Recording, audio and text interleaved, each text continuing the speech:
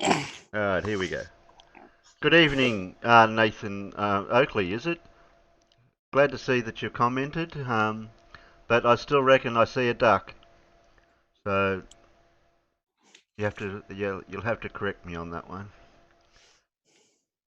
Alright, here we go. Oops. Good evening. Oh, technical difficulty straight away. Is it? Who's watching the tubes? That'd be me. Wow. Always at the start, I always forget to mute the live feed. I thought Pip dropped in. Or Professor Phil. Oh, Professor Phil, yeah, that's it. No, your other left. Here we got out there. Jose's still on going hammer and tongs with Travis.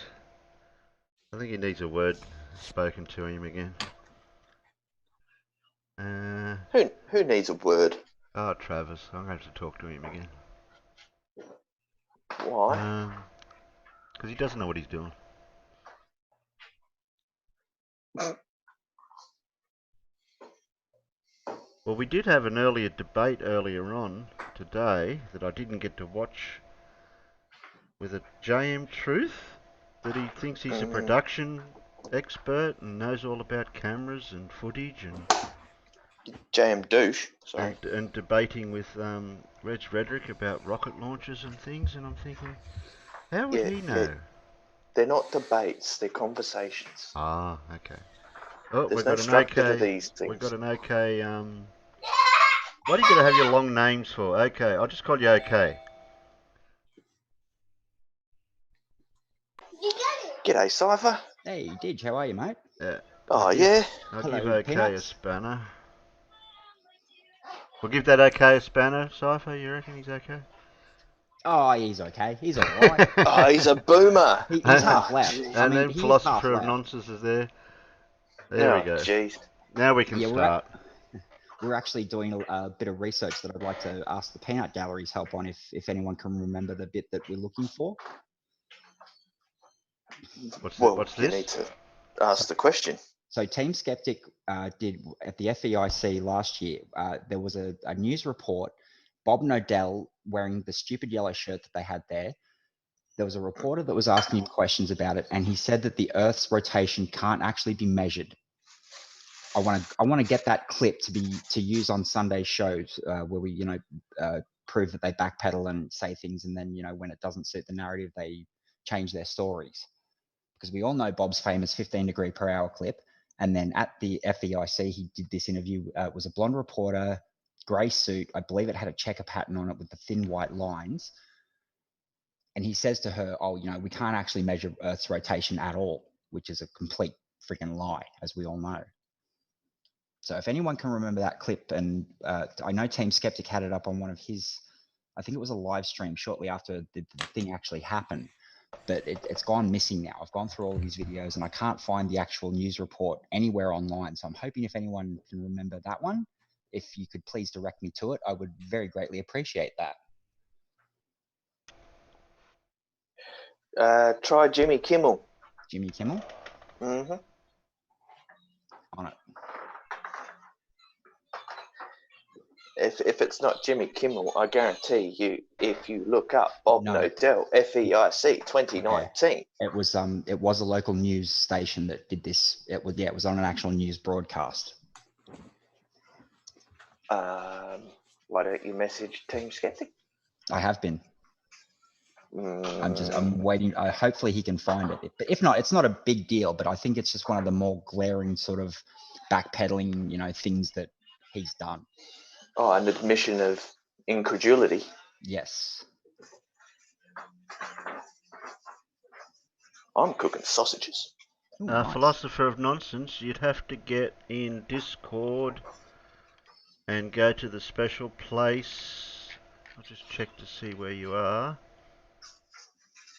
to find you. To check to see if you've got the special key.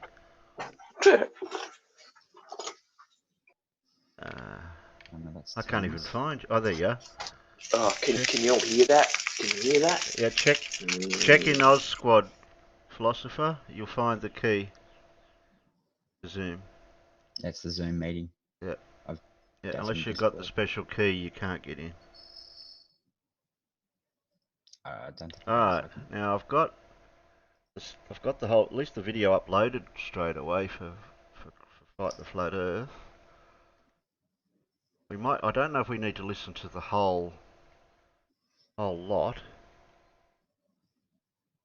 But we can pause it now and again to try to make heads or tails of this JM Truth's complaint. Hang on, I've got to go get my other mitts. Give me a minute. Okay. Hey, Blue, how are you? I didn't see you there. Sorry. You coming in, I'm No good. How are Name? you? Who else is out there? Sorry, Blue? I'm just eating peanuts. Oh, nice. Well, he's preparing for his nap, so. Well, don't eat the peanuts in the gallery out there. I won't have anyone watching. No, but you have Nathan. You guys want some peanuts? Yeah. Oh, yes. Yes, thanks. Peanuts are awesome. I have country sausages from my local butcher. Ooh. So the good They've got sausages. they've got a little bit of rosemary in them. Does the Ooh, butcher fancy. know about it? That's the question. Well, yeah, it was just, sometimes when you just got to get like a loaf of bread and a bottle of milk, and you go to your local little shop, and all there is a butcher, a hairdresser, and a small supermarket. That's good to help out the little guy.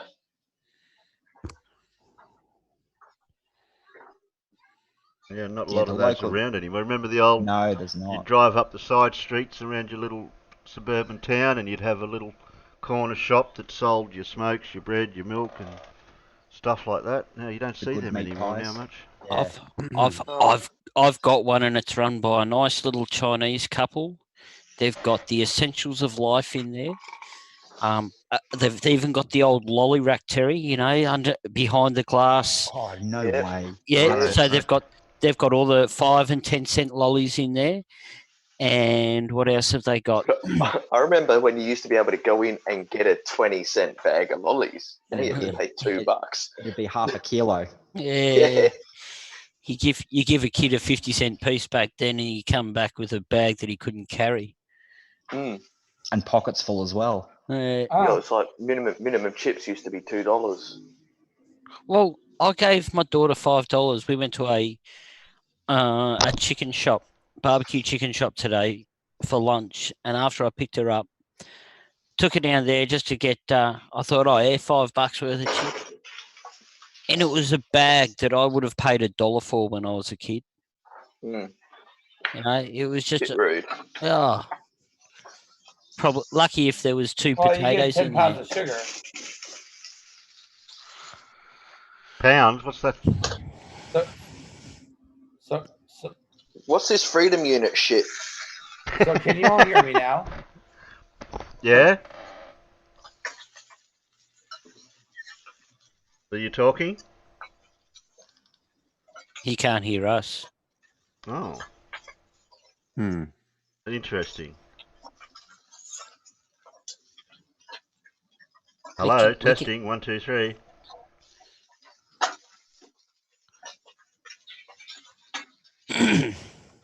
The one-way conversation. I take it. Can you hear me now? Yeah, we can hear. We can hear you. Can you hear us? Take that as a no. No. That's extra America. What? There we go. Hello? So hang on. I think he's got the wrong thing Can you muted. hear me now? Yes. we can always hear you. He's got Zoom muted. He's got Zoom muted, and he's listening to the stream. Where is he? Oh dear. He's got I can Zoom. hear you. Can you hear me? He's got Zoom. He's got Zoom I'm on muted, and he's listening to the I'm on live it. stream. I'm on it.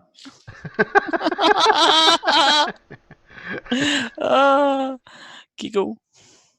Yeah, Someone's I can hear you guys. Someone's got their hand up. That's him. Is he somebody without an avatar? Yes. Oh, philosopher. Is that the first time you've been in? Terry, it's hard enough for him to even know which room he's in, let alone getting a bloody avatar. Well, I just want to pick on people. Okay, sorry about that. I just messed this all up myself. Sorry, Oh. not sorry. Hello. Earth calling philosopher. I just sent him a message. You should Oh. get that, I hope. Oh, geez. What's Oh. going on here? This used to work.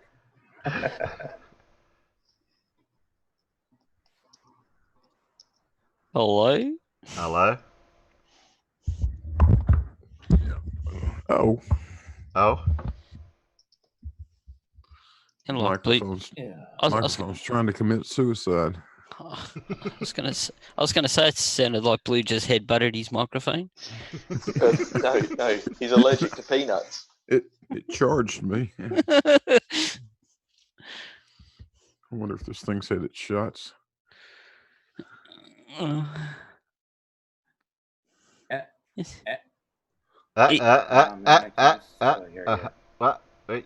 me restart this. Oh yeah, that can happen too. Sometimes you need to. I've had it happen before where you have to restart the browser in order to get it to work. Yep. Sorry, Peanuts, for this technical delay. I blame Dig, as per usual. Well, why not? Discord Doing my got a hold, lines. Discord got hold of my browser the other day and wouldn't let Yeah. go. Discord's been horrible lately. Really? I mean, I shut Discord off completely off, and the damn thing was still playing through the browser. Yep. Somehow I managed at the moment. I've got two Discord. So off the Discord app for Windows, I've got two of them open. Yeah, guys, do you know how popular Discord has become? Do you actually know? Almost as popular as you. PBS Spacetime, who has 2.9 million subscribers, has a Discord channel for their Patreon.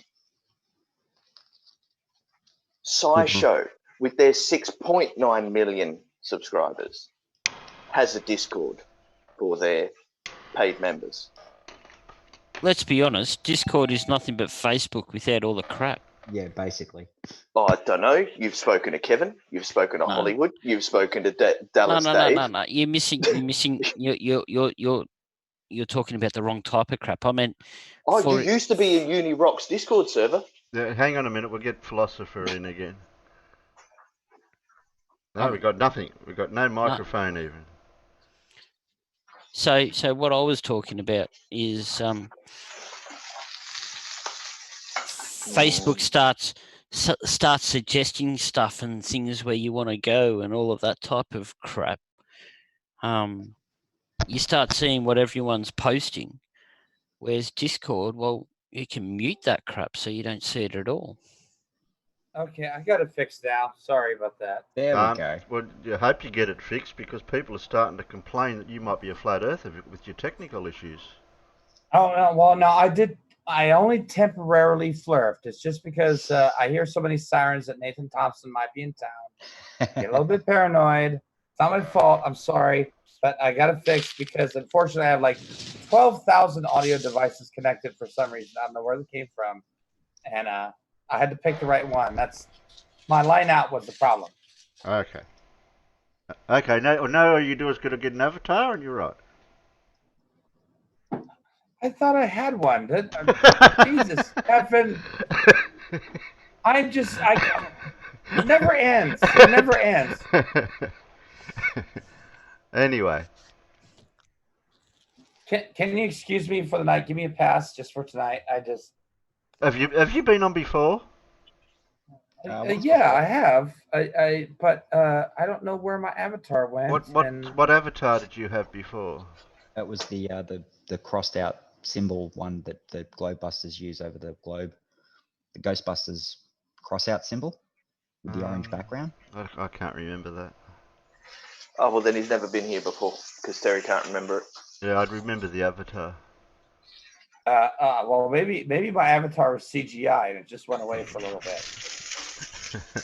Perspective and all, because it just got further away. You just don't see it anymore. That's all. CGI. Well, if you got Zoom all loaded into your computer and it's all connected to your avatar through Google Chrome and everything, once you click the link, it should all match up. But only if it's tidy. Tidy. Alright. Let this play for a bit and we'll see what the first... I don't know where it actually starts. Has anyone actually watched all of this episode of Red's Rhetoric and JM Truths? I watched most of it. There may be internet connection, or there may be issues at the start. I don't know if Fight the Flat Earth is edited at the start or not. Okay. Well, we'll watch a bit of the start and we'll see what happens.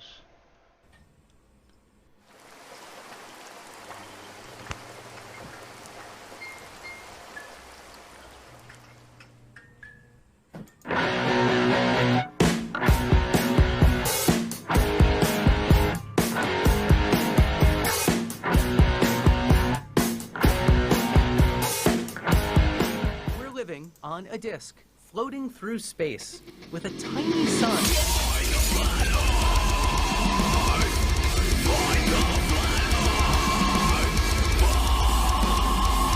I don't know, but that looks CGI to me. I don't think those planets line up. Hey, I'm FTFE and welcome back to the channel that now needs to use chemical decomposition to get rid of the stupid when I'm done with it because I've run out of places to hide the bodies. Anyway, tonight we have a very specific debate because when JM was talking to Team Skeptic the other night on his channel, JM called out Red's Rhetoric's footage as fake. And Reds wanted the chance to specifically answer that claim from JM. So we might as well just get straight into it and introduce the guys that are on the show today.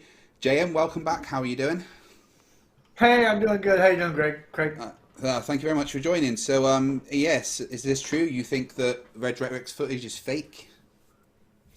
Well, again, if it's the one that with them landing that he filmed on the lake with the boats and stuff, yeah, I'm pretty sure that's fake. Okay, cool. That is one of my favorite things that Reds has ever recorded. So, yeah. Hello, Reds. What do you say to that? Welcome to the channel. Thanks for having me back. First of all, am I audible? Yes, I can hear you. Perfect.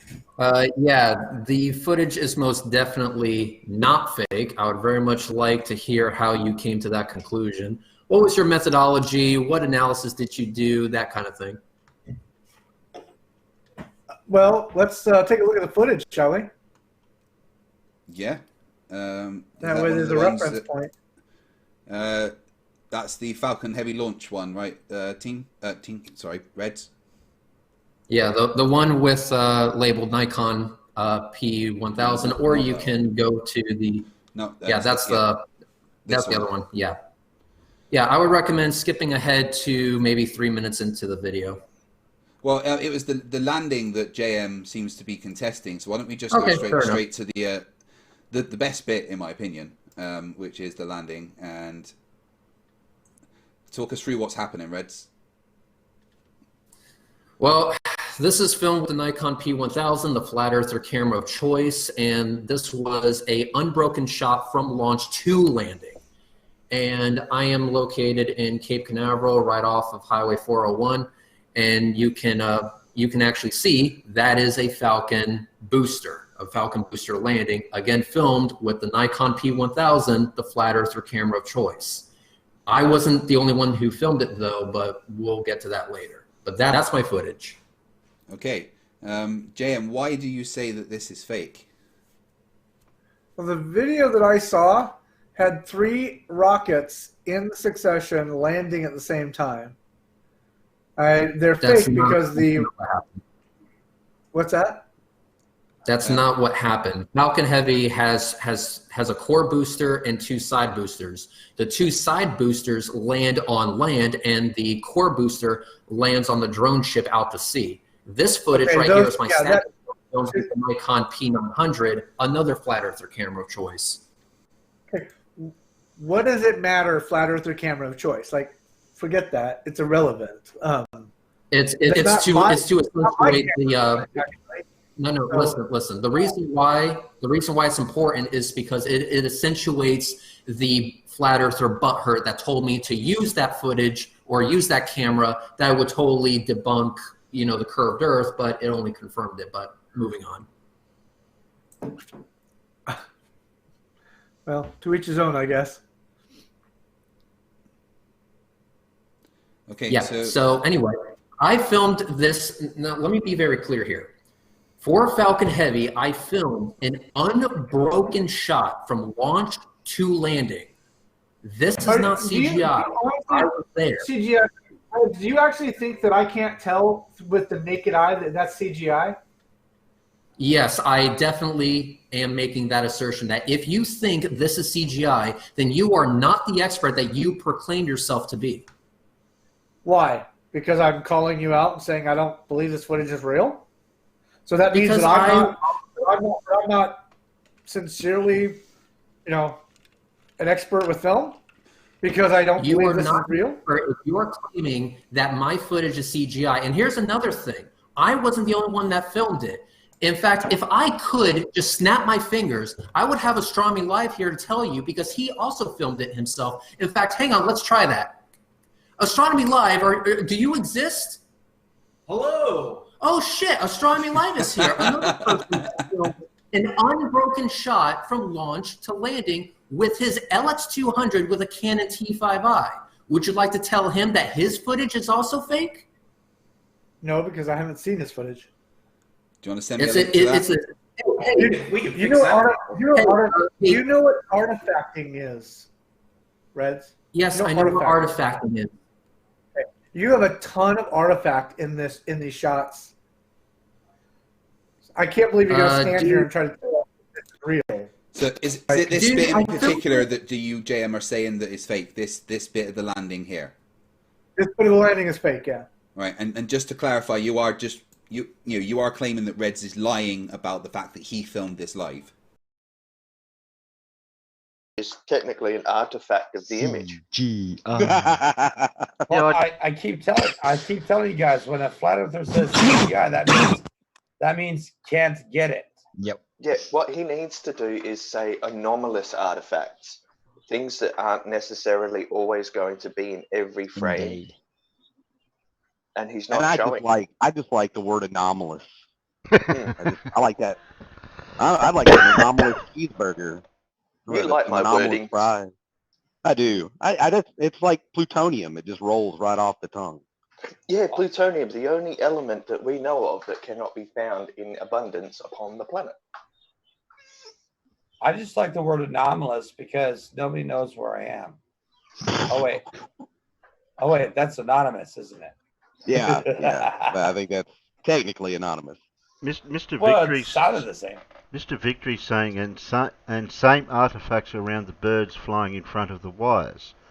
James states why the rockets are CGI, but the artifacts are around everything. Also, I don't remember Reds being a CGI artist. He's a Renaissance man. I'd just like to know if James actually will specify the type of artifact that he sees, or is he just going to say the word artifact all the time, and that's his. Terry, it's the word of the day. That's his Lemonbird's his paradigm. That's his paradigm. Yeah, Terry, you're talking about the guy that didn't go to school long enough to get Phi Theta Kappa. You have to go to school for 4. You have to go to school for 4 years to get that actual nod of the school. Can he spell Phi Beta Kappa? Yeah, he reckons. What about I felt a thigh? No, he reckons when he went to. I'm not sure if it was Evergreen or a Full Sail. It was one or the other that he apparently was that great and got a 3.86 GPA that he got Phi Theta Kappa. Now, I looked up Phi Theta Kappa. You have to have done a bachelor or a higher degree and it has to have been a full 4-year education to get that nod from the school. And it's not until you've graduated that you get the nod. Did he say Evergreen College? So there was Evergreen and Full Sail. Yeah. Well, Evergreen College is a community college. It's like high school with ashtrays. Yeah. Oh my god. It's high school with ashtrays. You can't get a 5-minute Kappa out of there. If you want to know all the best information, go and speak to Riders of Dinosaurs. Oh, I love Riders. Yeah, he's good. We might speed this up just a tad. You can probably skip to the end, Terry, because I can guarantee you, in the end, JM is still a flurf. Yeah. G. Man, I don't want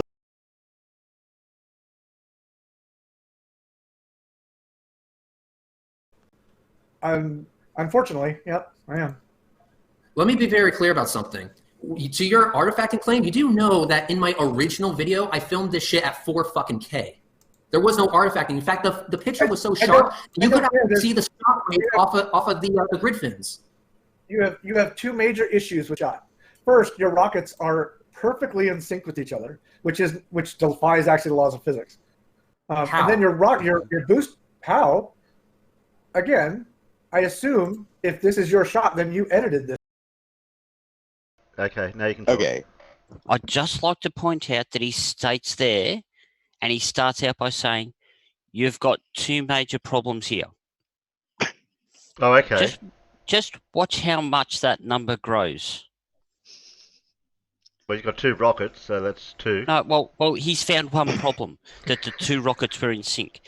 Just watch that number grow. But actually, they weren't in sync because one landed before the other. Yeah. my counterpoint to that was, but they went up together. Yeah,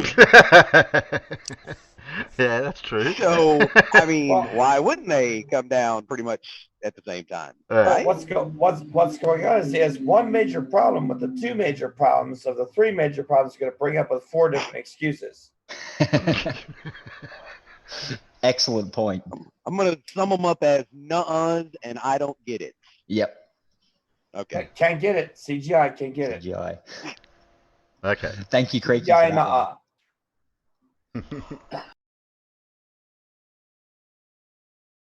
This correct? No, I didn't. None was added to the footage. The only thing I did to this footage was add my logo into the bottom right-hand corner and put the label that says Camera 2 Nikon P900 on it. That's the only editing that I did to this footage. All right, Red. Hey, it's real simple. Send me the raw footage to look at. I'll analyze it. I said that a long time ago. Yeah. You said you'll analyze it, but you already made your assertion. So my question to you is, how are you so sure? How is analysing the raw footage, which I know what raw footage is, I've learnt a little bit about this with Alan. He was showing me some stuff to do with raw footage, how you can zoom in on the pixels and actually see inconsistencies with the footage. But it also shows if it will show artifacts, what the artifacts were. And sometimes artifacts can be anything. It could be a dust on a bit of the camera or something like that. Yeah. Even just an error when the video is taken, some sort of can't interpret a color for a certain pixel, and it just sort of rolls over it. But is JM trying to say that there's an individual artifact, or is it the artifacts that we see, like when you do zoom in on the poorly pixelated? I don't know. He's already claimed that we're seeing artifacts all over this image, and I'm looking. And I don't know what it is. So what he's talking about are the artifacts. Yeah. All right. So what he's actually talking about, Terry, is if you have a picture, say Reds took that video of that scenery in the background with no rockets in it. And if you use Photoshop and put 2 rockets landing over the top of that scenery, what you end up getting at the edges of the two rockets that you've photoshopped onto the background picture is artifacts. It's generally speaking pixels that are not in place, that are incorrectly positioned, that haven't joined into the picture, that you can tell that that has been photoshopped. Yeah, because it's not part of the original scene. That's correct. Now, when you do this in the metadata of the photo, it's actually recorded that the photo's been modified at a certain time, a certain date. It's all recorded. Yes. And what JM's after is the original footage, the raw original footage. The reason why he wants that is because if he's looking at that, he can go through the metadata, he can do close-up analysis of the rockets and see if any of these artifacts appear, have a look at the metadata and see if it's been modified. And he believes that he can prove that way that if it's real or not. Now, the problem with that, and I'll just use my example of the images that I took of the star trails. Now, because of the way I was doing it, I was taking each one of those pictures in raw format, as big as my camera could possibly take it, using up the most amount of sensor size so that I would get a high quality picture.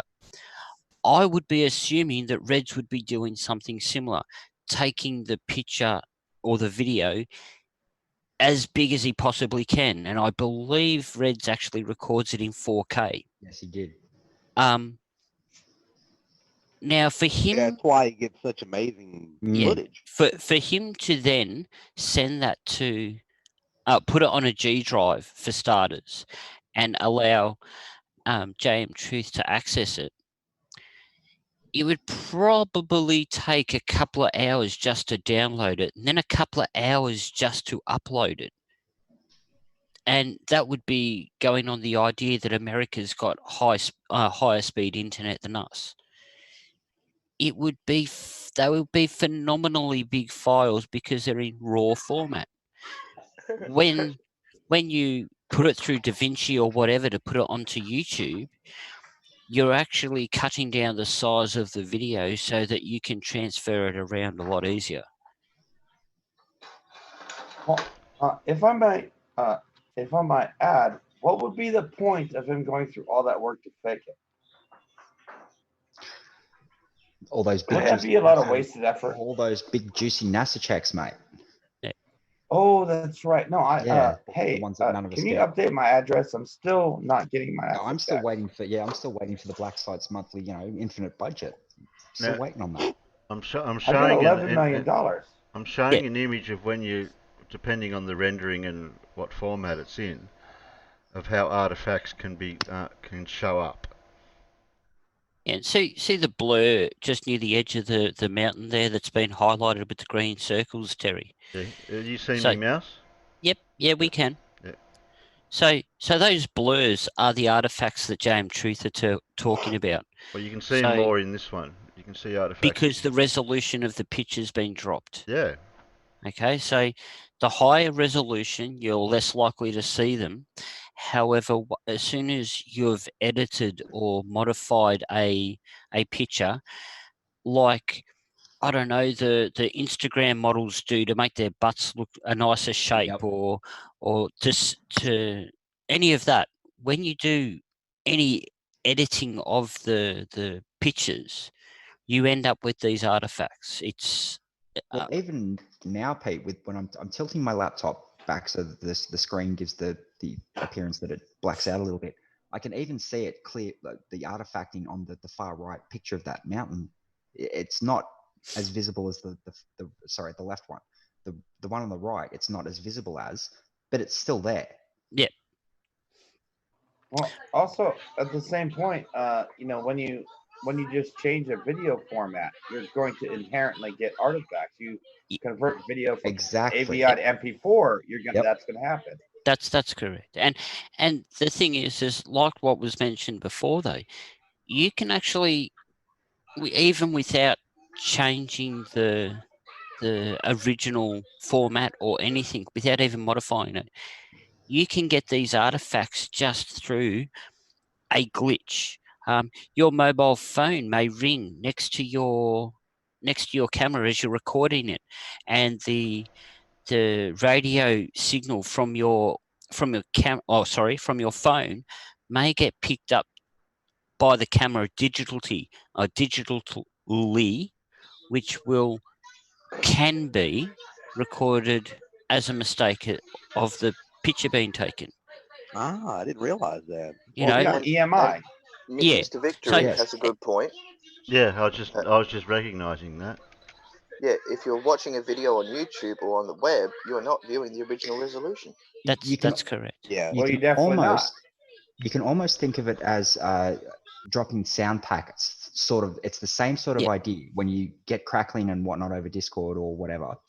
I'll stand, like if I've got the microphone on sometimes and I flip the microphone up and I'm heating up some milk or heating something in the microwave, I can hear the crackling that the microwave is causing the packet loss. Well, the ultimate comparison here would be everyone's heard their mobile phone come over a radio. Yes. With the digital signal of the being picked up by the radio. Now, you've got to understand that the circuitry and all of that within the camera, although it's within an aluminium case, generally it's been designed to be robust. It's still electronics, so there is still that chance, that possibility that even something as remote as the mobile phone in your pocket may cause a distortion in an image. Mm-hmm. Well, also a mobile phone is a deliberate transmitter. It's made to transmit, so it's going to have a stronger output. And things like that, there's so many things that can actually cause that the artifact appearance. Artifact effect. Yep. On a picture. Mm-hmm. It could be just a simple fact that when you transferred it from your phone or from your camera's memory card to your computer, something went wrong. Lag, frame rate drops. Yeah. If you're playing a high-speed video game. There's so many things that can cause it. For him to make a bold-ass statement and say that it's all CGI because of that artifact, well, yeah, not really. I don't. Hang on. Sorry, something I have to interject here. Do you realise that even in real life, your eye actually knocks out artifacts? Mm-hmm. Well, if you want to take it to that length, your eye's constantly scanning. You don't actually see everything you're seeing. A lot of it is your brain filling in the holes. That's right. Where your iris is scanning, it picks up everything that's in that vicinity, but because your brain's gluing it all together, your eye doesn't see it all, but your brain makes it all work so that you think you see it all. Your brain does the processing of what you see. Yeah. Your eyes see what they see, but your brain processes it. But that's why we have optical illusions. They can fool your brain by messing up with the processing of your eye. It's like when you go to the optometrist and they flash the light in your eyes, and then you can blink your eyes for a few seconds afterwards, and you can still see patterns or retinal burn. Retinal burn, blobs on what you actually see, right, when they do that and they go through, that's so that they can see the receptors in the back of your eye. But what happens then is some of those receptors, it'll either be the cones or the rods, some of them shut off. So when you close your eyes and then open again, you'll see these little black spots in that whiteness, right? And that's artifacting in your own eye. Mm-hmm. Yeah, because they're overstimulated, so they they try to black shut out. down. Yeah, they stop receiving photons. It's like when you're in a coma, your body is attempting to repair itself because it just can't handle. It's probably not a very good comparison. No, that's terrible. But if you're, no, but that's how the eye does. Yes. And as Peter said, you're constantly scanning, so your brain's pre-interpreting what you're seeing. In a way, it's a cognitive function of your brain going, okay, I've seen something similar to this before. I'll fill in the blank by using this. Mm-hmm. What do they call that when you see faces in something? Oh, the pareidolia. Pareidolia, that's the one. Yep. Yeah, that's your brain. That's your brain interpreting what you see with your eyes, and it's making it up as it goes along because it's using something familiar. Well, actually, to change that, pareidolia is actually part of a psychological problem as well. Is the fact that you are predetermined to finding those images and those faces and whatnot in clouds and in pieces of toast and dogs' assholes and all that. Interesting. But most normal people with decent cognitive function, it works almost seamlessly. Well, all you see is a easily duck. Imagine it. You can easily imagine it. No, they're all ducks. Just ask Terry. Yeah, I see a duck. I see a duck. I see a black swan. No, it's a wacky ducky. Quack, quack, quack. Wacky ducky, yep. Did somebody step on a duck? Quack, quack. Oh, Aflac. okay. Hey, did somebody? Or that my footage, and also Astronomy Live's footage for that matter, is fake, considering he filmed the exact same thing that I did. How are you so sure that all this footage? Because the composition on this film sucks. It's not film. Film footage, video footage, whatever you want to. Let's not dinker in terms here. I realize it wasn't shot on film. Dude, this thing was filmed in 4K. Yeah, I did just show it in 4K, but it killed me. 4K footage, and not only that, I uploaded it to YouTube in 4K. And in fact, Astronomy Live, do me a favor. Can you please explain to this guy who says that our footage is fake exactly what went into filming not just the first Falcon Heavy launch and landing, but the second Falcon Heavy launch and landing? So what I did is I used a Meade 8-inch LX200 Classic using software that I wrote myself to be able to track the rocket smoothly with a joystick or with video tracking throughout the entire launch to landing process. So it uses a computerized telescope with motors and controlled by the software that I developed to be able to track it from launch to landing in one continuous shot. I recorded that with a Canon T5i. The guide camera is a Samsung SDC 435 mounted on top of the security camera lens to be able to see it. Oh, there's my footage there on YouTube. So this is from the very first Falcon Heavy launch in February 2018. Oh, I love it. What's up? Love it. Are you also claiming that this is CGI then, JM? I'm claiming it's special effects. Yeah, that's what I'm claiming.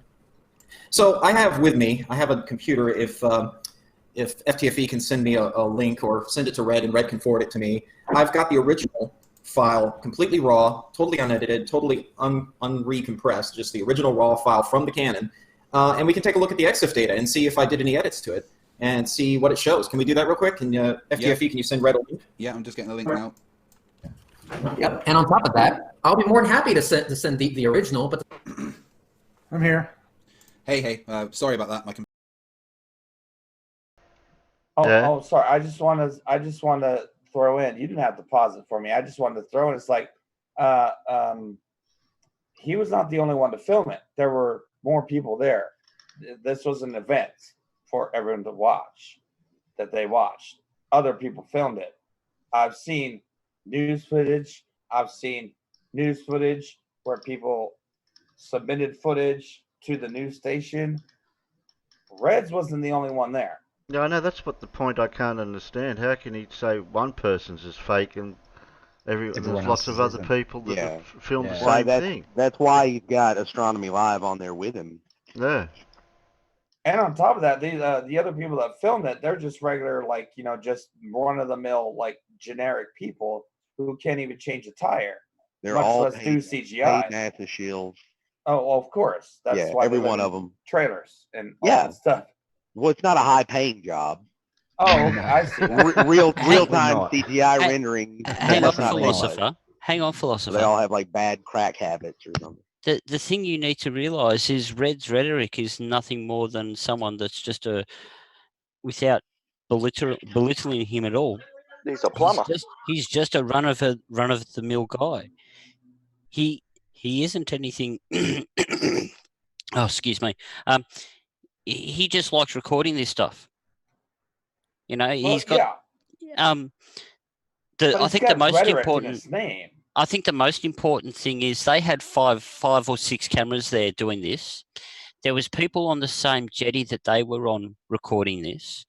There were people from other angles that were recording this.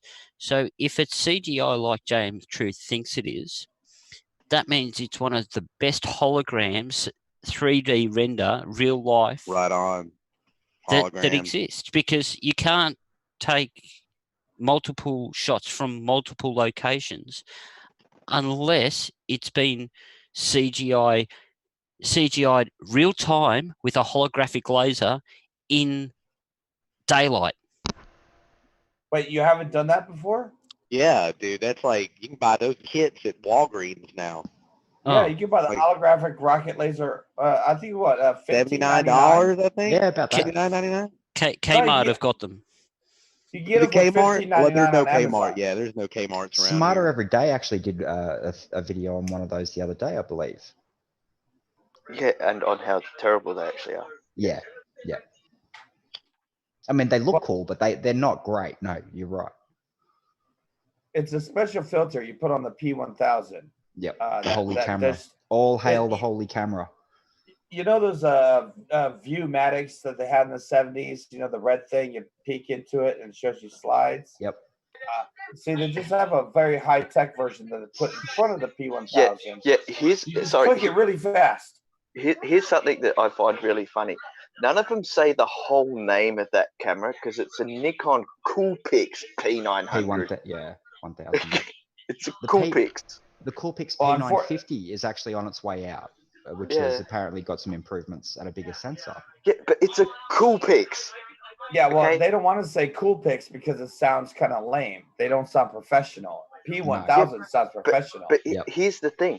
There's another company called Sony that make a camera that has a better sounding catchphrase called the Cybershot. Yes. Probably has better pictures too, really. They do. Think about it.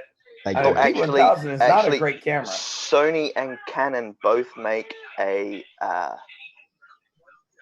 mirrorless camera. Well, I mean, just in general, the sensor resolution on a P1000 really isn't all that great. It's a mobile phone sensor. The big gimmick of that camera was the zoom factor. The zoom, yep. And that's it. You're right. It is a gimmick. That is literally all. Real professional photographers don't use a P1000. No, they would use a camera, DSLR. DSLR that can have lenses swapped out. Yes. My D3200 is better than a P1000 in my humble opinion. Oh wait, so then we could put the fisheye lens to fake the curvature of the Earth, but somehow edit the image so that any guy wires on our balloons that we send into space, we CGI those so those are straight, and then we just fisheye everything else. Yeah, but we can manage to do that and render it in real time. That's the bit that. We have some of the best CGI real time squirrels working on that. They're always sitting there twiddling dials and making sure that it's perfect. Okay, so here's a question. Okay, if a Falcon Heavy launch has 500 people taking video of it with all different devices, how big would the server farm have to be to render all those different angles? Dude, what do you think $51 million a day gets you? Well, okay, so first we'll start with the insurance. There's half the budget.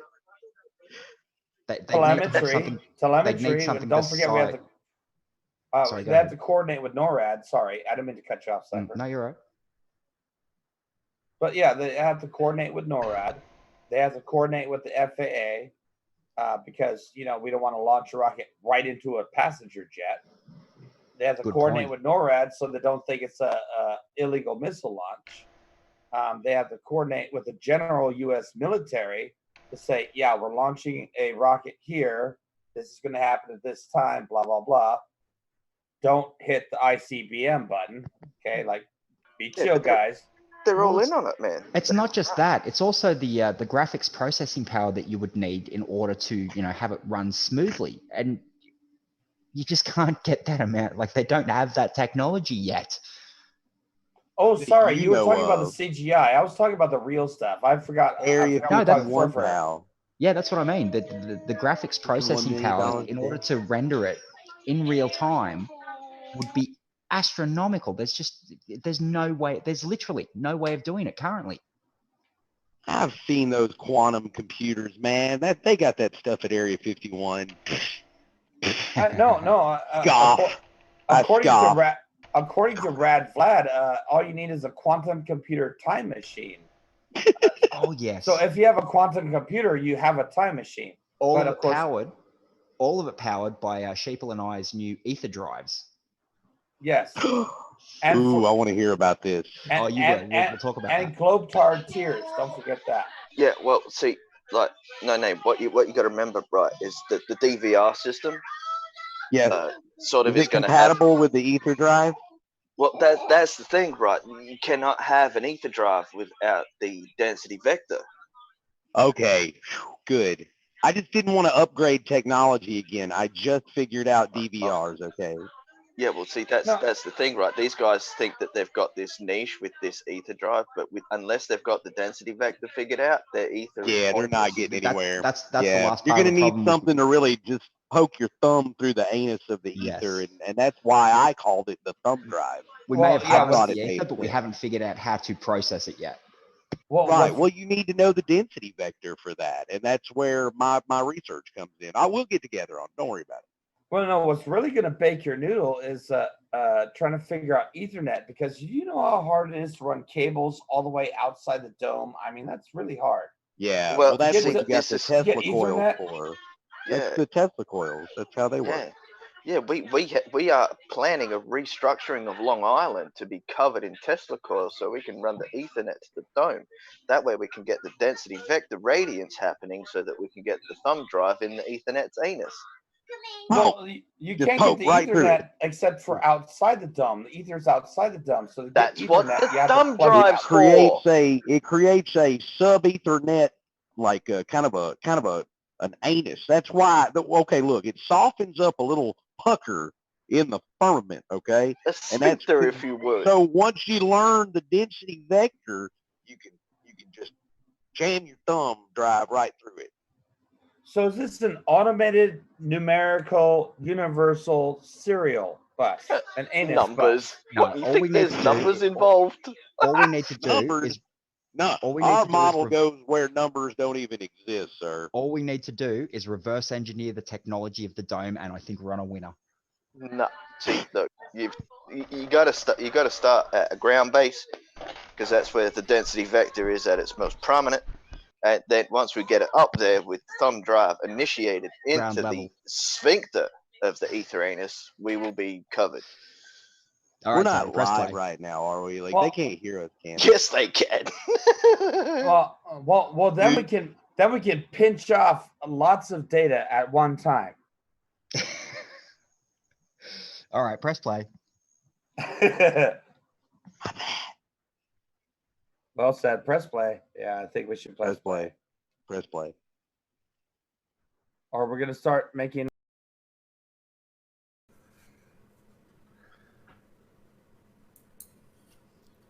So can you see the application window? Yeah, can you bring the text files a bit over to the middle more? This one? Yeah, there we go. Okay, good. I was hoping you could see that. Yeah. So this is the XF data for the video. This is my original Falcon Heavy launch, the Falcon Heavy demo flight. You can see it was recorded. This is also, I should note that I keep my camera set to universal time because I do astronomy. In astronomy, we do everything in universal time. So it shows it as having been recorded February 6, 2018 at 8:42 p.m. Universal time. Exposure was down 2/3. I was using center weighted averaging for the exposure, and the recording time was just a little over 10 minutes long at 29.97 frames per second. So the EXIF data is fully intact. This is the raw file. Okay, I'm going to move that off to the side now, and we're going to play this. And here is the original video. Let me move some of these other windows out of the way here. And I'll skip forward here to the good stuff. Oh, that looks beautiful. It is beautiful. Here's the two boosters boosting back. You can actually see them flying back, and faintly against the blue background, you can see the exhaust of their engines as they fly back towards the Cape. Once the engines shut down, they use thrusters, not cold nitrogen gas thrusters, to control their attitude and flip around to point their engines into the atmosphere, to go engine first in the atmosphere and turn on their engines again so that they survive atmospheric reentry. You can see little puffs of gas from their nitrogen thrusters, and you can tell they're two different boosters. They're not synced. They're not just a copied booster. there are two different boosters here that my telescope is tracking and filming, flying back to the Cape. And then as we get closer here to the entry burn, here comes the entry burn here in a second. Here it comes, just a second. Here it comes, here's first booster, second booster. Oh, I just want to say, I really think JM Truth just called CGI to start a fight. I don't think he really meant it, because obviously he's getting destroyed here, and he doesn't seem to mind. He seems to want to sit through this. But that's just what I wanted to add to it. I think he called CGI sort of like as a trigger. He didn't really mean it. It was a knee-jerk reaction. Yeah, well, maybe a knee jerk, but maybe he was kind of doing that on purpose to keep himself relevant. He wanted to start a fight. You got to throw some word salad at it. Yeah, just throw something out and see, because he wants to try to maintain his relevancy, because now people aren't talking about him so much after he pretty much got eaten alive on every other debunk. Like, Team was trying to be nice to him and stuff, but he really just had nothing. So now he's just looking for, give me some attention. Don't forget about me. I think that's why he called right, the CGI. hand and validation boy. And yeah. Chipmunk boy, get it right. Yeah.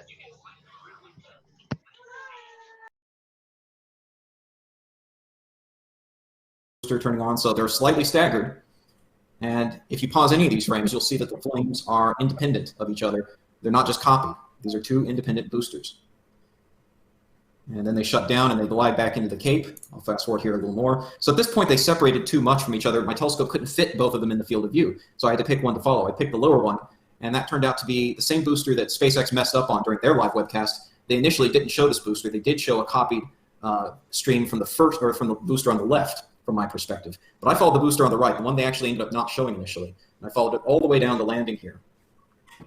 So there it turns on the engines again for the landing burn. You can see new soot deposited on the booster right as it turns on its engine for that landing burn. And it comes down and it deploys its landing legs. And it lands right there over the palm trees. And you can see this yellow pole in the foreground here. This is going to become important. This is a power pole with a guide wire that comes down into the water. We were shooting from a spot over the water. And you can see a power pole there that's actually in the water. And then I pan over after the fact to get the other booster, but it's pretty much obscured behind its own exhaust. There it is. It's very faintly there in the exhaust after landing. The second booster landed. And as you can see, they don't fit in the field of view together. They're just a little bit too far apart. So yeah, I filmed the whole thing, start to landing, in one continuous shot. This is the original file, totally unedited. It's not CGI. JM, what do you have to say for yourself? One, there's no proof that it's not CGI. And two, the file data that you showed us doesn't prove that it's not an edited clip. You realize that, right? No, because I don't have any way, I do not have any way of faking this EXIF data. I wouldn't know how to do it, honestly. If I had just made a file in some program, which, again, I'm not a CGI artist, I wouldn't know how to make this to begin with. I would not have any way of putting this in there. I don't know how to fake EXIF data. And also keep in mind that there's five major problems. There's 5 major problems with that clip. I'm not actually going to tell you what they are. Well, couldn't you give us a clue? You need to. It's your claim that it's fake. Yeah, I'll give you one. The rocket actually at the last, right before it lands, it tilts. It moves. Up to time to think about more. Yeah, so it's gone from 2 problems up to 5 now. But what happened to the 3, 4? Well, obviously that happened when someone else was talking.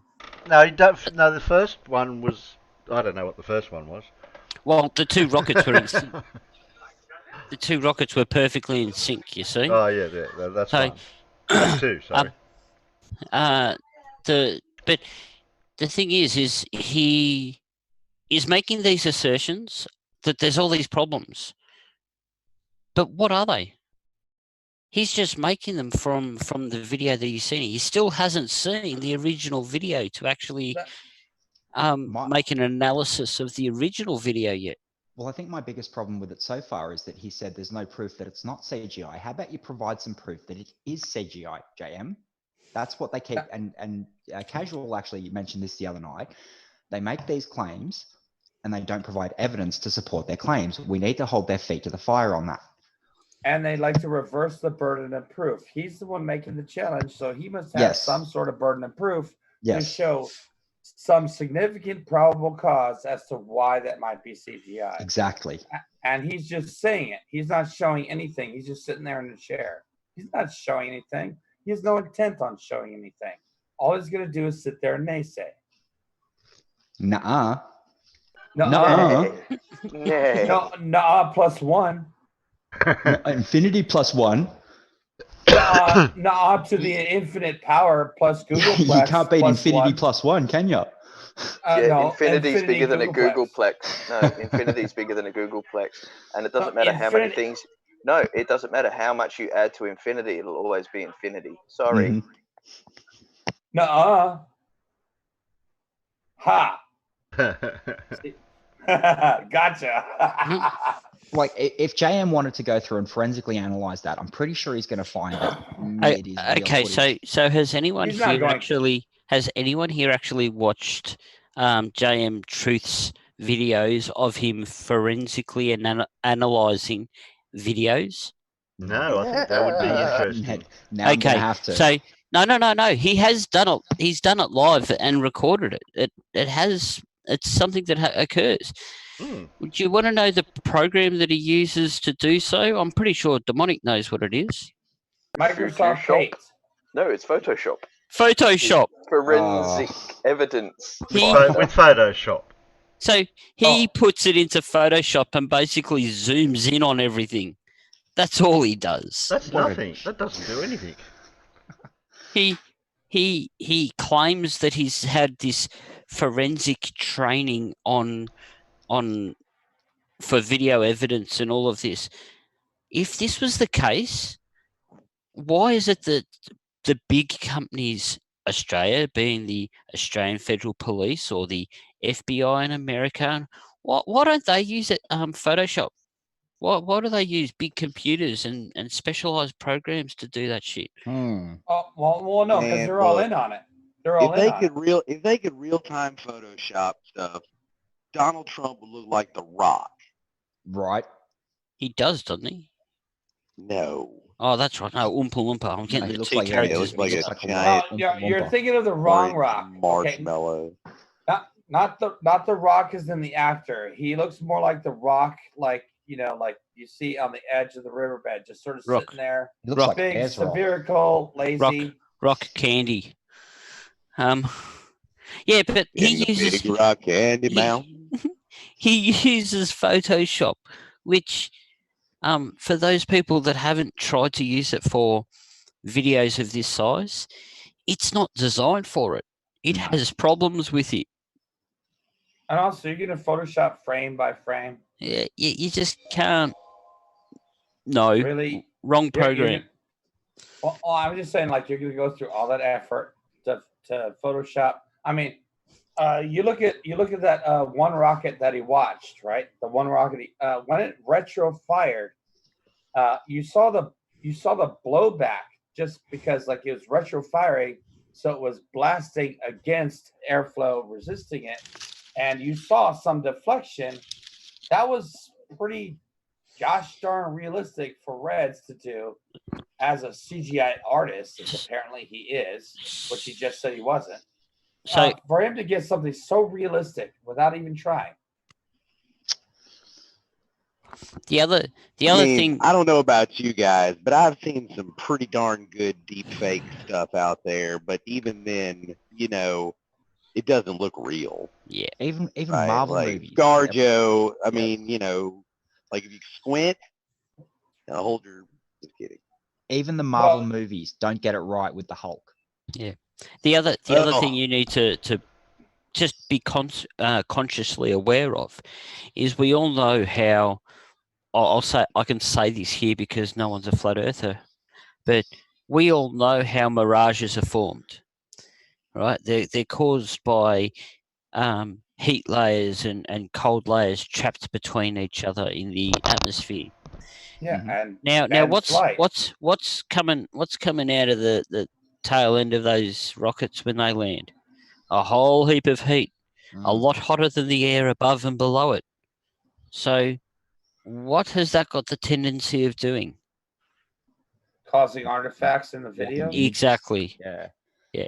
So it's going to create these mirages or illusions of light for the simple fact that you've got heat or heated air right next door to cooler air. You're essentially pushing a giant blowtorch downwards through the air. Yep. You're going to create an envelope around it anyway. Yeah. So this is what I'm getting at before, where he's using Photoshop to make a forensic analysis of these pictures, these videos and stuff. However, he's not taking into account of any of this. He's just going, oh no, I can see no, that bit's not right. It doesn't look right. Must be fake. I don't think he even used Photoshop to even look at it. He's just sitting there. Guys, can you see that video on the right-hand side of FTFE with that person in that window? Yeah. There's an artifact in there. Yep. Can we get that cleaned up? Oh, yeah, the JM Truth artifact? Yep. No, it's just I can't rub it out. Look, it's not rubbing out. I can't rub it. No. No, you gotta use the right click. The right click will rub it out. Oh, okay. Oh wait, you need a different mouse then. You gotta buy a different mouse. Oh, okay. Play.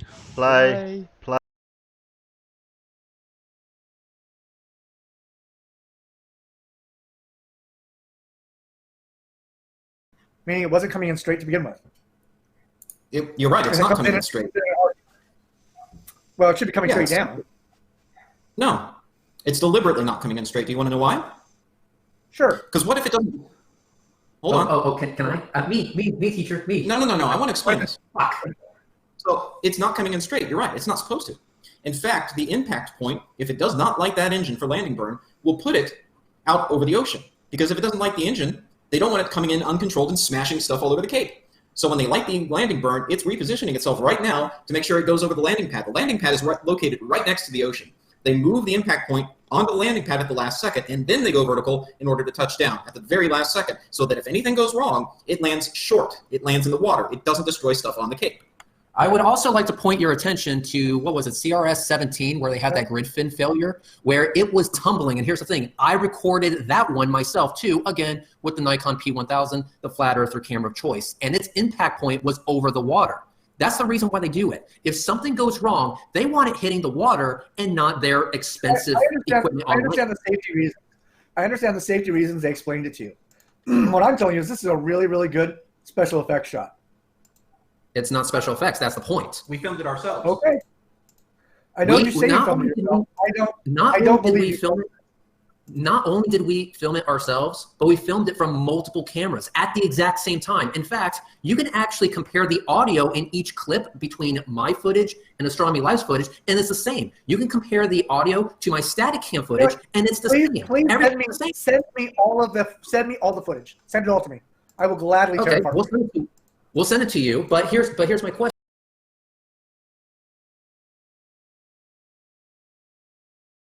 That's his get out of jail. That's his get out of jail free card there, right there. I'm not going to debate you on what we've got here right now. You send me the raw data, and then I'll get back to you. Yep. And then he never gets back to you. Yeah. Yep. He won't get back. And that'll be his excuse probably for the. I'm assuming probably from now till the end of the video. Didn't he realize that the topic of the show was that the evidence that they were going through, like those clips? Oh, that's what he started with. But once he got cornered, he had to use his escape plan. I love it when they in the corners. He pulled a Kent Hovind. Yeah, pulled the Kent Hovind. Yep. That's it. Yep. That's it. We weren't talking about. I didn't know we were going to talk about this tonight. I'll have to get back to you next time. I'm not versed on that. Yeah. Yep. Great one.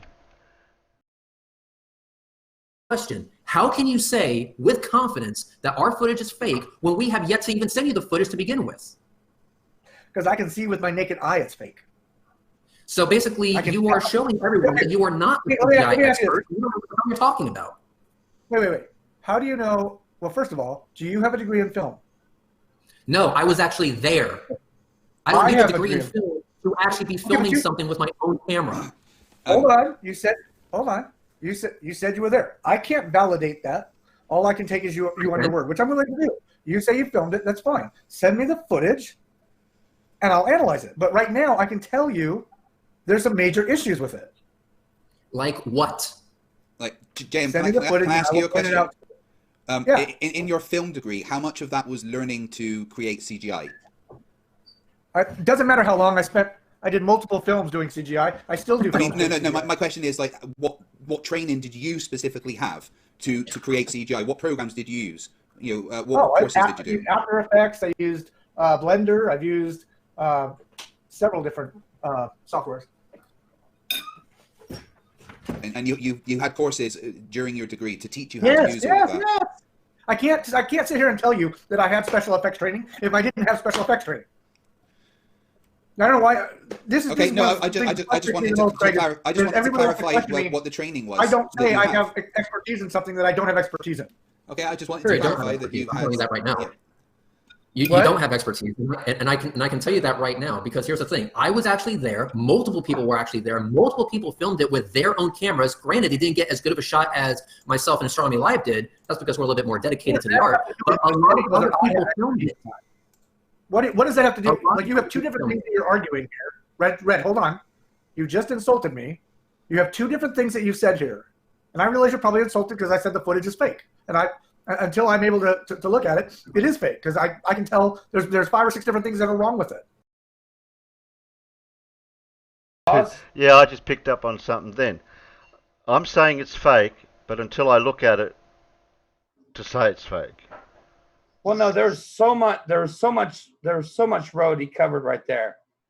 Blender, digital, Blender. You were saying something? Davros. Yeah. The funny. Okay, the course he did. Okay, 6 weeks on Blender. Does JM realize that actual CGI programs, like in Hollywood, tend to cost somewhere between actual CGI programs that they use in Hollywood at minimum might cost $3,000, $4,000, but can often cost about $25,000. So I'd just like to jump in here and say now it's up to 6 problems that he's found without even looking at anything. But for all you people out there who have got Android phones, go onto your Android app and check out what Blender actually is. Don't download it if you've got a husband or a wife, though. No. Look, okay, just go check it out. Blender's a date. No. Look, I'm not touching Grindr, and I'm not touching Blender. Well, all right, I'm not touching either of them. Blender is the sister site to Grindr. It's a dating app. I know. So, well, what's actually, the demographic? What's the Blender demographic? Out of curiosity, a lot of shall we say single women with kids in Australia. That is anyway. A lot of single women with kids. So what you're saying is we need to hook JM Truth up with a Blender account. Don't know if his wife's going to appreciate. He's got a wife, but it should be called Blended, not Blender. But it's a joke. I'd say, like, it's a joke. We should set JM Truth up with a Blender account. Mm-hmm. Yeah, but then I'll be abandoned. Yep. Again. No. Blender is a graphics program. Don't get it confused with the website. Yeah, but the thing about Blender, right? Blender is basically it was basically freeware to begin with, right? And it still is to a certain extent. Yeah, it is. And it's basically used for creating apps. It's one of its primary roles is to make things like pamphlets and information brochures Is that one of the ones that Nathan Thompson uses to get his Quite pamphlets? possibly. I would say it is. Yeah, quite possibly. Well, he has a degree in it, though. He has a degree in how making pamphlets, so therefore he knows Hollywood CGI. He's so when he got his says hand out for money. degree, what he really means, he's got a certificate, right? Like you go online, you take some courses, you pay $300 or $500 or whatever the place charges, and then you get a certification, right? Like you're certified in MS Word. Congratulations. He paid $30 for a copy of that, and then he's going to say he's certified. Mr. Victory in the side chat has just said Blender 3D software is used a lot, but he's wrong about After Effects. They use Houdini a lot. And like I said, if you're going to actually try to do CGI, you're not going to use Blender for fuck's sake. I mean, you're going to use an actual like video editing software, so you can overlay, and mix and match and layer frames and stuff like that. I'm sure Pixar don't use Blender. I'm pretty sure they use something a little bit better. Charisma made a good point. Went to Blender, got the instructions wrong, dick stuck in ceiling fan.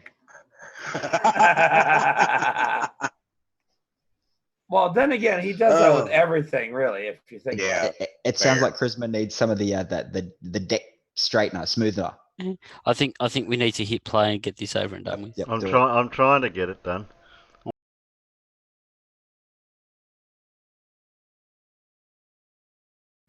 Okay, but my point is, you telling me that I don't have expertise in something that I do have expertise in? No, I wasn't. I specifically wasn't. I was just asking if you'd had specific training. No, I wasn't saying you, Craig. I was CGI. No. Let me be very clear. Okay, let me be very clear. I'm not saying you don't have expertise in something. What I'm saying is you don't know what the fuck you're talking about. That's the actual verbiage I used. All right. You literally do not know what the hell you're talking about when it comes to our footage. We have multiple shots of the same thing happening from multiple different people. Right, JM. Here's the. I just want to break down exactly what's happening here. Right. Okay. Red he's just an ugly as fuck plumber from Florida. Right. He's not anything special. His face is a weapon of war. Yes. He doesn't have any training in creating CGI. He doesn't have any contacts with. If that's CGI, it's some of the best CGI I've ever seen. Right. So Well, he would have to have all this content, and it matches up with not just Astronomy with Ice footage, but their own footage of what it was. And Reds, I don't think Reds could have those kind of contacts to be able to make that. So where did he go to get this kind of incredible CGI made? And Astronomy Live and SpaceX. I can't answer that, but for all I know, he could have pulled it off the internet. And I'm not saying you did. I'm not saying you did. Stop. I'm not saying you did. No. I'm just saying until I've had a camera. That's a claim, JM. Hold on.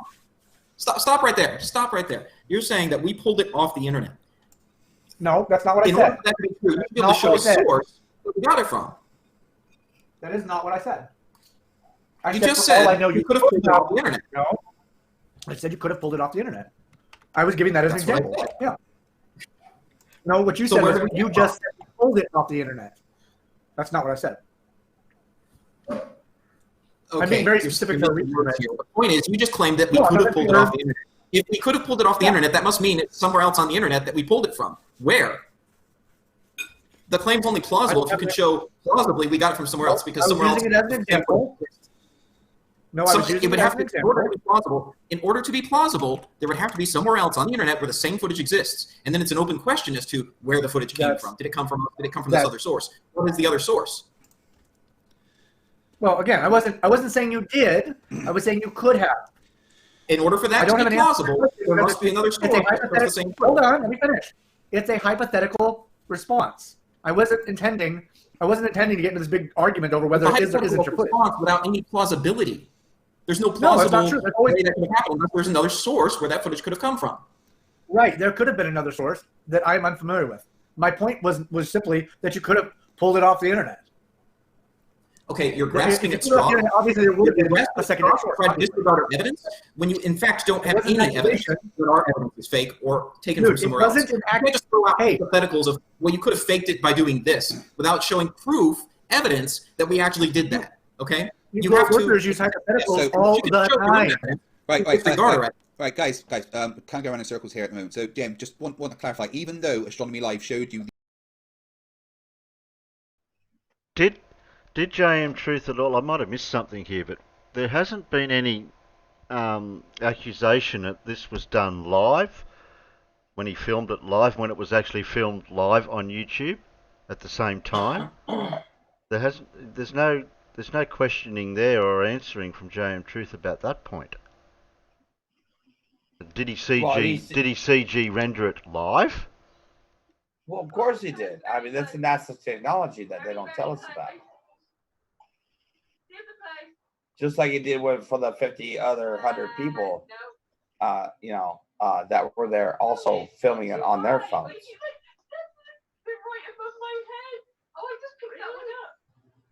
I have to mute Davros, sorry. Okay, back to the thing. the raw data that logs any changes and everything that's made, you're still claiming it's CGI, and also that data has been faked. I'm saying it's a possibility. Okay. Yep. FTFE, can you generate another join link? Yeah. So we're not doing not doing a gangbang here, right? Am I a witness to Red filming it? There's a witness to me filming it who isn't Red. Oh shit. And I don't know this person. Honestly, I met them at the launch. Okay? The only reason I know that they were next to me at the launch is they also took their own pictures and they posted them to Twitter at the 2-year anniversary of Falcon Heavy. And guess what those pictures show? The same foreground, the same landmarks, and the same rocket going up. It confirms my footage from an independent source who I don't even know. Okay? This is a totally independent observer who filmed the same thing with his camera. He took the same pictures that show the same thing happening, the rocket launching, the rocket re-entering the atmosphere, and the rocket landing from the same point of view, the same perspective I was at. So let me just give you a hypothetical. He can vouch for the fact that I filmed this. I didn't CGI it. Let me give you an example of what I could do. Okay? I could get 4 other camera operators, 2 still, 2 live. And I can have somebody taking pictures and then CGI that all together. And then to make it even simpler, once I've edited the footage together, I simply take a frame shot and I put it in a 3D generator and I change the angle on it. It's not rocket science, boys. I bet you any amount of money that you could not manufacture a fake shot that is as good as our real shot. I will bet you any amount of money right now. With intact EXIF data, with the original Wait. Are you sure you want to make that claim?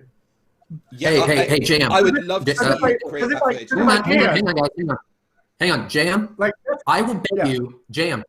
I will bet you $1,000 right here, right now, that you cannot manufacture a fake video that is as real as our real video. Right. That doesn't mean take a stock model of a Falcon rocket, throw it into 3ds Max, and render some crap over an existing video. No, we're talking something that actually looks real. That is exactly what it means. No, it doesn't. No, it doesn't. It means something that looks photorealistic, that has no evidence of any image tampering whatsoever, which is what our files show. No evidence of image tampering whatsoever. Actually, one of the things that is wrong with your footage is that I can tell there's image tampering. Yeah, except there isn't any. You haven't shown evidence of image tampering. Show me evidence of image tampering in my video. Show me evidence of image tampering in my video. You haven't shown any evidence of image tampering in my video. Actually, I have. You just weren't listening. No, you haven't. I think. Actually, I did. You just weren't listening. Yeah, I did. If you go back and review the video, no, you didn't. I called it out. I even called it out. No, you didn't. You said that there was. You said that there was like artifacting going around the rockets, dude. You're looking at a rebroadcast version of my footage, not the original 4K variant, idiot. So send me the original 4K variant. That's what I'm asking. Yeah, I will do. I would do that. You send me all the 4K footage, and if I'm wrong, I'll come back on Fight the Flat Earth channel and apologize publicly. How's that? Oh no, you will be apologizing, but here's the thing. When it comes to the actual fucking claim that you're making, you made that claim without having any raw footage whatsoever. So right now you're just admitting to talking out of turn. Actually, Red. I was given the witnesses. And speaking of witnesses, I was given the footage by Fight the Flat Earth. I just want to say really quick, that which can be dismissed without cannot be No, proven that which with- can be asserted without evidence can be dismissed without evidence. Also, extraordinary claims require extraordinary evidence. Thank you. You're welcome. The other thing too is to be able to do that sort of awesome footage, you would need RenderMan or ILM. And he also says that could just be mixed up. CGI tends to show it is a very, very specialized art to really pull off CGI and to fool the eye. The contrast is all the same. The resolution is all the same. Everything is all the same. It's very hard to pull that off. Yeah, so the but, CGI by the argument, way, I think, is out the window. Yeah, Global Mum and I have a problem with the way all of you have been saying CGI. You have to do it correct. CGI. Can't get it.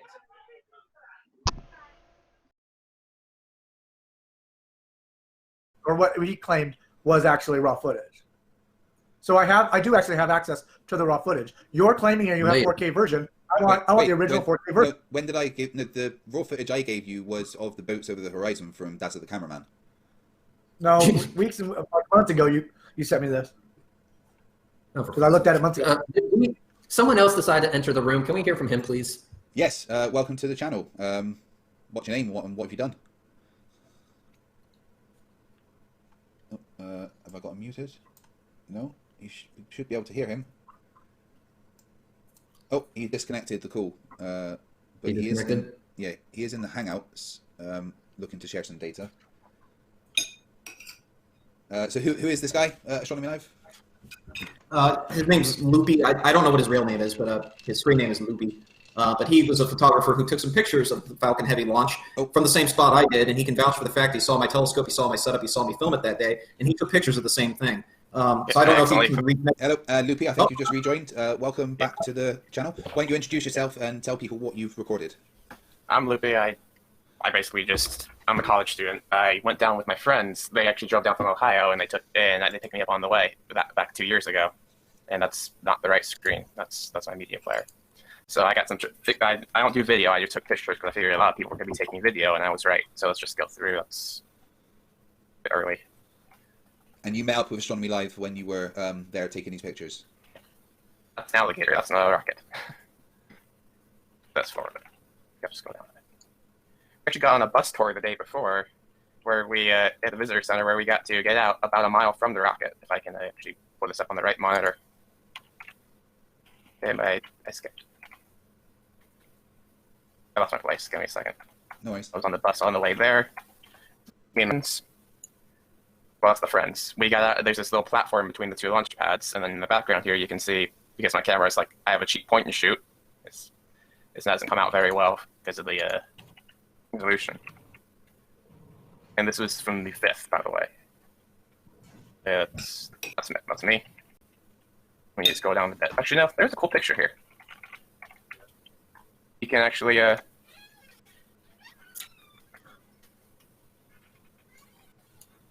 see the people working on the rocket.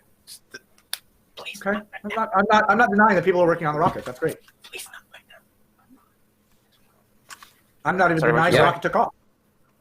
Yeah, but this guy actually met up. This guy actually met up with Astronomy Live. Yeah, we just need to get to that. I don't have any pictures of that. But there's the next day. I skipped that to the good part. This was the launch. And I think the point of all this is that it all matches up with, if you looked at Astronomy Lives and Red's footage, the positions and everything all match up, kind of confirming that it was in real time. Yeah. Hey, I'm not arguing that. Hold on. There's a set of a few sticks there in the water that are sticking up out of the water. They kind of look like a TP shape. And it's the same thing you'll see in my video footage. That's there too, because we took these shots from roughly the same perspective, just a few feet from each other. Yeah, we're both at the traffic light. I'm not denying that you did that. And Loopy, I have a question. One second. Hang on, JM. Yeah, hang on, JM. Loopy, I have a question for you. Hang on, JM. You guys talk forever. You can confirm that you met up with Astronomy Live, the guy with the telescope, and he was tracking this rocket. You can confirm he was there. Yeah, I was hanging out there. We both ended up in the same spot, and it was after everybody was packing up to leave. We were just lounging around, and of course, he had a lot of setup he had to pack up. He had like a little folding table. He had his laptop or whatever to control the telescope and his joystick and the telescope itself. And since there was no getting out of there because the traffic was a nightmare, I just went over and talked to him. It was the first time I'd met him. So, Lukey, do you have photos of when the boosters were landing? Oh yeah, I actually have. We have to go down here. This was after the main engine cut off. There was a helicopter. That was cool. Then here's those entry burns. They blinked on. Then I lost them because they went in the power lines. But there. And let's put that in bigger screen. I like these because I didn't expect these to come out. That's a good picture. I like that. Yeah, the guy I was with, this one went behind the pole for him, and he was just so pissed.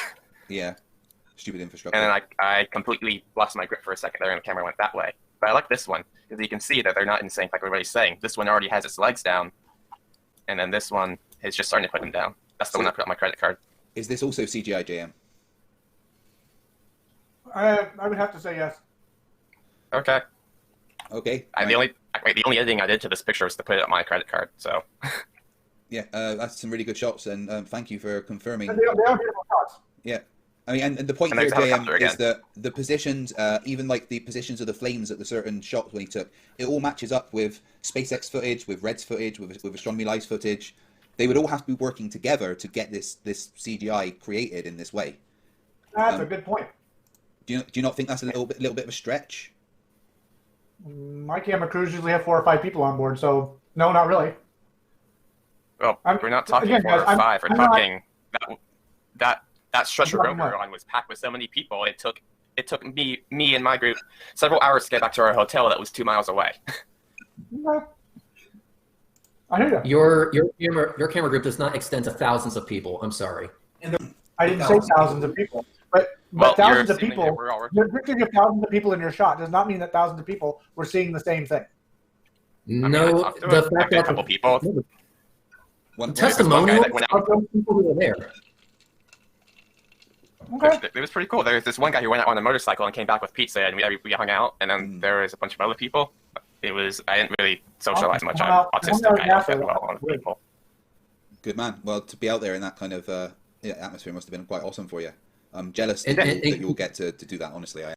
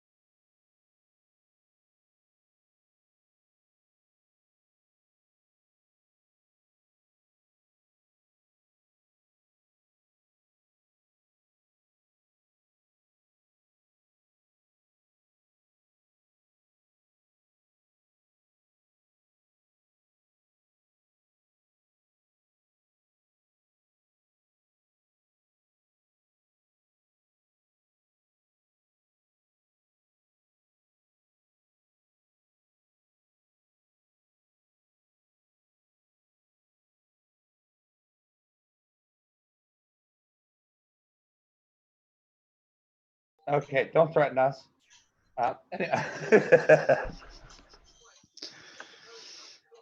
So anyway, just a little update. I think I found the clip that we were looking for. It's not the very one that I thought. But I have found Bob wearing his yellow shirt saying that the rotation of Earth cannot be measured. So we've got it. Oh, okay. Whatever you do, like save it in like 12 different places. I've put it in the council chamber over at the bunker. Okay. I make sure I can find that because yeah, that's been a little bit of a. It's not the exact one that I was thinking of, but it is still Bob saying that the rotation of Earth cannot be measured. So that's good enough. Yeah, he said. I think that's as close as we're gonna get, really. Ladies and gentlemen, we do have a bacon god in the house. Bacon god. Bacon. Who said bacon? I am always everywhere demonic. You should know that by now.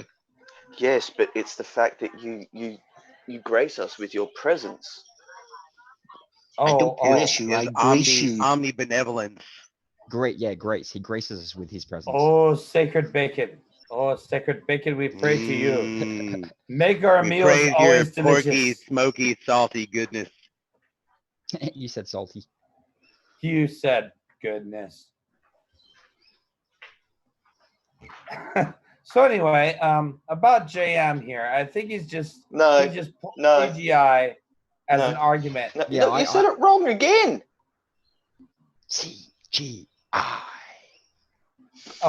Okay. Let me rephrase.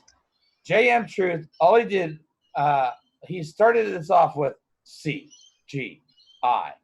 And that's been just what he started off as sort of a trigger word to start an argument so that he could just naysay everything else. That's all he's been doing. He hasn't been showing truth. He hasn't been showing any proof. Rather, sorry, I didn't mean to say truth. My bad. Right. I knew what you meant. No, he hasn't supported that claim once. He's asserted 100 times CGI until proven otherwise. Yep. Right. And that blows my mind. Like every picture is CGI until he has a chance to look at the raw footage. All right. And then he's going to look at the raw footage and claim that's CGI. Go ahead. When in the past 5 years have they provided a single piece of evidence to support any one of their assertions? 10 to the negative 17 times. You stole my answer there. That's too big a number. Yes, it is. It really is. You're right. 10 to the negative 17 is the loneliest number that we ever knew. It's even lonelier because it's less than 1. Yeah, they've provided us. No. They have provided us a plank's length worth of evidence. Demonic, stop reading the scientific dictionary just to sound that you know what you're talking about. That we know you're as thick as a plank. Well, okay, so I thought Davros could be like a plank in God's eye. Yep, 1.6 times 10 to the negative 31. I believe that's and 7 what's your point? marijuanas. You can read numbers. I'll get you a medal, Demonic. I thought Demonic was the scientific dictionary. Well, see, I am that length that cannot be measured. Look, Davros, 1 times 10 to the 250th power, really big number, right? I mean, that's what we're talking about here, right? Oh, so we're talking about 1. Yes. How you know it's the best number? It's like an 8. It can be the lowest number or the highest number. Well, you know, it is a prime number, and it is also a binary number. It's also a Boolean number. I mean, really, 1 is the most useful number that we ever knew. Yes, but you do realize that you have to be odd to be the best. Well, everything's everybody looks strange in the rain when you're strange. So what's Demonic's excuse for looking strange in the dry? But people are strange when you're a stranger. Women seem wicked when you're alone. Faces seem ugly when you're unwanted. No, Liam, have you been People seem drinking funny, again? but when you're down, when you're strange, faces come come out in the rain. When you're strange. Yeah, let's just treat everybody to a musical. Now I want to watch Lost Boys. No, Val Kilmer's ghost is going to come and haunt you now. Now, Name, can I just say, you can sing whenever you want. Aww. Just not when we're around. Yeah, no.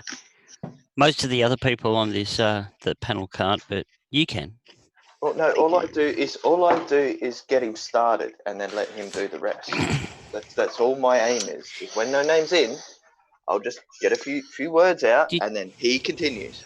You see, if this was any other channel, I would make you a comment about you getting somebody else started and then leaving it for a real man to finish. But because it's Terry's stream, I'll respect it. Yeah. Since this is a kid-friendly channel. Exactly. What, you trying to say I'm a fluffer? Anyway, I wouldn't give you that much credit. Anyway, does Terry have another video? Terry's eating his dinner. Terry's having dinner, Peter. Oh. Well, no. See, that's the mistake he made. Is he left us to our own devices. Yeah. Well, Peter, I did screw up a couple of hours ago. Why does that not surprise me? I didn't mean to. I didn't mean to. I knew that would come up. So, what did you do? Or don't you want to tell the world? No, he did a naughty. I may have released some very sensitive information about you. Not about me. You've got nothing on me. I've Something already about released it all. being blonde, having an excessively long red tie, and being bad at golf. No, I confirm. I confirm for the world that you were feeding Bandy information. No, that's never happened. No, it's CGI, dude. You saw it in your computer screen, so it's obviously CGI. Can't be real. Okay, so hang on. We don't need the audio, but I have got something that I kind of want to show people. Oh, that picture did not It's come a out on the screen. family-friendly channel. You're not allowed to put it on YouTube. So can we all remember a claim that was made about showing spheres occurring naturally? Oh, don't get me started. So there's. I've got one. No, hang on. Just let me go here, demonic, because this one popped into my head on the way to taking my daughter to the dentist while I was listening to this video, and I thought I've really got to share this. So there's been a claim once upon a time that was made that went along the lines of, we don't see spheres naturally occurring in the wild. By themselves, we don't see it happening. So free range spheres. Just free range. Are they organic spheres? Free range organic spheres. Organic. Gluten free. All right. So non-GMO, gluten free. Gluten free. So peanut free, soy free. So anyway, I had this thought. And I just want to show this image while You can get a cream for that, you know. All right. So I don't think you hear the audio. That look very phallic. Okay, so what that is there, we'll go back to the start here. Looks like stacks of metal ingots. Aluminum, maybe? That there is a shot tower. Back in the 1950s, they used to make this stuff for shotguns called shot. Shot is made out of lead, and in essence, it's like ball bearings. So the ball bearings go within the shot gun cartridge, and how they make it is quite interesting. What they do is they melt down a whole heap of lead at the top of this tower. As you can see there, they melt the lead. That looks like CGI, though. Don't start. I'm sorry. Go on. I'm sorry. The lead, we can see the raw footage. I mean, the lead goes through the filters and it drops drips of molten lead.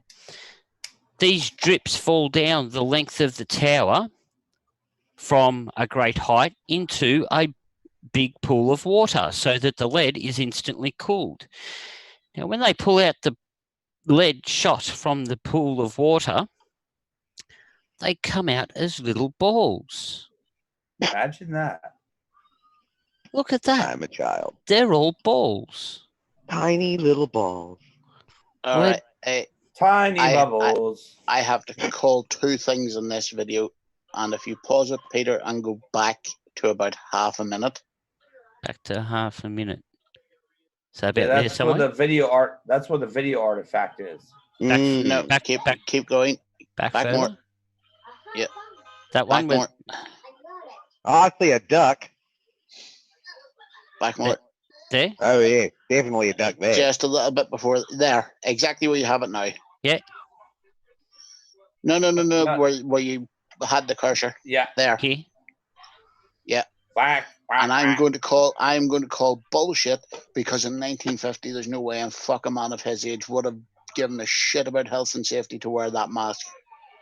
No, but he's wearing a, It's he's lead. wearing, It's lead, man. I'm pretty sure we I knew do, in the 50s. I do it. Yeah, I do agree with you to a point. However, in the 1950s, they did know the health risks of molten lead gases, as in the gases that would come off lead, molten lead. The outgassing. Now you notice he's not wearing his proper safety glasses.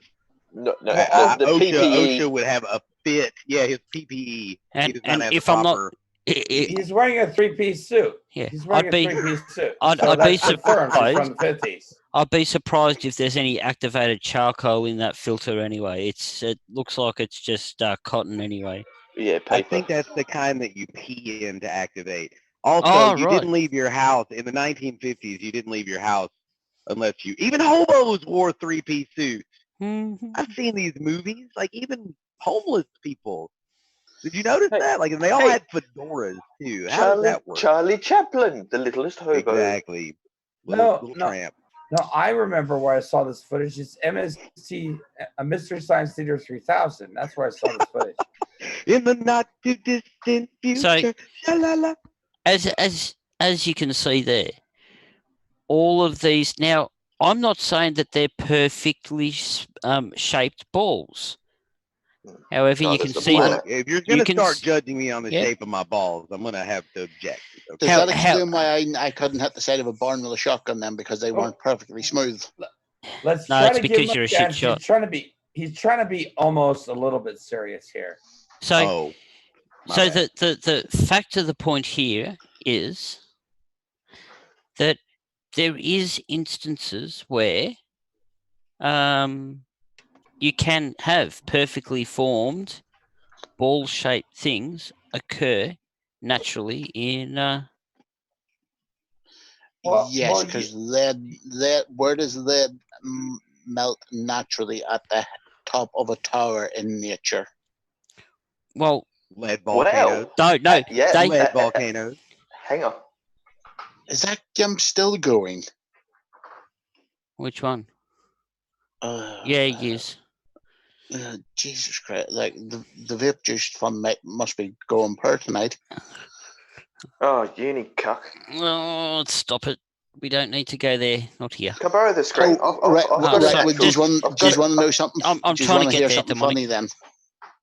Sorry, I wanted to show you my natural sphere. Yeah, okay, I'm getting there. I need to hit the stop button. We should go spy on you Jim go. Panda's server or we can't do Flat that. Earth channel. We have to wait till Terry comes back. All right. Well, Travis tonight claimed that he never said that he was combining all the atmospheric effects into his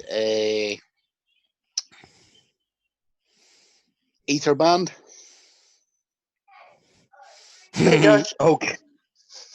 So I presented him with this, and wait a minute, I'm trying to find it now.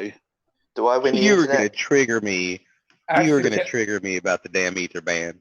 Do I win the internet? Can I Natural share my sphere? screen? Bikini.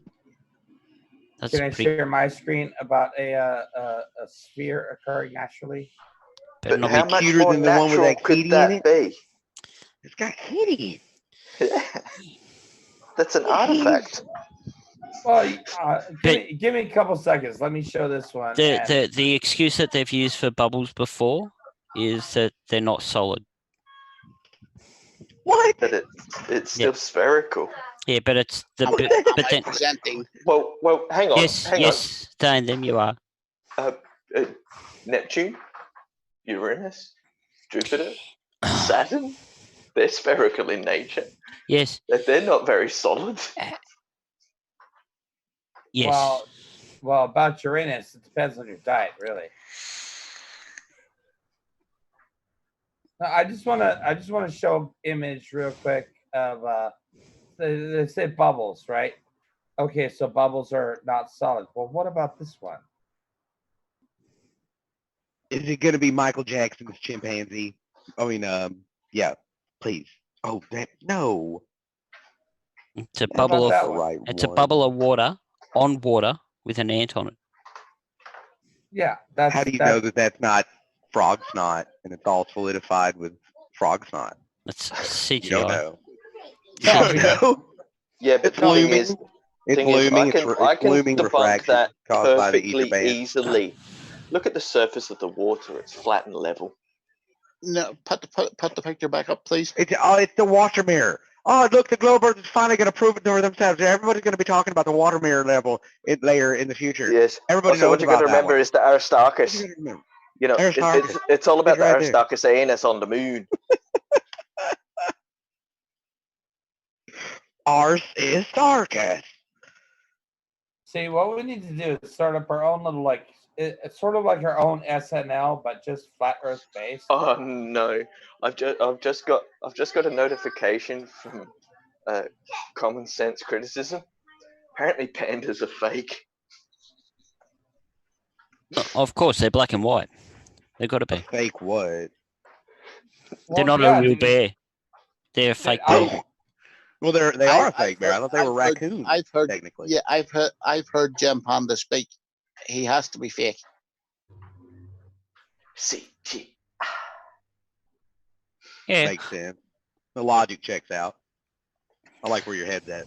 Yeah, so because I actually drove past an old shot tower today in Melbourne, and when I saw it, it just kind of twigged.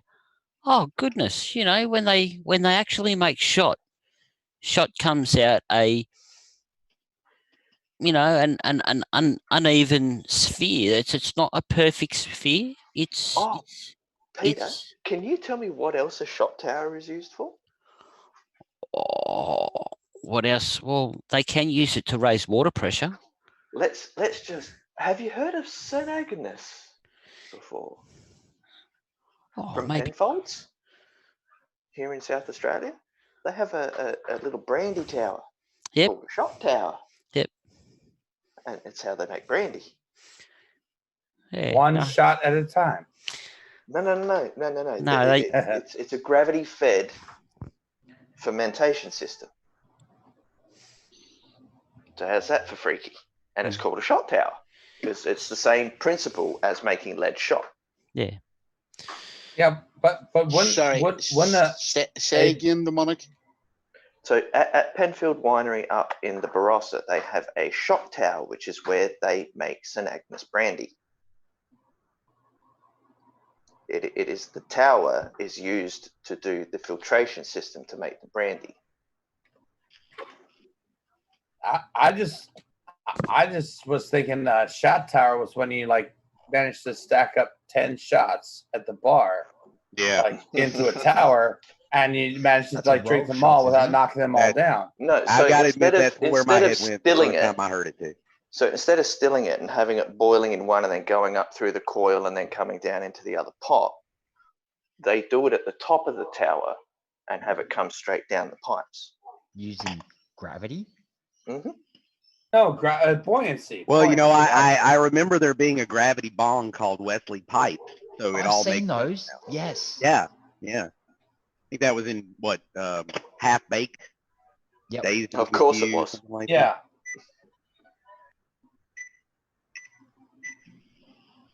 Wesley Pipes. Wesley Pipes. So Well, that's what they called it in the movie. I had one called the Terminator. I mean, the Predator, because it had all those little tubes coming off the top, look like the Predators. So if you actually look up shot tower on Wikipedia, the second picture that comes up on an Australian, I don't know if it's all Wikipedia. I don't know how Wikipedia works, but the second one that came up was the actual shot tower that I went past. So, Convenient. So that was the actual shot tower that I went past today that made me think of it. You sure it's not called a shot tower because somebody shot it and it's got holes in it? Possibly, but I'd need a citation. I can see that. I can see where Do you still I can use see where lead you shot? get that. That one only closed down, I think, 10 years ago, they and them. But we've actually got one. So this is probably Melbourne's most famous shot tower. It's they've actually built a shopping centre around it, and it's now enclosed underneath this dome. It's in it's in Melbourne Central, which was once called Wait a minute, did you say dome? Diamaroo. Yeah. Oh, Diamaroo. Yep. No, you see, no. Wait a minute, It's not Peter. a dome. It's a pyramid. Peter said dome. No, it's a dome, and this is the slow release of the information about flat Earth and the enclosed dome to the public. It's the slow dissemination of the information. Once they get used to that word, somebody mute that wannabe flat earther muppet. If we wanted a wannabe flat Earth, we would have got Bandy here. He does such a better job. I am the best flat earther there is on YouTube. No, you're not. Prove it. Oh, it choked on me food. Shit, sorry. Prove it. I want to see that. So anyway. Okay, no, all right. No. One of the reasons why they built this dome over the top of this shot tower is because it was heritage listed, and this way it doesn't get attacked by the elements anymore, so it's going to last forever. So if we were living under a dome, we'd last forever. Therefore, that disproves the dome. Job's done. No. Yeah, I can see that logic. It makes sense. Works for me. Doesn't. It does. If that building's going to last forever because it's under a dome now, if we lived under a dome, we'd live forever. Prove me wrong. That's prove logic. me wrong. Yeah, go on. We are organic. We are organic beings with a finite life. So hang on. If you're going to go down my genetic structure, if you're going to hang on, Demonic, you'll like this one. If you're going to go down that track that we're organic beings, not a problem. So what's a brick made out of? Clay, not a problem. And what was Adam made out of? Clay. Cool. There's your correlation. Prove me wrong. No. Yes. Prove to me the genetic relationship between humans and clay. It says so in the Bible. The Flat Earth Bible says that. The Flat Earth Bible says that Adam was made from clay. No, you do have a Bible. Are you presupposing my religion? I'm not presupposing anyone's religion. I am a non-religious flurf. No, that's the problem. That's fine. It doesn't matter about your religious beliefs one way or the other. However, all flat earthers get put into the same jar, and therefore, if one believes it, they all believe it, and that's the way it works. Yes. No. Going along with that. One being. It's our presupposition. So one thought. Prove me wrong. But going along with your arbitrary, non-justifiable presupposition is no more justifiable than anybody else's non-justified, arbitrary presupposition. Yeah, and where's your necessary antecedent then, huh? So show me your R value. So back to the point at hand here. I said that building will live forever because it's under a dome. If you say that we're under a dome, I say we'll live forever. Prove me wrong. I didn't claim we are under a dome. I'd actually like to go along with your Adam being created with clay for a second there, Pete. Yep. So if Adam was created from clay and Eve was created from one of Adam's ribs, does that make Adam the first guy to go screw himself? Well, no, because that is technically be the first woman you the body part. Hang on, Eve was the first woman to take everything from man. No, definitely won't be the last. Eve was the first woman to be clay baked. Well, if they're both, love it. If they're both made, that's got to be a dirty couple right there. Anywho, I don't think we really want to get into religion anyway. Adam was alone with the sheep for a long time, guys. I'm just saying. Oi. I've already had this argument with Creaky. Would you stop bringing up my ex-wife, Barbara? Leave Ba my ba ba ba bread. bread. Ba ba ba ba ba bread. Stop it! Stop it! Okay, Tidy. okay, sorry. Why do I hang out with you guys? Because it's tidy. Tidy. Because you're just Because as bad nobody as else the would rest of accept us. you into their group. Well, yeah, good point. Because NASA paid you to be here just like the rest of I'm us. still waiting on my bloody check. Can someone Yeah. get onto- But it's in perpetuity, so Oh, suck it okay. up. Okay, gotcha. So I'll get it after I croak. Gotcha. Yeah. Cool. Because we are in the science. After you croak them, we tax you 100%. Yeah, death tax.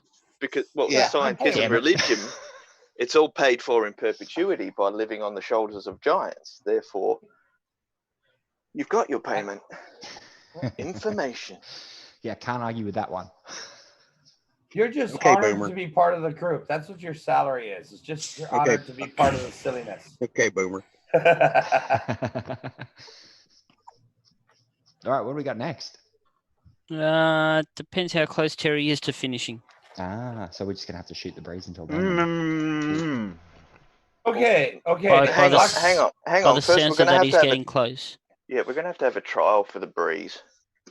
Because, just to shoot it arbitrarily without giving it a fair trial. Yeah, that's a good point. Yeah. No, execution all the way. Well, it depends CGI on before proven guilty. Well, it depends on whoever dealt it, and the smell of it, and whether or not it's one of those toxic rank ones. But even, oh, hang on, even we're not with talking that- about. Sorry, yeah, no, gotcha. No, yeah. no. But even with that, even with an execution, you are still eligible for a trial, even though you are going to be found guilty for it. That's true.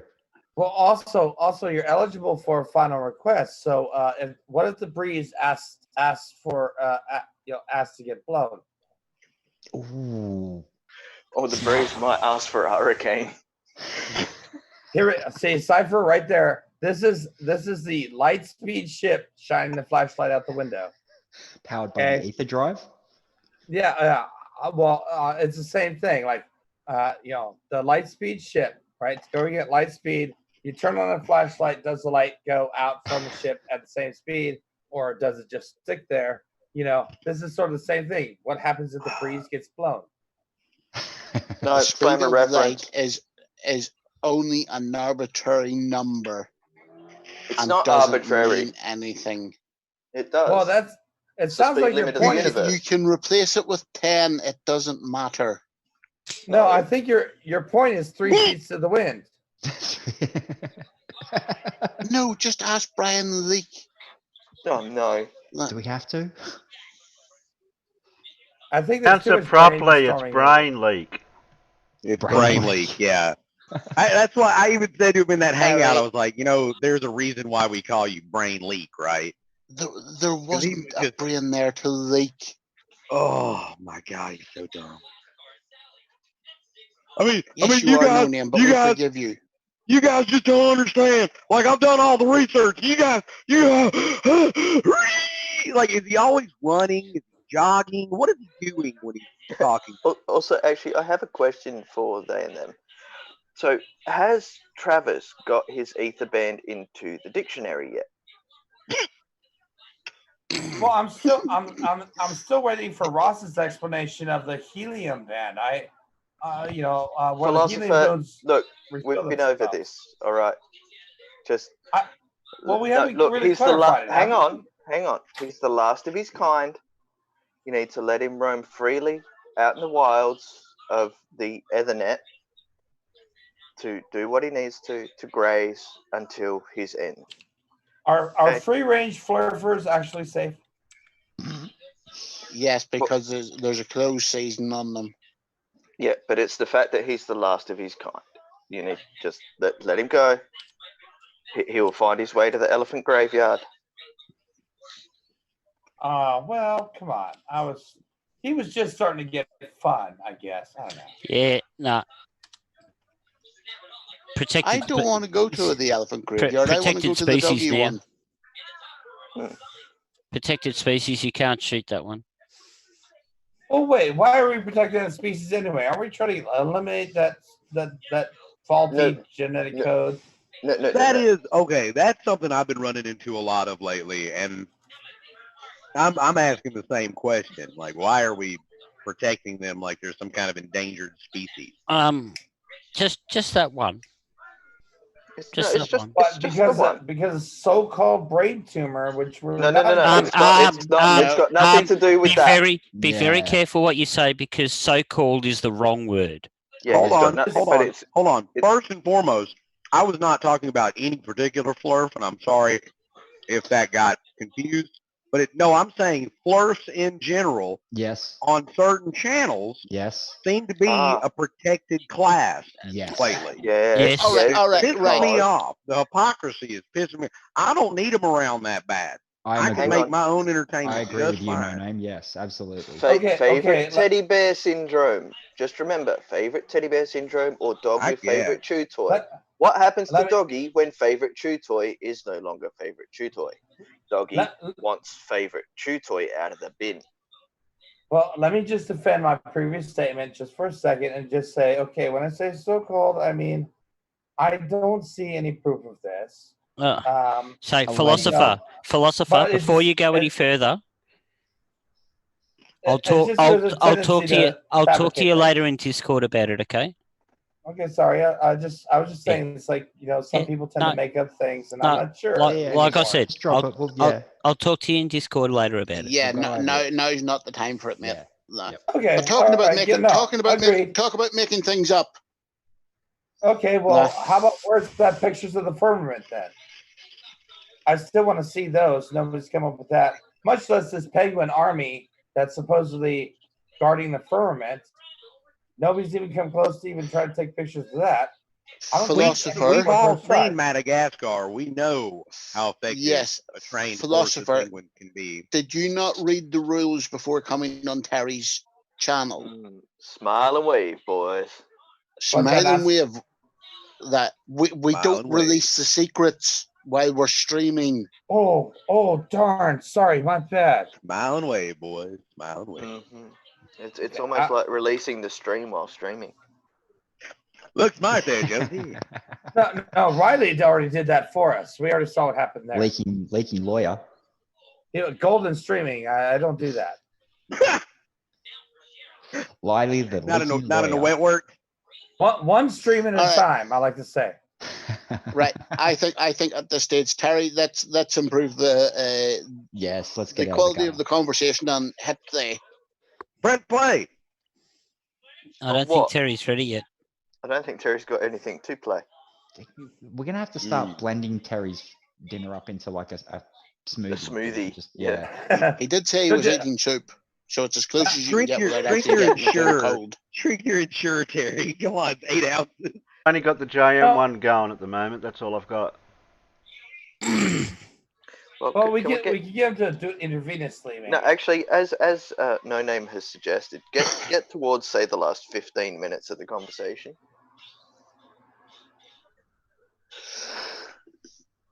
And there we go. Thank you very much. Okay. Hi, everybody. This is a new channel. We just started this today. YouTube decided to delete the other one randomly for some reason. Exactly. We can't pinpoint, and they won't tell us why. You know what? If we're at a loss at all, anyway, we can just ask the studio audience to gladly provide any interesting information they want to give to enlighten us all of some new information they might have found that we might not have stumbled upon yet. Yeah, just after the 1 hour mark, Terry. That'll do. Perfect.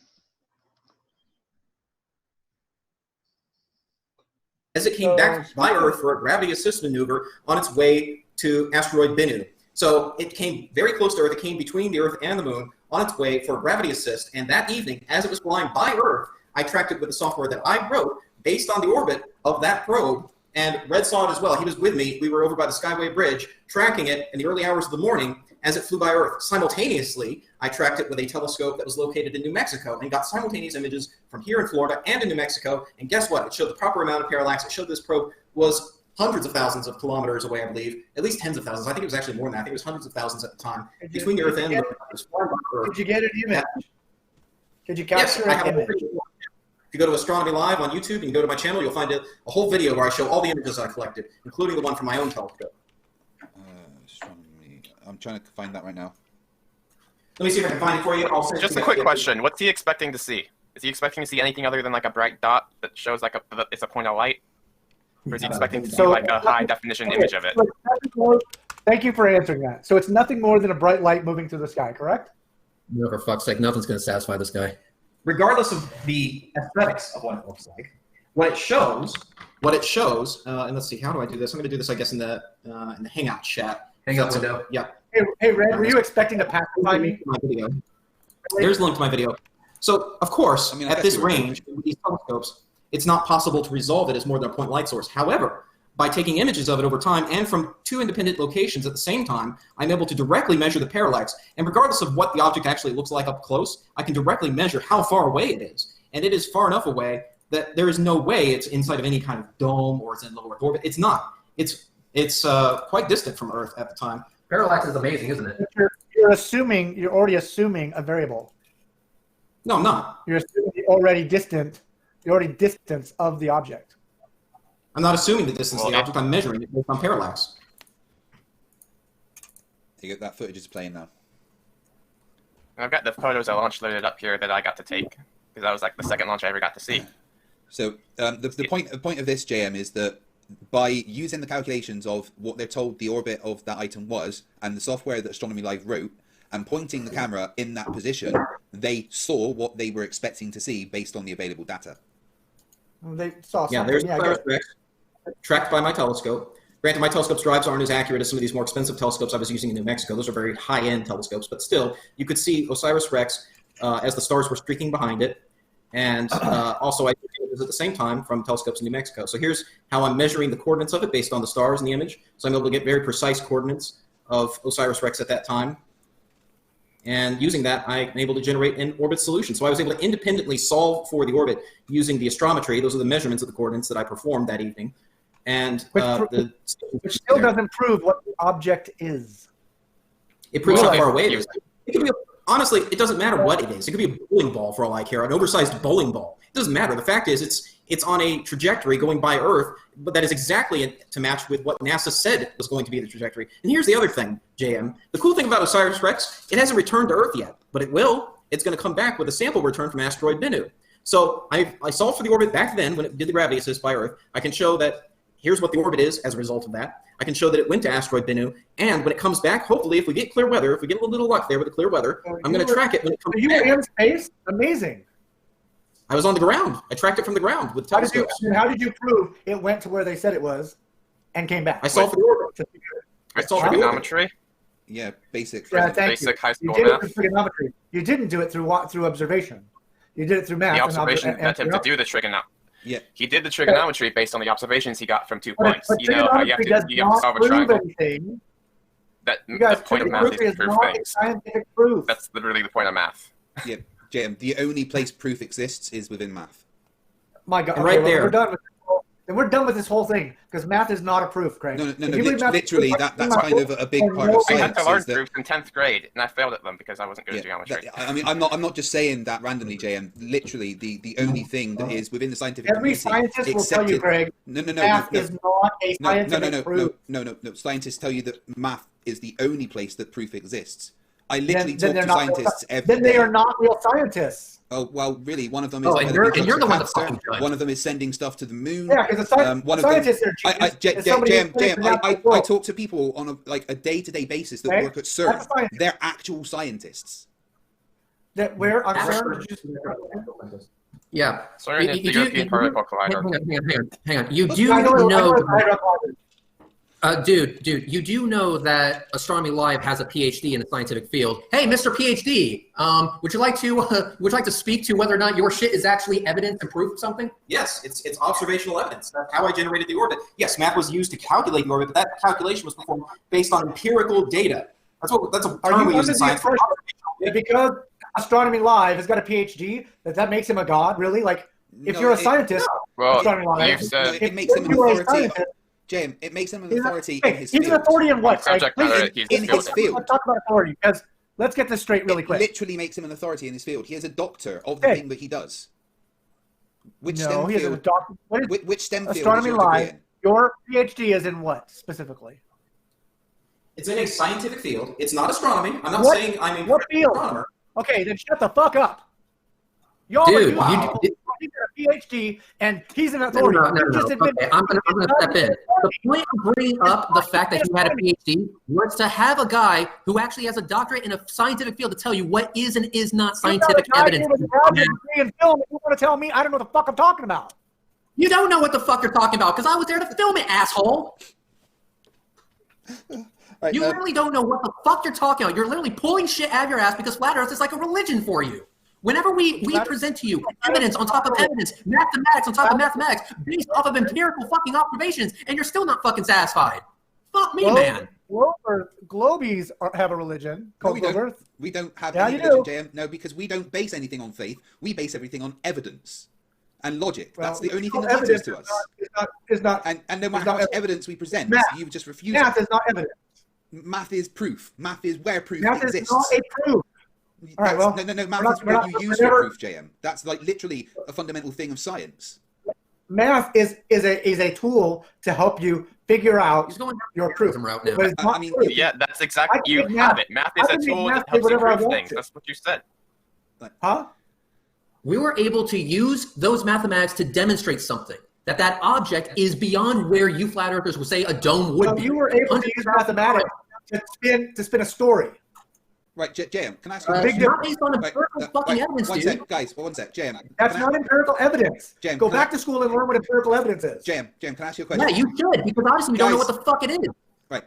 JM, do you know how they discovered Neptune? Yes, we've been through this, and I'm not interested in going through it anymore. I mean, what is more empirical than that, than actually looking and finding the thing with your own eyes? They didn't discover, huh? What's more empirical than looking and finding something with your own eyes based on the math that told you where it should be? What is more empirical than that? That is literally the perfect example of empirical evidence. All you are seeing is a dot of light. Right, but what is you're seeing a dot of light that you know where it is. What they saw. I'm a field center expert here. There's no image of Pluto, Venus. There's no image that you're going to show me that's going to prove that it's a photograph ever. There's no such thing as a photograph. That's what we call a dogmatic position. That's what we call a dogmatic position. And by the way, we're not showing you just the light. We're showing you that light from two different observation points and the parallax measurements gathered from the data and the conclusions you can get from that raw fucking data. That is the definition of empirical. If you're calling the footage that you have showed me raw data, it isn't. But it is. Then you're obviously a fucking idiot. Then what more raw you don't know can you what get? you're talking about. Jem, no, sorry. What more raw can you get than the actual raw footage from the thing that you recorded it on? I don't have the raw footage, and what they showed me today was not raw footage. I mean, you're making a claim there. You're making an assertion. Huh? It's almost like you want me to duck your sorry ass and send you up. That's the only thing that's actually going to convince you. I'm going to make sure you get that footage, Dan, because I do want to hear your analysis. It's almost like what, Red? And that's going to be hilarious. I'll give him the raw FITS files. You want the raw footage? I'll give you the raw FITS files. Totally untouched, uncompressed. This is raw data. It doesn't even have a compression algorithm on it. It is just raw numbers. The raw FITS files from both my telescope and the telescope in New Mexico. I will give that to you. Do you want that? I will take any and all raw data. Okay, I'm going to go upload it right now. I'll be right back. Cool. I will make sure you get that, Jim, and I would very much like to see your analysis and explanation of what is fake, and how the numbers show that it's raw data and can still be fake. I would love to hear your analysis and explanation of that, because I don't think there is one. Yes, Rex. Hey, Craig. I'm going to go ahead and thank you for this dumpster fire. I got a telescope mount that I have to set up and everything like that, make an unboxing video, that kind of shit. Totally CGI equipment, of course. Yeah. But here's what I'm going to do. I'm going to give you, Craig, a Google Drive to my raw footage tomorrow. Send that shit to JM. And then, JM, you go ahead and do whatever the fuck it is that you're going to do, and you come back to Fight the Flatters and Flatters channel and tell us what you see. I guarantee you, I'm not going to be surprised with what you decide. You're going to find some way to make excuses as to why you think it's fake. But prove me wrong. How about you not try to prejudge me? Okay. Oh, the same way that you decided not to send me the fucking shit and quit trying to fucking poke it. He's making a prediction. Grow up. Thanks. He's just making a prediction. Yeah, the same way you decided not to prejudge me and call me a liar before you even took a look at the raw fucking footage. Get the fuck over yourself, you fucking hypocrite. I did not prejudge you, and I did not call you a liar. Those words yeah, you did. I mean, JM. Yeah, you did. No, JM, to be fair, JM, I literally asked you. The footage looks fake, but I never called you a liar. JM, I'm sorry, I do have to correct you, because I asked you the question directly. Are you saying that they are lying? And you said, unfortunately, yes. Okay, you asked me that behind closed doors, Greg. No, I asked you I that on told the you stream. behind closed doors. I was there for that. I asked you like that 20 whilst minutes we were ago. streaming. I literally asked you that whilst we were streaming. I didn't ask you that behind closed doors. That was part of the stream. It was like 20 minutes ago. I was here. I cannot wait for your groveling apology, GM. It's going to be great.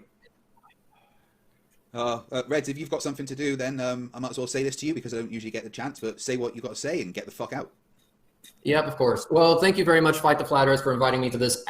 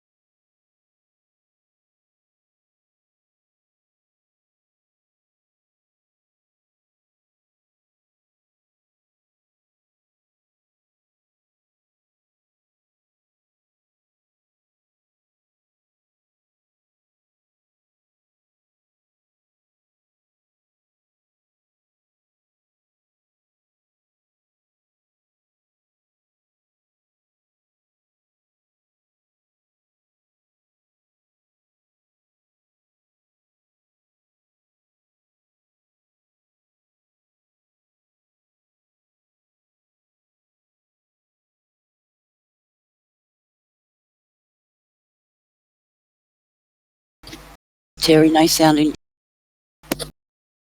Sorry, you guys were muted. Sorry. So That's that, okay. They didn't say anything important. That video that particular video that they and them's talking about has been revisited and reenacted not that long ago. Oh yeah. And in fact, depending on how it's done, you can actually get a difference in reading if you move a weight underneath that pyramid. And just out of interest, did they use a micro balance or a macro balance? Is it macro? Macro So big. No. So it's macro being.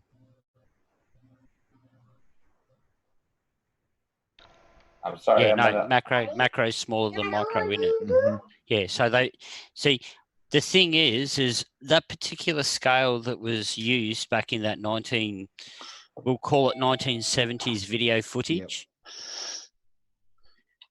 What a lot of people don't realize is that it had multiple settings. It wasn't just in milligrams or something as stupid as that. It was actually a highly precision scale.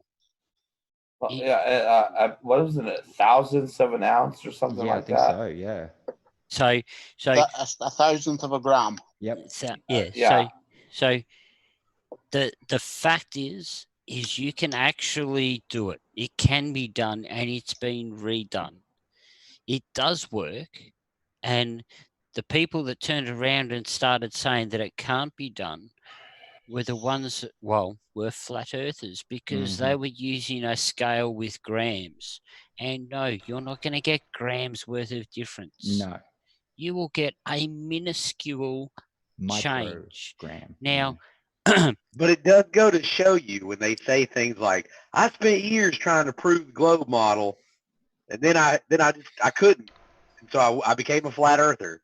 It all makes sense now because they literally can't prove anything. That's a lie. They never tried to prove anything. They just decided to believe in it. So and they made that story. There is a test you can do to work out how much material there is in a mountain, for example, by measuring the weight difference that the mountain can affect on an item next to it and on top of it. Yes, the Schehelium. That's correct. Experiment. Now, it is possible to, and by doing that, by measuring the effect of something's weight caused by another item, is in a sense measuring that magical G word that they don't like to talk about. See, if you had a micro balance, I have no doubt that experiment would be achievable with a realistic amount of weight placed and directly underneath it. It's just from a point of view of it being milligrams. No, and that's just it. It's not milligrams. Yeah, you need to do it in micrograms or picograms. No, the micrograms is that thousandths of a gram. Yeah. But the realistic part of the only claim that they could make about that video of its inaccuracy is that the scale itself was open to the air. The scale that you would be using to actually measure the difference, the air pressure around the scale would affect your readings. The amount of gravity or the amount of weight change on that thing would be very minuscule. Well, yeah, yes, which is why macro balances are have the pressure plate inside an enclosed glass chamber. cased or something like that. Yeah. Because I used to balance the bastards once a week. Yeah. There you go. I mean, even on the scale of that experiment, Clay, nice cut there. Even the scale of the experiment, saying that air pressure had something to do with it is hardly a valid argument when you actually see proximity between two non-reactive metals. I know a perfect way around it too. Just use a weigh cell. It's all enclosed. Ooh, yeah, good call. Yeah. Well, in a year, Virgin Galactic is going to be able to launch people up to the edge of the atmosphere and experience weightlessness. I just say, let's just see if these flat earthers are willing to take a trip. Yeah, see how many of them actually want to go and do that. Yes. Well, I'll tell you now, if I get the money to go on one, I won't be giving it to Nathan Oakley to go. All right. It's only $250,000. Yeah, but right. So how long are you going to be in orbit for? About 7 minutes, maybe at most. How wonderful. Right. All right. Why the hell would you not just take a hell of a lot of rides in the Vomit Comet instead? Because why not just do it? No. It's the fact that you'll actually see the darkness of space. You'll actually be in space. You won't just be pretending. I'm there. Yeah, you go above the Kármán. You go above the Kármán line. Sign me up. Because when the SR-71 I go past the Cardigan line every day when I choose to leave it on the hangar. They and them. Just a little something. When the Blackbird got above 85,000 feet, it saw the blackness of space from that distance. Well, I've looked into your heart, Demonic. I've seen the blackness of space. Yes, and that's why I'm continuing to write lines on the blackboard as we speak. I saw a door and I wanted painted black. It's probably his favorite song. No, it's I see a red door and I want it painted black. Oh. See what I mean? I see a red door and I want it painted black. See what I mean? No See, colors anymore. I want them to turn black. See, I see those girls go by dressed I in flubbed the them. lyrics. I flubbed the lyrics, and he corrected me to what the lyrics were. So actually, I just proved what I just said. That definitely is a song that he knows a little too well, a little too intimately, right there. So right there, I just caught you. Hey guys, welcome. Who doesn't know paint it, comma black? I had a Play. Carmen Gia, and I wanted it painted black. Someone And it named looked him really nice, Play. actually. Play.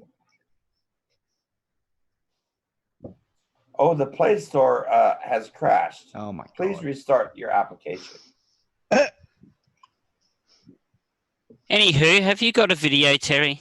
Yes, I'm just lining them all up now, and then I can get the peanuts to vote. Wonderful. Because I And think I'll it's say a bit... good morning. Good morning, Pip, and thank you so very much for your new video. Pip Barrett, Oh, hi. he knows a lot about the... Yes, thank you very much for your new video. It's fantastic. Yeah. Pip knows a lot about the book and stuff. She's gonna read you a book today. So I had something to eat. Then I went to sleep after realising that the crack in my arse was absolutely fine. I think I visited the Ning Nang Nong, but I'm not sure. And thanks for I've doing never that. even heard of Ning Nang Nong till Tusk said. That's one of my favourite Spike Milligan poems. That. Yep. I watched him do it. It was funny. Yeah, absolutely. Oh, you don't want to hear my I crack of remember dawn that joke. from my childhood days. What time do you get up? Who? I get up at the sparrow's fart, not the crack of dawn. I got up an hour ago. Farmer's boy, I heard Eccles is looking for you, by the way. Eccles? Yes. Oh, you got your own stalker? Oh no! I am jelly. Oh, there's somebody at the door. Oh, I'm super jelly.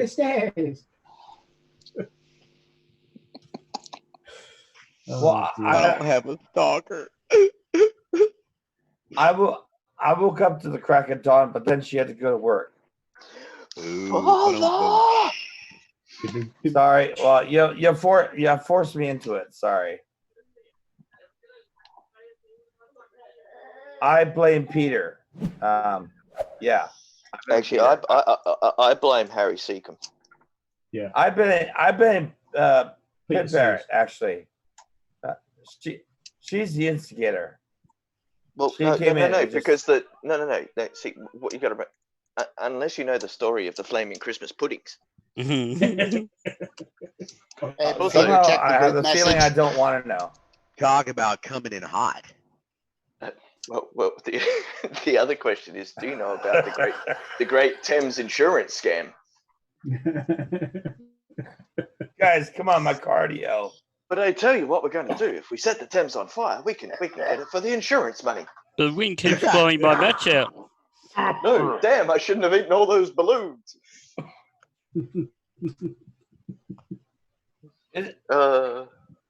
happens if we burn down the insurance company for the money? Hey Terry, Mippet Yeah. wants to know how many do we get to choose from? So far I have 23 1, tabs. 2, 3, 4, 5, 6, 7, 8, 9. Wow. Terry. Terry's going People for a should week. be aware that my video we're up I to selected 9. was only 1 minute long. Yeah, And it's funny as hell. I've got a variety of lengths. We're actually planning to do that one night. Is do a 1 minute debunk marathon. That would be cute. Oh, like a game show. I like that. No, 1 minute debunk's the name of the channel, and he does 1 Right, minute but debunks. We just keep Bring them along together and do a marathon. Yeah. Yeah, that's cute. I like that. Yeah, because it'll be about an hour. Well, considering Terry does, like a 5 to 7 hour stream without too much of an issue. That's not my fault. Well, they just keep going on and on and on. How long have you been on today? Blame the people that won't shut up. This is the song I think Oh, we're yeah. at what, Yes, 3 it goes hours? off on other and people my now, friend. Yeah, about 3 hours. Some People. people started singing and not knowing what it was. Continue Don't singing get it me forever. started on Did that we watch song. Bob the Science Flat Earth Fakery one yesterday or I the don't other think we day? did. No, It, we it did. came up. No. It came up while we were streaming, Terry. Well, hi Okay. everyone, and Yeah. Shut up, Bob. Thanks, Bob. 15 degrees adrift. Thanks, Bob. Damn it, Terry, you're gonna trigger me again because I already had that conversation with Travis earlier tonight too. Oh, did you? Okay. Yeah, about the way he talks disrespectfully to, physics professors and doctors and stuff. It's like, Yeah. dude, you're a truck driver. Shut the hell up. No. His name's Toilet. Well, His did name's he Toilet. serve you tea? Did he serve you tea? Maybe like a nice warm tea or something? Because then you could have a travesty. Yeah. Yeah. That joke. Sorry. That Not joke even was in a that. travesty. I think we might have enough. Get it? Oh, wait Well, a minute. I've had enough. No, I think I found another one. Yep. Oops. I should have turned the sound off. I don't want to give away clues. One bad joke and Why not? everybody You have hates on me. every other video. Dad! Are we there yet? I have a It's taking me a daughter. while to open so up when- all these. Open them all up. I hope I got enough. When Mippet, All the when right Mippet ones. said that, it was like PTSD, man. Dad! Like No, eight you got to say it eight the right way. It's syllables got to and be dad. Dad. Oh You yeah, gotta there's got to be a lot of it. You got to have yeah, a that lot question. of inflection. Dad. Dad. No. I haven't asked yet. I don't care. The answer's no. It's like nobody is more the arbiter of what is and is not appropriate than a teenage girl. I've come to find, right? Well, like if no. I'm around and I say anything, I get the Dad. Well, no. Well, I'm saying you have a secret weapon. Okay, you have a secret weapon. Okay, Dad against bod? the dad. No. Seriously. No. I got you on this one, man. I got your back. I know how them teenage girls get all crazy and stuff. So you just say, Dad is not.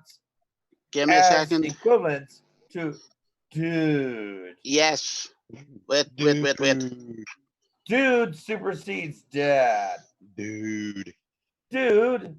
And dude has like 19 different meanings. How many times did I call Brain Leak dude on Jose's show tonight? Was anybody listening? Dude, listen, dude. Dude's not here, man. That's how he talks. Cracks me up. Fast asleep. See, I broke it. Sorry. Did we break? Did you break something? I broke something. A stupid experiment. Shouldn't have touched it. A dude is a camel's penis. Did you That's guys correct. know that? That's correct. It really is. Is that a real thing? That's a real thing. Well, thank you, Mippet. And actually, if I wasn't dude also used as like a term for cow pie or So there's a lot of camel penises in here at the moment. Play. Wow, swinging beef. So now when I call Brain Leak a dude, I'm really gonna mean it. So while I juggle these tabs and then someone say stop and then I'll stop juggling them. Okay, stop. So how many have you got, Terry? Stop. Okay, 1, 2, 3, 4, 5, 6, 7, 8, 9, 10, 11, 12. Oh shit! 12. I didn't realize we were actually playing. So I was just doing a practice run. Rightio. So we've got 12 videos. But they're not all long. Yeah.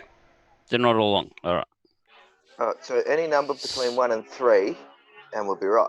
Yeah. No. They can do between 1 and 12. No, 1 and 13 because you don't count. You count 12. You don't count 0. You mean? You don't count 0. No. Wait. I'm not that stoned and drunk to Hold on. Pick a 12 number from videos, 1 there's to 13 12. choices. No, pick a number Yeah. from 1 Well, to if 12. you said between 1 and 12, that means you can also include 1 and 12. That's correct. That's how it 4. works. 1 and 4. 12. You can include them. 4. Do they have to be whole numbers? 4. Can they be like half a tab? Yeah, or 1.7294 or something like that. What, two 4s and a 3, Terry? Who? 2 4s and a 3? What? 3 and 3/4. A 3 and 1/3. Sorry, 3 and 3/4. No, it hasn't started. Now it does. No, I get a lot of choices for 4 You can't already. start voting until I put in my vote now thing. Now it's So there's 4 again. Between 0 and 13 because you don't have a 0 or 13. Right, first three. Is pretty popular. First 3 numbers to match wins. And that's 14 numbers. And you can't vote 12. on the panel. Well, 0 to 13 is 14 numbers. Oh, look, I'm sure they'll work it out. So 1 and 12. Then looking like 3 and 4 right now. So it's Like the 4. numbers between 1 and 12 inclusive. No, yeah. Yes, yes. It's the numbers between 1 and 12 inclusive. I just want to get confused. Okay, 4 wins. Stop voting. There's Wally. Hi, Wally. Hi, Wally. Too late. Found 4 wins. Wally, what bullshit excuse have you got today? Yeah, what's your excuse for not coming in? My dog ate me dinner. I'm not even convinced Wally is a real person at this point. I'm starting to think it's an AI. I've got to go and wash the car. I've got to mow the lawn. I've got a doctor's appointment. I left my underwear in the other drawer. I don't have the time for this. I did research that subject. I'm not prepared for that. I'm waiting for the new excuse, Wally. What's the newest one? You have to think about which one you haven't used before. Same. I actually came up with the best number, which is 10 to the negative 17. Cooking. So. Wasn't he cooking the last one, or was that the one before that one? He's always cooking. You must be fat, Wally, if you're always cooking. I'm going to Wally's place. Obviously, Wally eats well, so I'm going to Wally's place for a barbecue. So what are we cooking, Wally?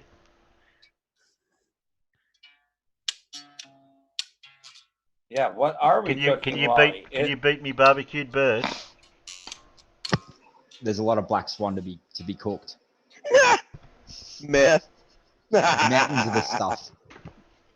Well, I'm still not convinced Wally's real though. I'm fairly certain at this point that he is just an AI that gets YouTube videos and plays. Where are we? I've got to count. 1. Yeah, for all we know. Making a QE debunk video.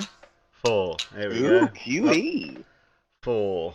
Quantum Eraser. Okay. Brisket. 4. Okay, so where's Wally? Brisket. Not a fan of brisket. I'm coming to your place, Wally. Oh, I love brisket. I'm coming to your place. No, the neighbor's kids. I thought this was a video. It's only just Cats and Hovens round 2 tomorrow. Link description. Okay. Yeah, it's not until tomorrow. But that's all right. That's good advertisement. We're in a dot. You believe the kangaroos came from the dot? Yeah. All the kangaroos were in a dot. The dot exploded. What happened to all the kangaroos? The dot exploded. What happened to all the kangaroos? The dot exploded. Oh, Kent, give it a rest. Conspiracy cat. What is it? What do you want to know? What happened to all the kangaroos?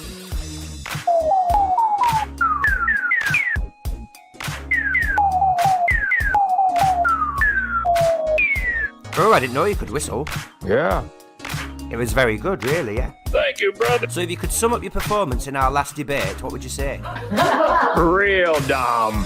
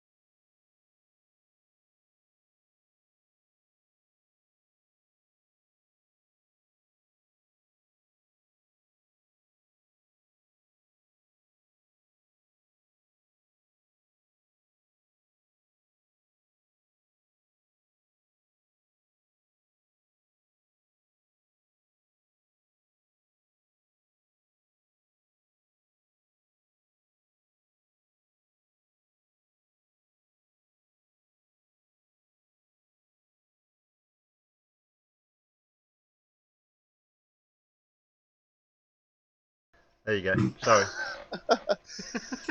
I have been warned that What they got? Cats is not going to play nice tonight. Good. What's with the Ford? He's like 4 or something. It's the Hovind effect. Is Persia Muppet 1? nuts twice. If you're subbed Persia 1, you can have a spanner. 4's a pretty good looking number, don't you agree, Terry? 4. I reckon. Yeah, I reckon like it's 4 pretty. again. Jeez, I'm gonna. Hey. It's something rigged here. 4 wins again. Four's pretty shapely, but I always prefer I prefer the shape of figure 8. Okay, stop voting. And Persia 1. Are we sure General Mayhem's not running around the chat there? I will vet for Persia 1. I didn't say nothing. I don't know who Persia 1 is yet. I am vetting He's for in the other Persia day, 1. I'm sure. Yes, has been in a couple of these streams. Yeah. Was also giving JM some good truth bombs over on Fight the Flat Earth earlier today.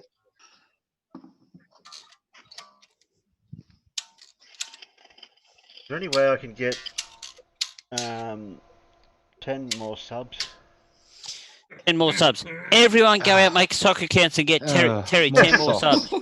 Quick. Or just hit the super chat button so Terry, our PayPal link, so Terry can buy some subs. Vape juice. Sorry, subs. No, not vape juice. I don't need that today. Oh God, don't get me started. I bet if you emailed Mike Bloomberg and told him you'd vote for him if he subbed to you, he would sub to you. well, considering Jeff Well, Bezos has just they'll probably thrown. give you $100,000 too. Hang on, Yeah, Jeff Bezos has just thrown $10 billion into climate research. Good So on you. go ask him for some money. Nice. Good on No, you. he's just thrown $10 billion into carbon capture because of the amount of money that he's going to make back on the back end. No, PR. climate research. Okay, so apparently no one's done any climate research over the last 30 years, and he's decided it's his turn. Time for some research. No, he did put it into something real, okay, not some pet project. He put it towards a lot of resources to actually get something done about the climate. Meanwhile, Bloomberg is spending money on advertisements so he can try to rule the world as Trump and Democrat clothing. Yeah. So, really, who is actually doing something productive here?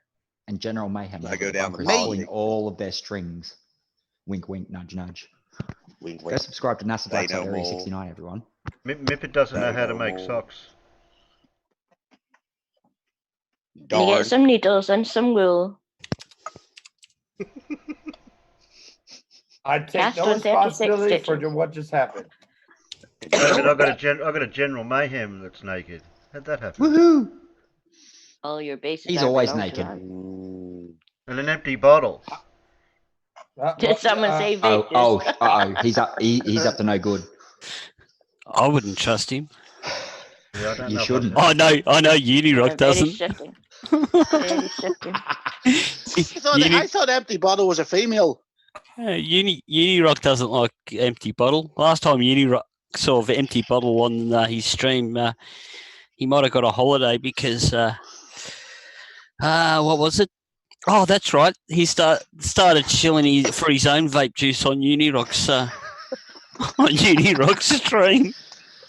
Cypher, Cypher, I think you might have started something because General Mayhem just showed up. Yeah, I did mention his name, didn't I? Yeah, you invoked the name of the beast, dude. Beetlejuice. Yep, that's pretty much it. He's escaped from his prison again. No, but the thing is, you don't have to say his name 3 times. You just have to say it once. Oh, you just gotta think of him, and he starts popping up in places. He's like Voldemort. Really appreciated. Is he like Who are we that talking rash? about here? Unirock or General Mayhem? He's not like that rash that comes and goes. He's half flat earther, half globe earther, half squirrel. Just insane all over. A lot of halves. All halves. Has anyone seen Irish Stew yet tonight? Yeah, he's been in the side chat. Somebody tried to strike him on one of his songs, and he reckons it might have been somebody that might be an habitual striker. So I know how to make Irish stew really happy, but you're just gonna have to pin my my face for a minute, Terry. Mm. Can I pin You it with do a? it. Irish stew behind closed doors is your own business. Yeah. I hear he likes having his belly rubbed. Do I have to stop sharing Peter, for a you minute? told me you'd only rub my belly. Oh, Cypher. He lied. Oh, no. Were you Cypher. playing it earlier on, Peter? Because we could hear something. Oh, I'm sorry. It's not plugged No, in. it's all right. Peanut We globe heard trooper. things. Are you watching the chat? PayPal me, Veggies. I'm just I making love coffee you. at the moment, but I will in a sec. Give me a moment. Nice. Are you going to play it or are you just going to show it? No, I can't play shit. I saw a half. Oh my eyes! Naked. He's playing naked. It's too hot to wear a The top. earth is flat. Oh, jeez. Vaping bill. Oh my God, his chest is flat. Well, at least it's not concave like Wait, yours. what now? I'm not a concave. I'm a truth cave. Okay. A truth cave. I'm a double D cave. I'm not concave. I'm pro. I'm pro cave, man. I'm pro cave. Okay. Yeah, concave. I mean, nothing gets done there. I'm pro cave. I'm all cave, man.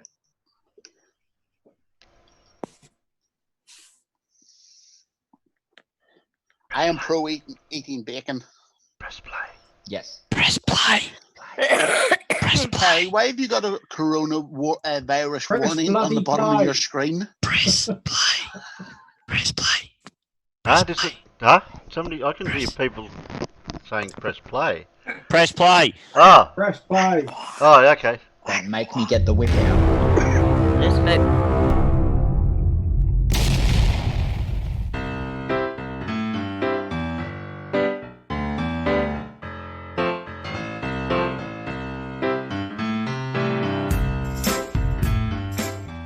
Hello and welcome to the channel. Today we're going to have a look at Validation Boy, who doesn't believe the coronavirus is real.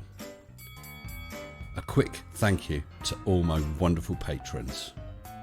With massive thanks to all my patrons, including new patrons Alice Vangstrom, John Roswell, TechBlog. Thank you all so very much. I've had comments to a few videos asking for a bit more Arnold, and quite right too. So today, through this video, I'm going to be running an Arnie cam. So, Validation Boy, as I said, he doesn't believe the coronavirus is real, and it's possibly some sort of advertising scam for Corona beer. Well, let's have a look at this idiot and see what he's got to say for himself. Roll VT. Hello, YouTube. Validation Boy here. As anyone with half a brain knows, the National Defense Authorization Act of 2012 granted the US government legal authority to use propaganda against its citizens. Well, I'm not a US citizen, and I hadn't even heard of that act. But with a bit of digging around, I found out a couple bits about it, and the most contentious thing appeared to be indeterminate detention of prisoners. I didn't see anything about propaganda. Because of this fact, nothing we hear in the news can ever or should ever be trusted again. Well, you always have to be careful about your sources of news. So much is biased. Look at a channel like, say, Fox News. I don't think you'll get an unbiased opinion on there. And there'll be some equally bad channels on the other side of the political spectrum. As far as I'm concerned, the coronavirus cannot be proven to exist. There are tens of thousands of people who have the virus and hundreds of people who have died from it. And you don't think it exists? I don't personally know anyone who has this disease, and neither does anyone listening to this video. Well, that's quite a claim. And of course, the vast majority of the people currently who have the virus are in China. I don't personally know anyone who has the disease, but I do know someone who knows someone who has the disease. Until you can prove me wrong with physical, tangible evidence, I have every right to deny its existence. Yes, of course you do. And you have every right to deny the existence of the moon, the ocean, and the blue sky. And you also have every right to continue to look like a chuffing idiot. In fact, I would have to be a complete moron to believe it is anything other than propaganda legalized by the NDAA of 2012. Oh, really? I don't live in the US. The NDA doesn't apply here, and we have heard of it. It is on our news. Our hospitals are treating people with it. This is not hate speech and is not intended to discredit or harm those who claim to have been affected by the illness. Well, other than calling every single one of them liars, and every medic that's treated them liars. It is merely my right as an American citizen to voice my opinion. And it's my right to voice my opinion that you're a total and utter smeg-headed gimboid. Face the facts. Nobody in this world can prove to me that the coronavirus is real. When you say the coronavirus, you do know there's an awful lot of them. It's a large family of viruses infecting several types of animals and humans. Because when you're talking about the coronavirus not being real, you're also talking about SARS not being real and MER not being real. No one. No matter what articles you share, no matter what videos you reference, there is literally no evidence available that can convince me of its legitimacy. Well, you are obviously a prime candidate for the B arc. Talk about having a closed mind. You have already ruled out any evidence that could be shown to you. You complete and utter That being said, I believe this entire ordeal is nothing more than an elaborate advertising campaign for Corona beer. You chuffing idiot. Here's a good idea. Let's get more customers by spreading. He tries to say that the coronavirus isn't real, except I live in a state where there are 14 confirmed cases. They're in quarantine. I happen to know one of these people. They're not going anywhere until they are properly cleared, because this could get reach pandemic levels. And number two, he says it's out of Corona beer. I mean, people were saying everything from everything all the way up to saying you get coronavirus by drinking Corona beer. I think that was the first meme that came out around it. Yeah, but how ridiculous an argument is that? It's. I mean, that's not even kindergarten level. Out of curiosity, I'm not being facetious here. Anybody check Corona stock value lately? No, I haven't, but I'm sure it's getting unfairly damaged by this stupidity. I'm curious. Like, have they taken a hit? Like, I haven't heard them. But you know make what? any kind of statement. But Corona, if any of these conspiracy theorists are a direct result of damage to their sales, can actually sue them, because it's America. Right? Well, yeah, that is literal slander. Fast and Furious 9's coming out next year, so that'll bring everything back up anyway. Yep. Yeah. Anyway, so just so people know, anybody ever had a cold? Once or twice, yeah. Never. Never? Do you have evidence to state that you've never had a cold? I've only ever suffered from man flu. I am lucky to be alive. Like, I have now survived it. So you have had man flu? Okay, that's even better. Times. That's even better that you've had some form of flu.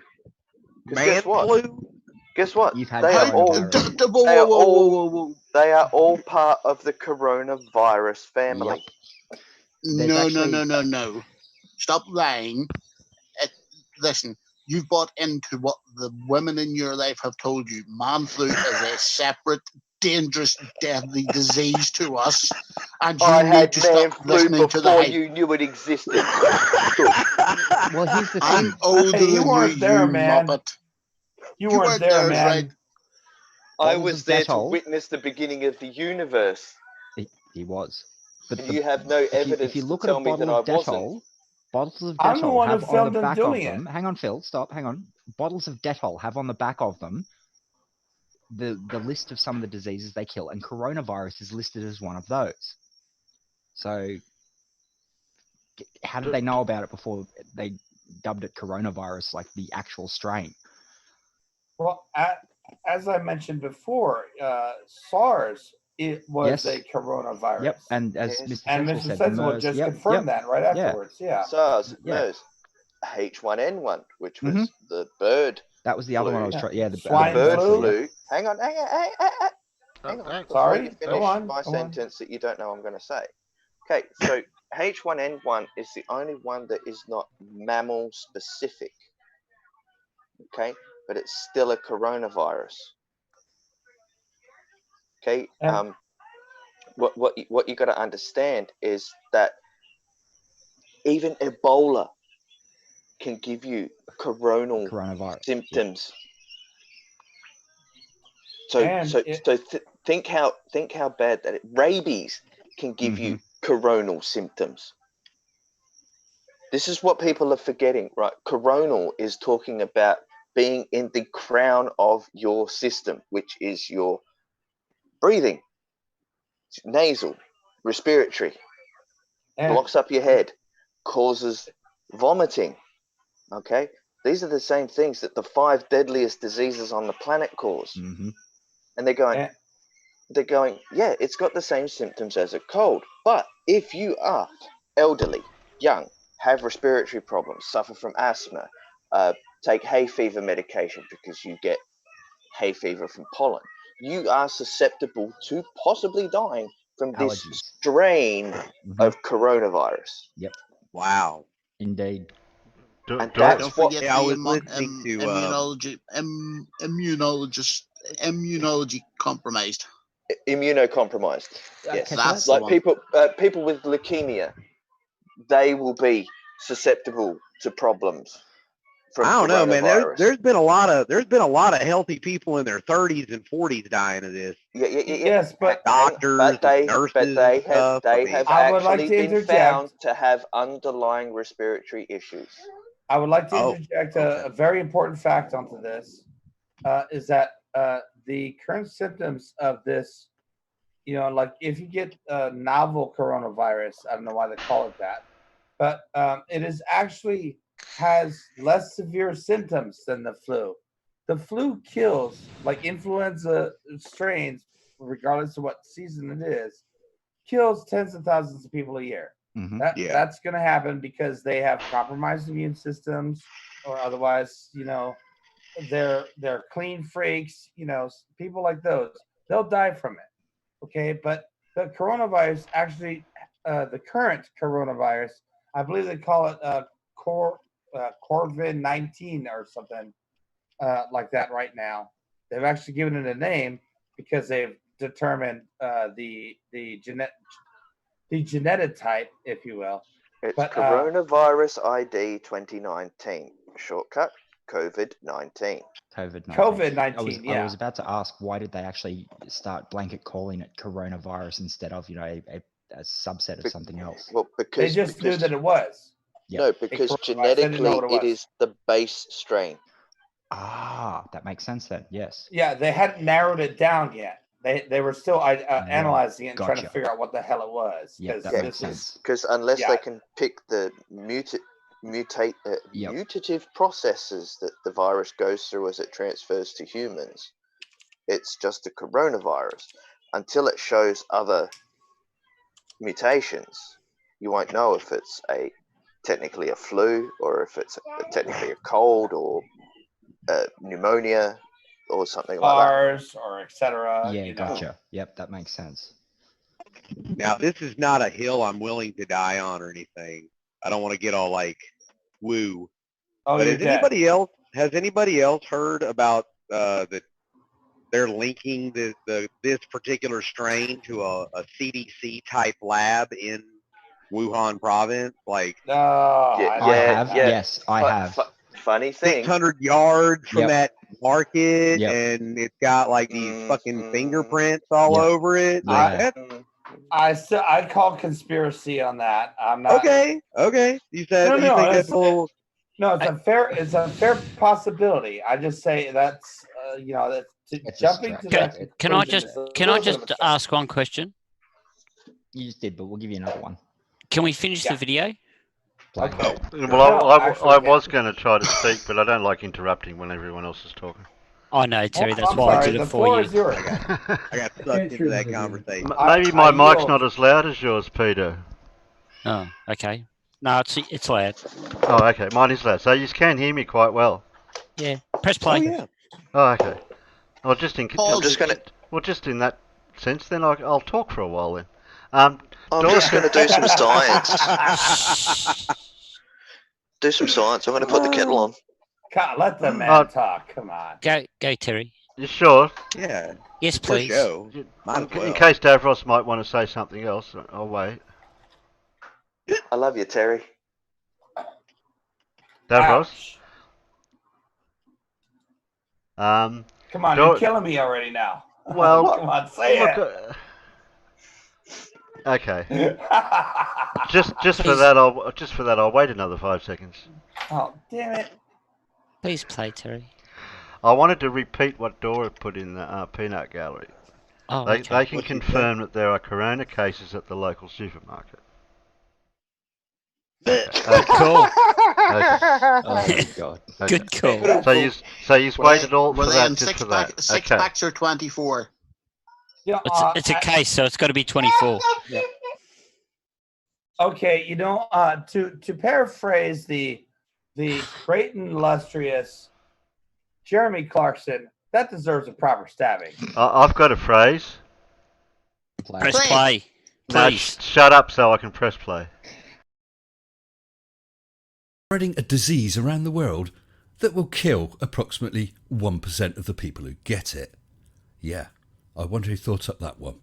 The Super Bowl is taking place in Miami this year.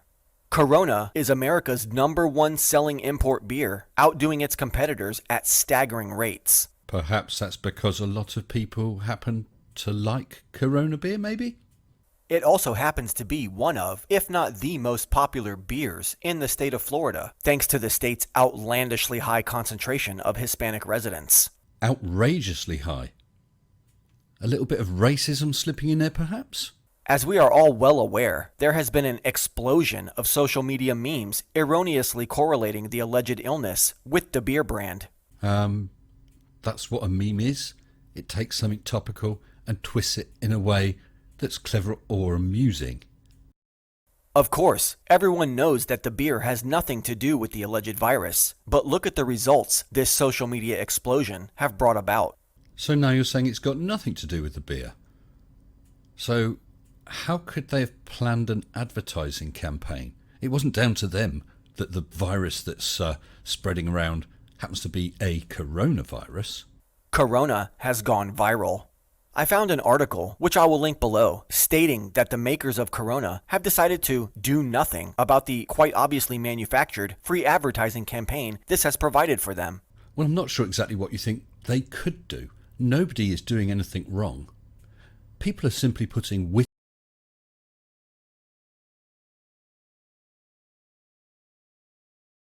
Okay, now Hang on.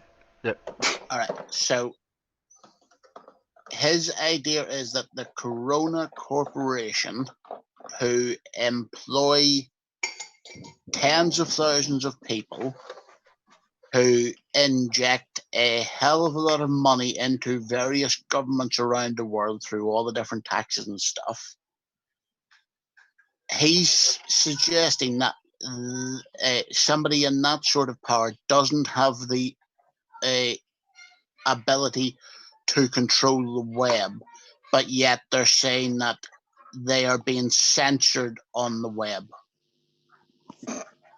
for spreading flat earth and conspiracy bullshit. Where the hell's the logic? If you find it, let me know. You're expecting logic? This is Chipmunk Boy we're talking about. I just wanted to point out that he did a 180, and then he did a 180 again. He said, "Oh, it was started by the marketing campaign by Corona." Then he says, "Well, that's not to say Corona had anything to do with it." And then he turns around again and says, "So Corona did nothing about it." Wow, talk about gymnastics. But this is why you don't put stuff on the internet unless you're not worried about it getting out, because once it's on the internet, it's never going away. I think the internet should be a right. I mean, like a privilege, right? Not a right. Like I think you should have to earn the right to be on the internet. Like an IQ test. That would have saved us from meeting you then, no name. Some kind Press of. play, Terry. I know, right? But Chris Berry's allowed on the internet. I'm like, see the promised land. Play. Press play, please. Okay. Witty captions at the bottom of photographs. You know, using that much vaunted free speech of which you talked about earlier on. Think about how much more Corona beer will be sold in Florida this Super Bowl weekend, and try to tell me I'm wrong. Well, I'm sure all sorts of beers, colas, hot dogs, etc. will be sold on the Super Bowl weekend. I can't imagine many people are going to sit there and think, do you know what, I'm thirsty. Now, what was that disease that people are dying of? Yeah, I'll get one of those beers. When the next quarterly reports for Corona sales emerges, we will all see just how nicely this viral Corona ad campaign ended up affecting their bottom line. Well, the memes that are spreading around may or may not help Corona and its sales. I suspect it probably will because it's got their name in the back of people's minds. But it's nothing to do with Corona beer. It's down to individuals deciding to make meme pictures. As always, much respect. And thanks for watching. Yeah, well, don't thank me too much. I don't think I'll be watching again. And as for respect, I'm afraid you've got none at all from me. Excuse me. Oh, some breaking news. There's a new disease just broken out. It's centred in North Vietnam and it's spreading fast. Lots of people dying, falling down in the streets. This is terrible. They've been monitoring the rate of its spread, and it's expected to peak around the time of the World Series baseball in the US. Keep yourself isolated. Stay safe. Stay at home. Make sure you report any symptoms to the CDC. It's the king of diseases. Bubonic plague. True.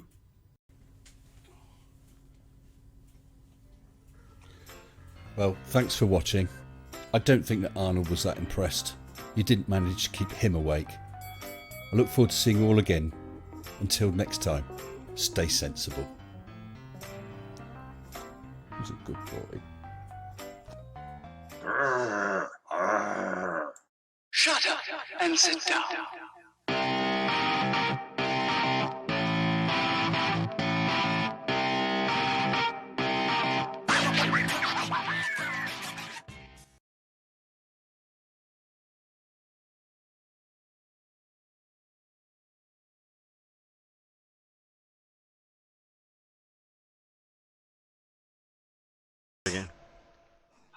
So I'm looking at Hello, the love. Corona stock, and it's gone up a little bit today, 1.82%, but it's had a low of, I'm looking at Japanese yen here, so this may not be an actual sort of value, but the lowest it's been is 991 Japanese yen per stock piece on the 20th of February. Did you see a noticeable dive? That's weird yes, that it's absolutely. It's taken a price hike 2 days before my birthday. Well, it actually dropped down to a low point, and it's not the lowest it's been, but it has dropped So quite that was dramatically since the thing started. That was the stock prices, was it? Yes. Right. So Corona beer sales take massive hit after the connection to the deadly coronavirus. Mm-hmm. So since the coronavirus actually came out and the Google Trends showed a dramatic spike in searches for coronavirus beer and virus Corona beer in the last few days.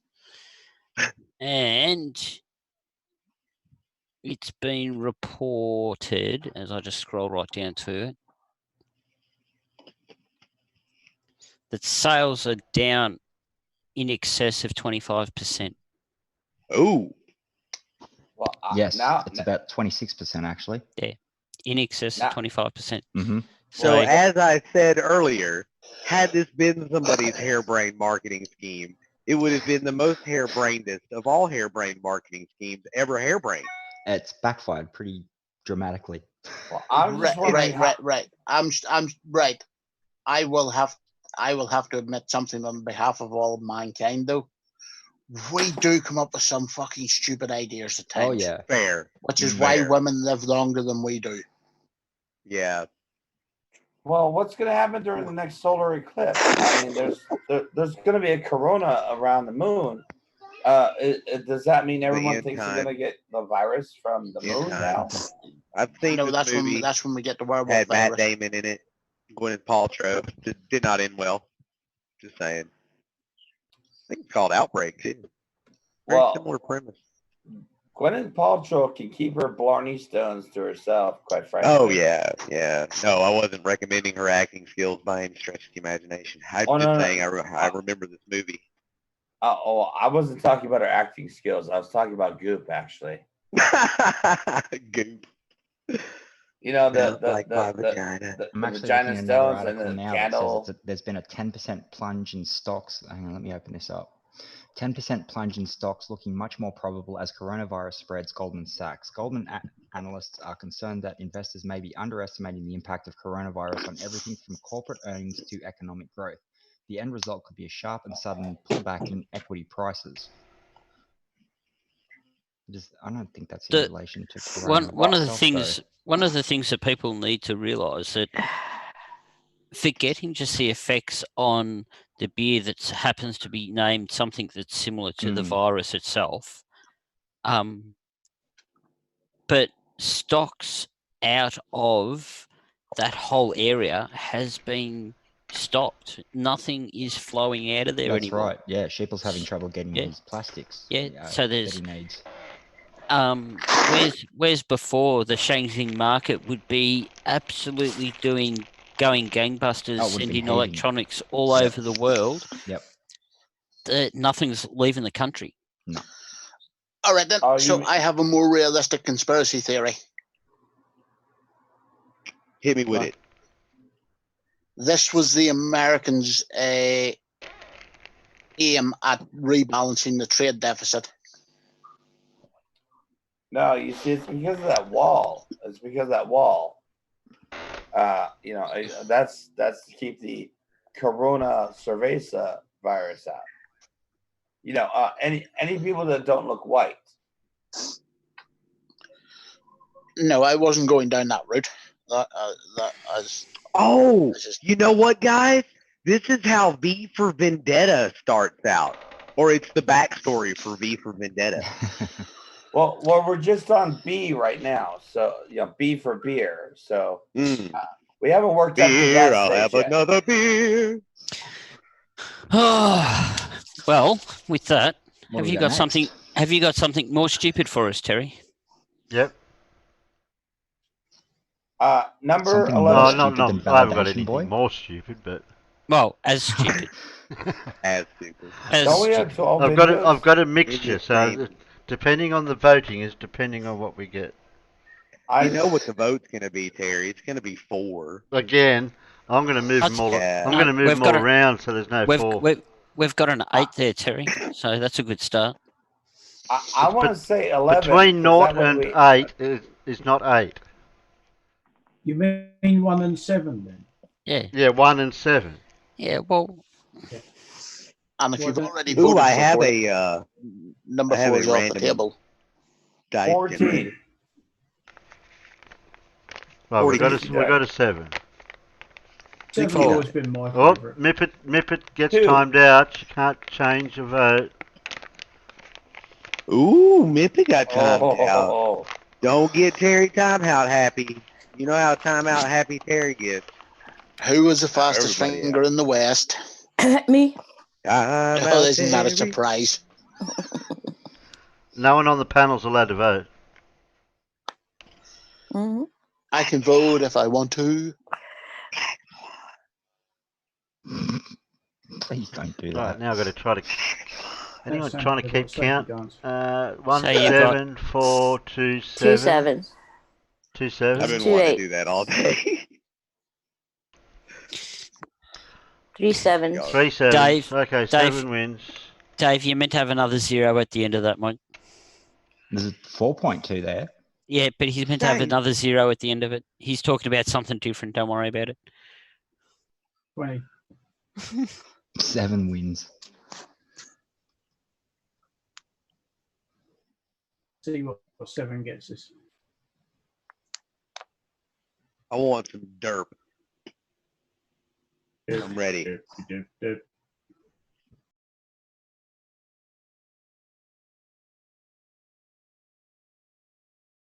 I need a new bum. I need a new bum. Mine's got a crack. I can see in the mirror a crack at the back. Did I do it on the slide? Or on the banister inside? Or when I jumped my BMX? Or with the fart that happened next? Of course, the fart. That's what blew my bum apart. Split the thing clean in two. Now I wonder what to do. I need a new one. A green one, or a blue one. A fat one or a thin one. A wood one or a tin one. Why not an arty-farty bum? One not to be forgotten. With watercolours on the top and a mural on the bottom. Or yellow spotted, purple dotted. A bum with colour, a bum with flair. A bum as bright as I dare to wear. A bum as bright as Dad's underwear. Or maybe an alien's bum, made from a metal like titanium. Fireproof, bulletproof, bomb-proof. I'd like a bum that's safety rated, the right bum, a nice bum, a bum that's armour plated. What about a bumper? Chrome? Why not, I say, from a 1960s sport coupe, one made in the USA. With accessories to complement, like strips of silver smoothly blent, a set of lights left and right, for backing round in the night. With a bumper bum, I won't be scared, because bumper cracks can be repaired. But a bumper bum is huge. A bumper bum weighs a ton. I've changed my mind. I want a lighter one. A rocket bum? All fire and thrust. A robo bum? Now that bum's a must. No, I think it's all too late. This cracked bum is my fate. I'm here on my own in this cracked bum zone. No one to care, no one to share.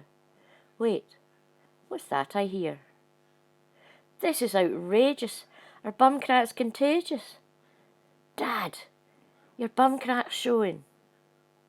And Dad, there's no way of knowing just how far it's going.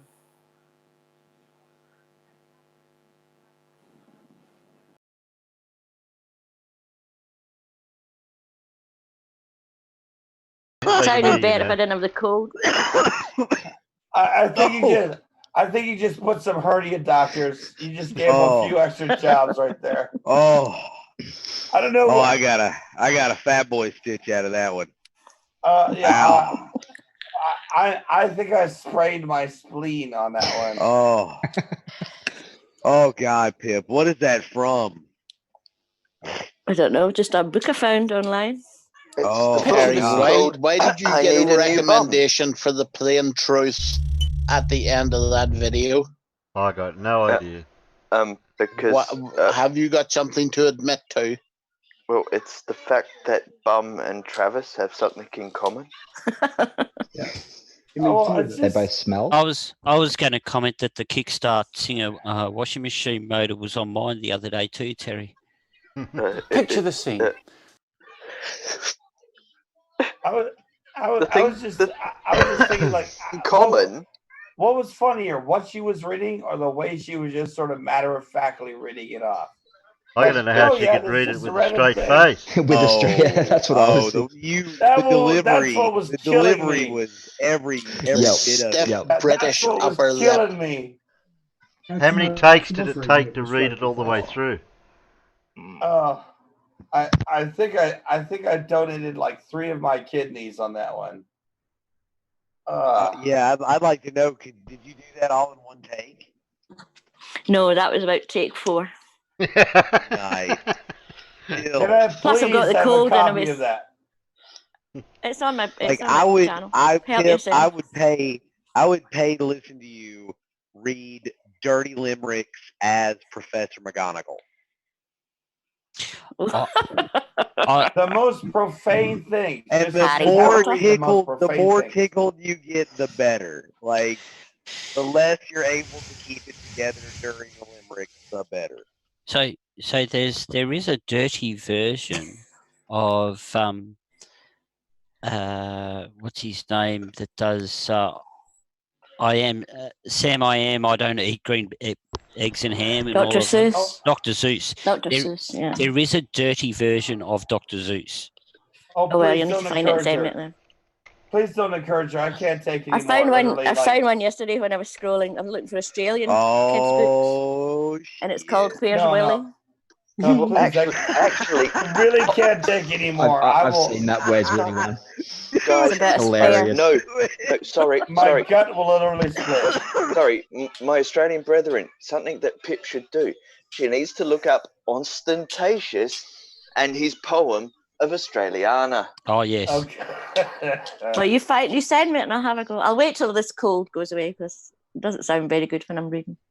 Well, no. It's gonna take you about 6 weeks to be able to get through the entire thing without cracking yourself up in laughter. Okay, find me a link or something and I'll go investigate. And I'll Well, practice. just look up a guy called Ostentatious. We'll get you a link, Pip. Go on. Oh, one It's word gonna or is that his name? It's gonna take me 6 weeks to get over this hernia that she caused me. Ow. I really pulled a muscle there. That was Sorry, Ow. I don't have any insurance cover. Uh-oh. No, it was worth every penny. For all audiences. If you have a heart condition, high blood pressure, hypertension, suffer from hernia, backache, asthma, bad gas mileage, bouts of hysterical laughter, lunacy, schizophrenia. Yeah. I've got about 10 up in my channel now. You want to I need to go check those out. No, I'm super serious. Like that There you go, actually Pip. hurt. In the chat, Oh, right. a link to his lyrics for his Australiana. Okay, thank you. Oh, I was spelling it wrong. That's it. Yeah, because you weren't spelling it Australian. I wasn't spelling it Tatious. Yeah, well, it's spelled with a Y, and that's probably where you went wrong. Because Australians are just British rednecks, and everybody knows it. Well, actually, we have sort of decommissioned that idea. What? And realised it was reviewed. no. We've realised it was Science. the fact that the English were completely and utterly thick because they gave the criminals paradise. Oh, fair. They're the ones that started the rumour that everything down here wants to kill you, just so people wouldn't come to the paradise. Just to keep all the Ponces out of Oz. Yeah, I got you. Makes sense. Wasn't exactly the greatest idea in the world right there. I mean, were it true, were it factual, that would be a great story. Well, it is factual because it's the fact that even though our entire country was ravaged by a fire, it is going to come back and be even more luscious. Well, see, you're upside down, so all the blood rushes to your head, so you think more. And only the fireproof spiders will breed to produce more fireproof spiders, and then what will you do, sir? Oh, don't get me started on fireproof spiders, man. Fireproof drop bears, fireproof 24 of the 25 deadliest vipers in the world. Let's just say a 14-inch banana spider got a little too intimate with me on the toilet, and and we set it on fire, and that really did not kill it. on a banana spider that's the size of a dinner plate. If you spray it with a volatile and set it on fire, all you're doing is more fire. That's what napalm is for. You got to napalm that fire. Nuke it from orbit. Get Just to from be sure. orbit. That's the only safe Yeah, way. only way to be sure. The only way to be sure. no. See, that should be the weapon of war right there. Okay, screw your chemical weapons and all that stuff. All you need to do is just release a bunch of 14-inch or so leg span banana spiders, set them on fire in the general direction of the enemy. They won't know what to do with themselves because spiders. That's got to be anti-Geneva Convention somehow. Like, I don't know how, but it's got to be. Hey, nothing in the Geneva Convention Take said off and anything nuke about Native spiders. America. It's the only way to be sure. That's like a Dr. Evil plan. Yeah, but we are going to launch an army of drone banana spiders with freaking laser beam people. Dude, the Iraq War would have ended in 3 days if the USA did that. Okay, what the hell are they going to do? They're spiders. They're on fire. What do you do with that? Because they're campfires that are mobile and they move really fast. You're a bit slow on the voting, Peanuts. Well, they like our brand. I told you, apparently. if I could vote, I would. And I figured out who was snoring. Yeah. It's laying them. Was it Blue? Laying them and snoring? He well, nodded not now, off. he's Well, not. he probably still is, but he was. He probably still is, but we can't hear him. Yeah. Oh, come on! Can't we get that on video? Yeah, we did. Audio. We had. Oh, we It's did. already on video. Oh, we already got that. Okay. Okay, we've got 4, 6, 7, 4. Of course, it's 4. It's always 4. Why is 6 afraid of 7? Because 7, 8, 9. 7, 8, 9. Exactly. Terrifying. But 7 of 9. Oh God, Jerry Ryan. Yes, please. Who was hotter, her or T'Pol? No, 7 of 9. 7 of 9. 7 of 9. Okay, End fair. of story. Period. No. We seen to Paul. That with was less, her name, right? We seen to Paul with less clothes on than we did with 7 of 9. I know. All that steamy. Are you there, Pip? I'm here, yes. Are you feeling a bit I love my challenged? language. I'm feeling very challenged. I need to hear him saying it first. Nice. 4 wins again. Jeez. You can have. I'm gonna have to vote for the removal of 4 altogether. Yeah, no, we're not gonna have 4. I think we're gonna have to 1 to 3. Guys, have you seen who plays T'Pol when she's just like That's 4 is actually Jolena Blaylock?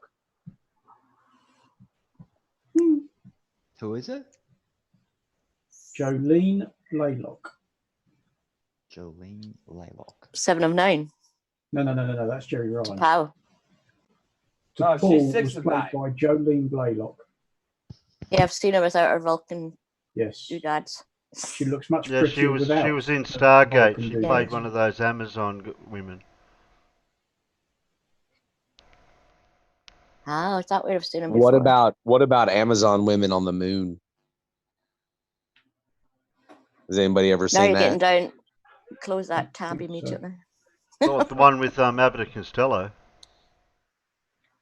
No, it was I think it was the Wayans brothers and Arsenio Hall back in the mid to late 80s. It's called Amazon Women on the Moon. It was really funny.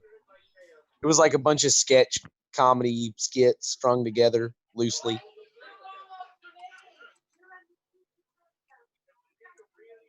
Oh, I am sleepy, y'all.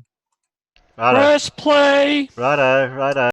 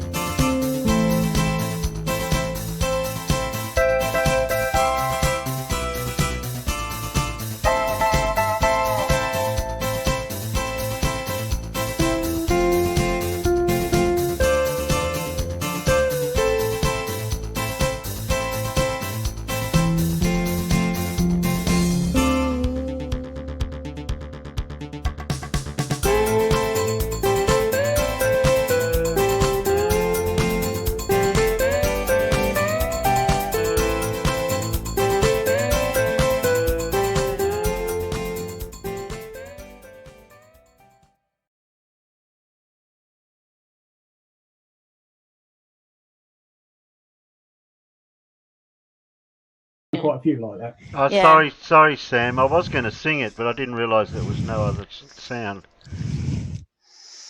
If I'd have watched it beforehand and got used to the verse and the lyrics, I could have done it.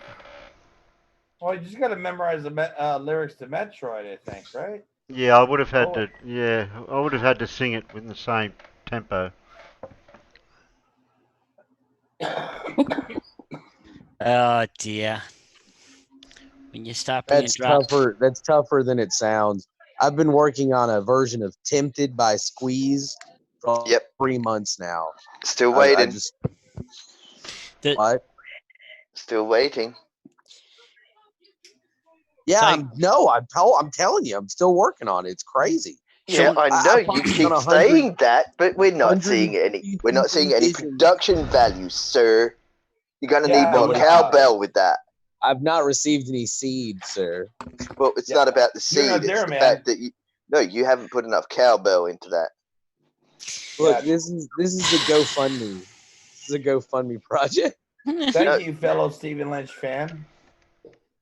Well, actually, see, what I have to turn around and say is because,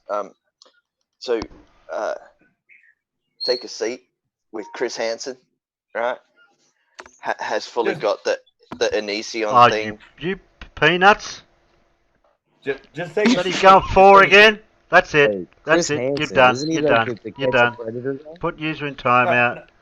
Put user in timeout. That's it. Oh, that's harsh, Terry. That's harsh. Yes, no name. Chris Hansen is the guy from To Catch a Predator, okay, and he has spoken to witnesses of Onision's stupidity. Now, Unirock has gone back to use it because he hasn't got any more drama with the Shields and Steve McRae anymore, because he isn't getting anything anymore. He's now moved back onto this thing because it's trending again, right? So I don't know. I don't follow Unirock or trending stuff. Well, no, it's not. No, it's the fact that I watched because there was a Chris Hansen episode that had Mr. Atheist on and Stevie Wolf on, right? And now I know that Unirock has a hate boner for Mr. Atheist. Okay, so there's the link, right? But the other link is that 3 months ago, prior to the JM Truth and then the Steve McRae bullshit, he was doing Onision because it was trending with Chris Hansen. Now that it's gone to the FBI, that a certain groomed person that Onision was doing things to, her laptop and 2 phones have been taken to the data processing center for the FBI, right? So they're gonna do all the deep dive into the. I've got a problem. No one's voting. You keep voting them out. Because they are enamored with our conversation, Terry. No. Four. Fox has got 4. No one's voting. What's going on here? There he goes. What's going on here? I'm telling you, they love our color. Power's gone to his head. Hey, Peter.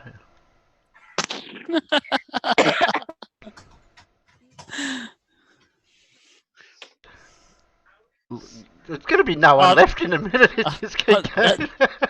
What is going That's on right. in the chat, My by vote the doesn't count because I'm on the panel. Oh, okay. Terry timing everyone neither out. does here. mine, but I didn't say 4. I warned you. You're not allowed to vote anyway. Oh, there you go. I warned you, people. Terry gets timeout happy this time of night. I've got to, and you can't vote twice, True Blue. Oh yeah, that should merit a timeout right there. Yeah, True Blue. You can only vote once. Timeout. Go like that. Named your aneurysm. Press 4, Wally. Yeah, just say 4. Don't you dare. No, That'll work. Yeah. See, I'm carefully avoiding this. I'm just not going to say anything. Just don't say for. Just don't say for absolutely. Wally for voting for. How can I get? 1, 2, 3, 4, 5. Between 1 and 6. Oh, Wally, pick 4. Pick 4, Wally. Wally, Pick 4. 4. 4 is the one. Not's not counted, Wally. It's between 0 and 6. Yeah, pick 4. But not 4. No, just pick 4. It'll work. 8 over 2. Have we got any actual real votes at all? Oh, Terry, just play the next one. just play them in order. Just be done with it. You know, the chat really slowed down for some reason. I can't imagine why. $4 gets me vape juice.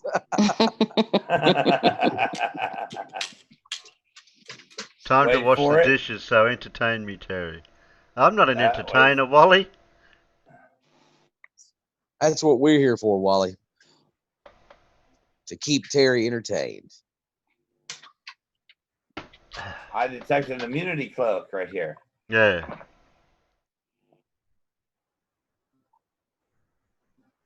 No voting, no video. I didn't vote. Well,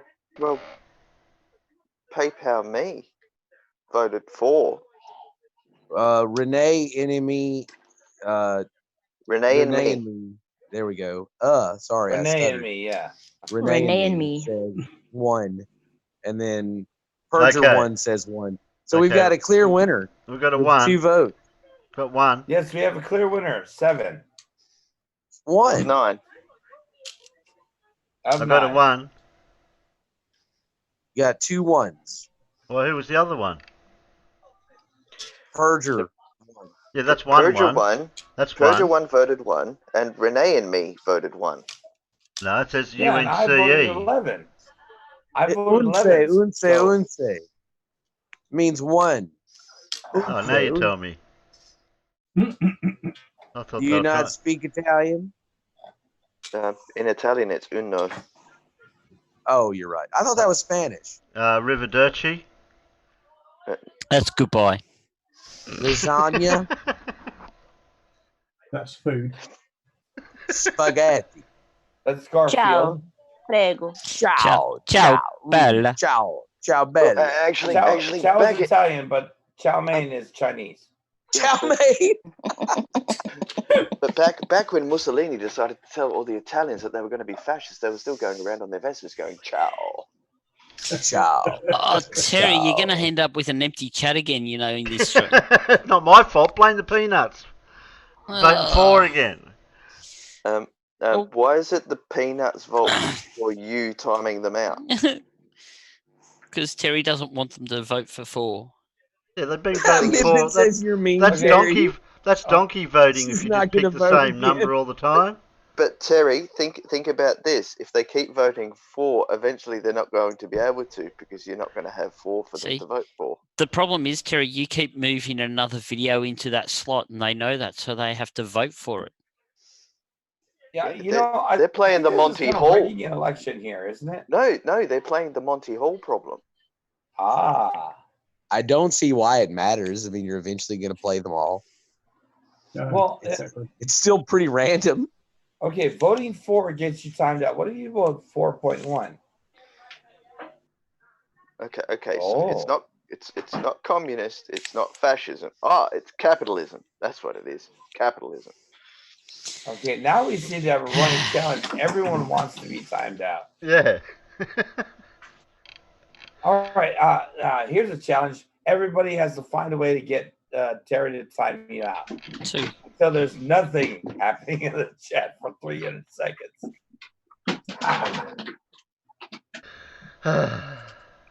So what? We have to sit here for 5 minutes while Terry goes, "Why is nobody voting?" Exactly. What's the other 4, Sam Cam? Oh, you mean the 4 that's not a 4? The other 4. Somebody just type in 2, and then when 2 can win. Just type 2 twice. Two. Two squared. No, Farmer's Boy can't vote, Terry, because he's on the panel. Oh, yeah. So that doesn't count. Oh, Neither two can Pip. squared. So Two Pip can't. squared, So very that clever. doesn't count either. 2 plus 2. I have a list of alt codes. Okay, that's how I can write 2 squared. Oh, Terry! 2 squared, timed out. There are 2 wins. Wally. 2 That's wins. horrible. Oh, Wally, what's going on, Wally? Wally's on my side. He didn't want to get timed out. 2 to the power of 0. Two squared. That was pretty clever. I mean, come on, you got to give it to farmers for that one. 2 squared was pretty. I thought so. Blue. For those who are Yeah, interested, 2 ones. it's Already got it. 0178. I already said 2 No, but wins. that's why. Stop voting or I'll time you out. So now it's too many votes. Gosh, Well, Can't type back to Mippet. So everybody voted 2. So what did he do? He chose video number 12. No, 2. Yeah, but that was 12 5 minutes ago. You just moved the goalpost. Press play, Terry.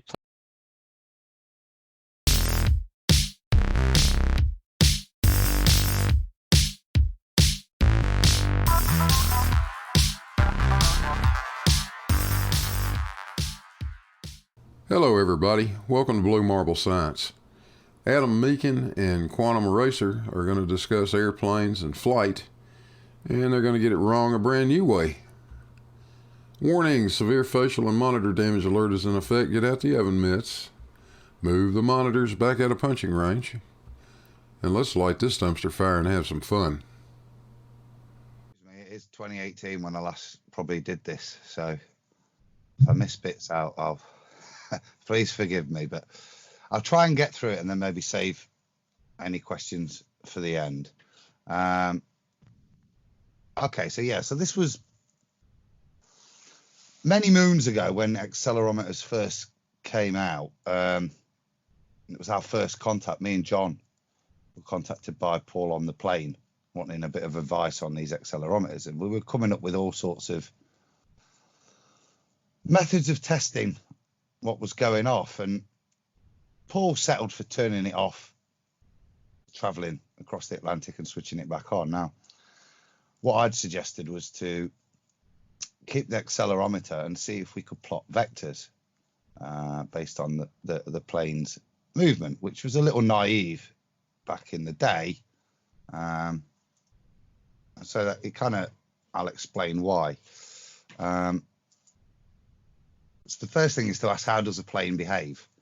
And unlike a car, a plane is very different. The front of the vehicle,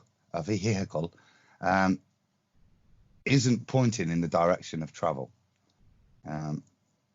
Is the first consequent, and that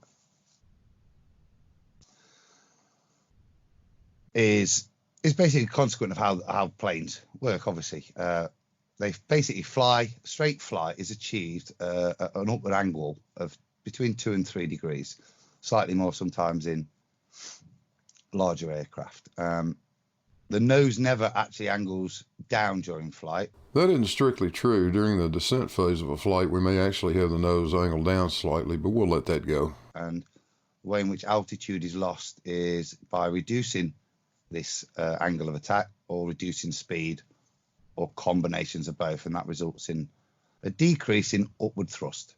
Okay, so you can lose your ability to maintain level flight. Net effect, a slight drop.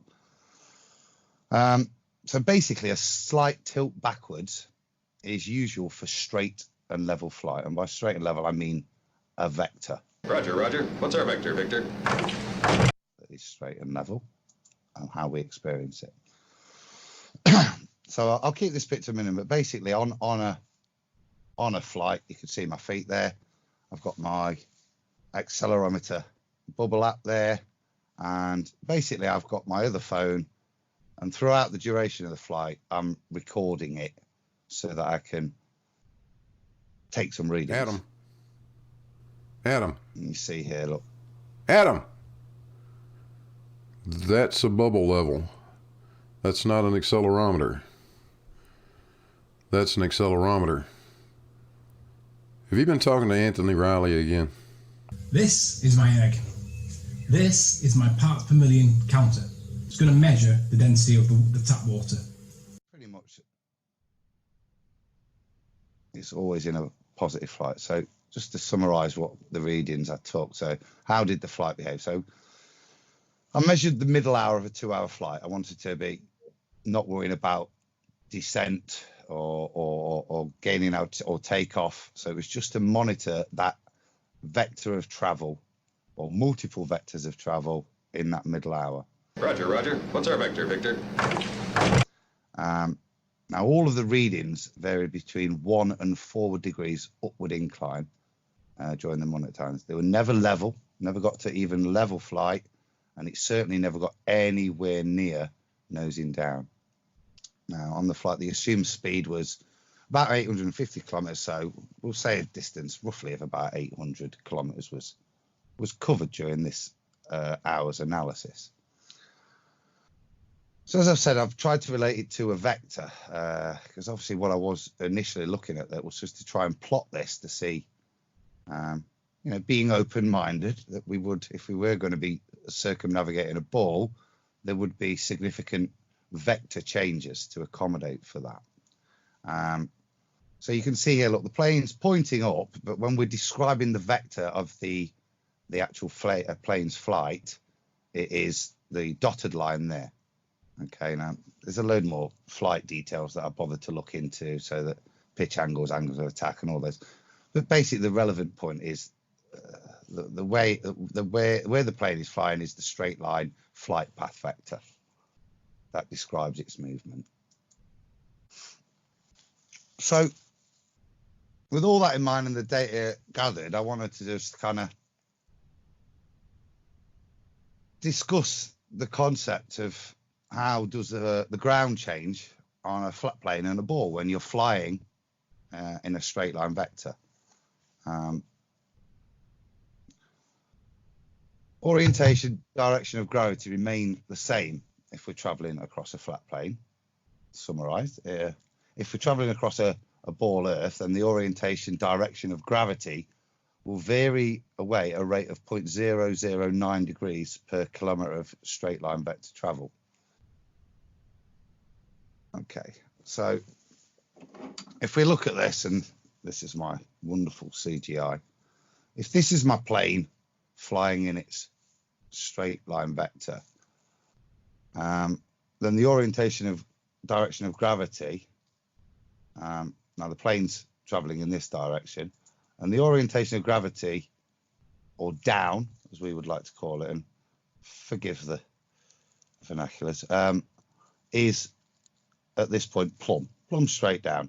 And as we traverse across a flat plane at this point, that is exactly the same direction, relative and opposed as well. And at the end of the flight, that is the same. So there is absolutely no change in the direction of down created by this straight line flight that we had.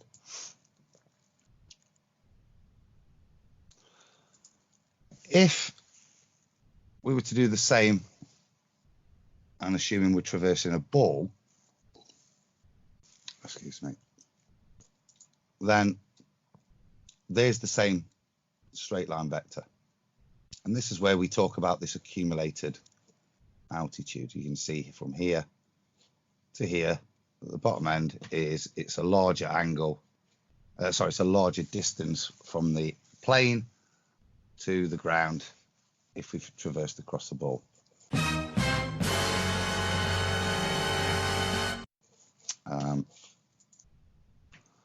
At the beginning of the flight, the direction of down, assuming we live on a ball, was orientated between the straight line path down to the center of their ball. As we traverse across the ball, this has an effect, because not only is the ground falling away, it's reorientating itself back to the center of supposed ball. So as I said, this is at a rate of 0.009 degrees per kilometer, a very small amount. I'll say it does feel small, and that's one of the ways in which ballers would try to excuse this. But unlike altitude, which can be adjusted for during the flight simply by altering pitch angle or altering thrust speed, which will cause a reduction in upward thrust, which will affect altitude. You can mitigate for that in the flight. What you don't do by altering or not altering below zero the pitch angle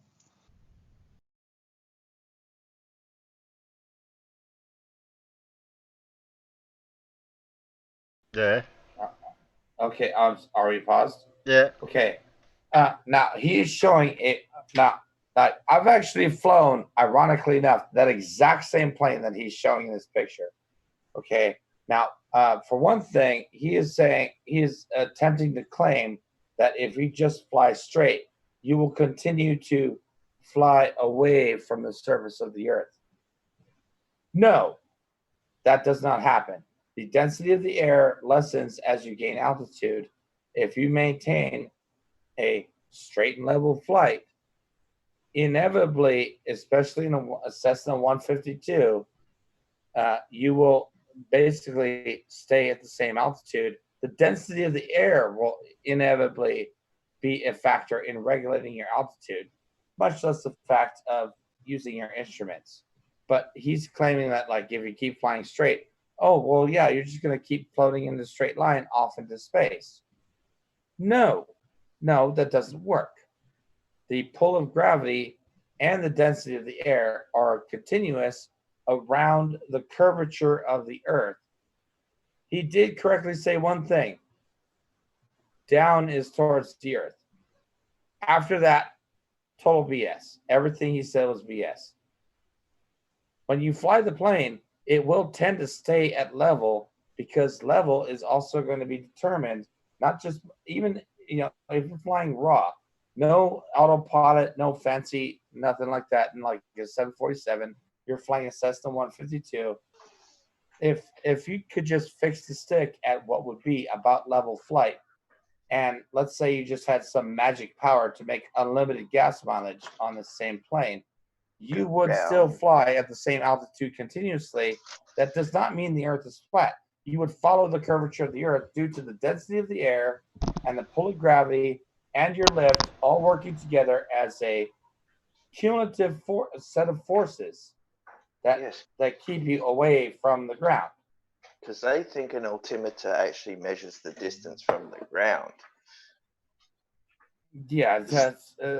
I'm sorry, I just got really, really frustrated at that point because as someone who's actually flown a plane, this really kind of aggravates me when people make these comparisons. Here's the fundamental thing that they're missing, okay? One, they're using a bubble level. Two, they're not using an accelerometer. Three, they don't know how an altimeter actually measures your height. Yeah, altimeter is usually based on the general barometric pressure, roughly speaking. And that comes from, if you look on the left side of a Cessna 152, you see just in front of the co-pilot's door is you will see what looks like a little button, a plastic button with a hole in it. That's where the altimeter gets the feed from. Yeah, the air pressure. And I can say it's without literally a container. Right there. Without a container, mind you. No container, yes. Yeah, there's I'm sorry. Correction. When I had to fly, I had to put the entire plane in a container to make it fly. Really hard to get off the run strip though, because the wheels can't touch the ground. I had to do this all in a container. No! Oh, sorry. That's just like pet peeve of mine. I cannot stand when people just basically bold-faced say stuff like this, and it's like, no, I've actually been there. I watched it. I lived it. I was there. I was there in flight. No, that's not how it works. I think either he is this stupid or he's being just a Poe. He's stupid. Maybe both, actually. It could easily be both. This is Adam Meakin. Adam Meakin He's an idiot. is stupid. Yes, he is an idiot. He's the third head of Ghidorah. His name is Kevin. He's the third dinger on Team Skeptic's desk that he just broke again. Sorry, that just aggravates me. It's just like that whole thing. Like if you just fly straight, you're gonna fly off the curvature of the globe. No, that doesn't happen. I mean, the air gets thinner. You'll tend to lose altitude. You need to increase the power at higher altitude to maintain that, especially when you get to near your flight ceiling. You're going to have to be running full power, and you'll barely be going fast enough to maintain lift. So you're not going to fly off into outer space. Sorry, that just bugs me so much. And please continue with the video, though. There's much more to be had here. Okay. Irrespective of thrust speed, is you do not reorientate the plane with regards to the angular change that's been created. So, what would this look like on a plane? This is what's being suggested now. You can see with this plane that it maintains the same altitude from the surface of the Earth, or in their theory, the center of the ball. And it's doing that by, like I say, thrust and pitch angle variations. So it stays the same height as it traverses, but there is the secondary consequence is the ball is reorientating itself. The plane is not at any point compensating for this by maintaining the straight line vector and not allowing the pitch angle to rock below zero into negatives. There is no compensation in the flight for this. So what would this feel like? And if you take the top line, this is kind of an expression of what's happening for the passenger. They would be sitting in their plane, but the orientation of where they feel was down would be increases. You're an idiot! as they fly, to the point where they would be feeling like they're tilting further and further back in their seats, or more likely the general experience would be that the plane is on an upward incline, as demonstrated in the bottom ones.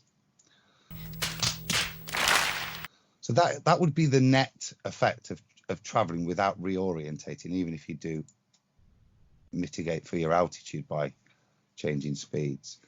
So just a quick summary of what I did. During the 1 hour flight of monitor, only a constant incline of orientation between 1 and 4 degrees was observed. No resultant change in orientation with respect to gravitational pull was experienced or measured. Conclusion, the observations and measurements found no evidence for curvature as would be experienced or measured by travelling across a ball of circumference 40,000 kilometers.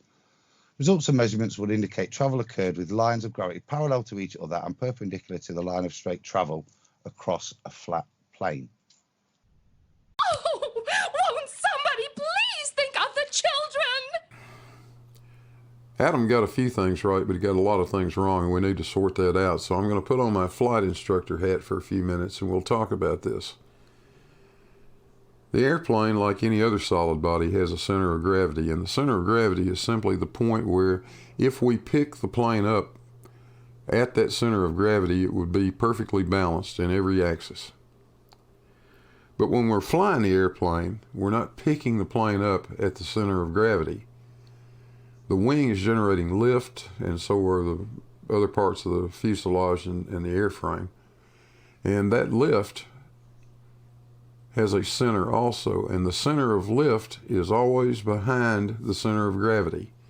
It's aft of the center of gravity because we want the plane to be stable.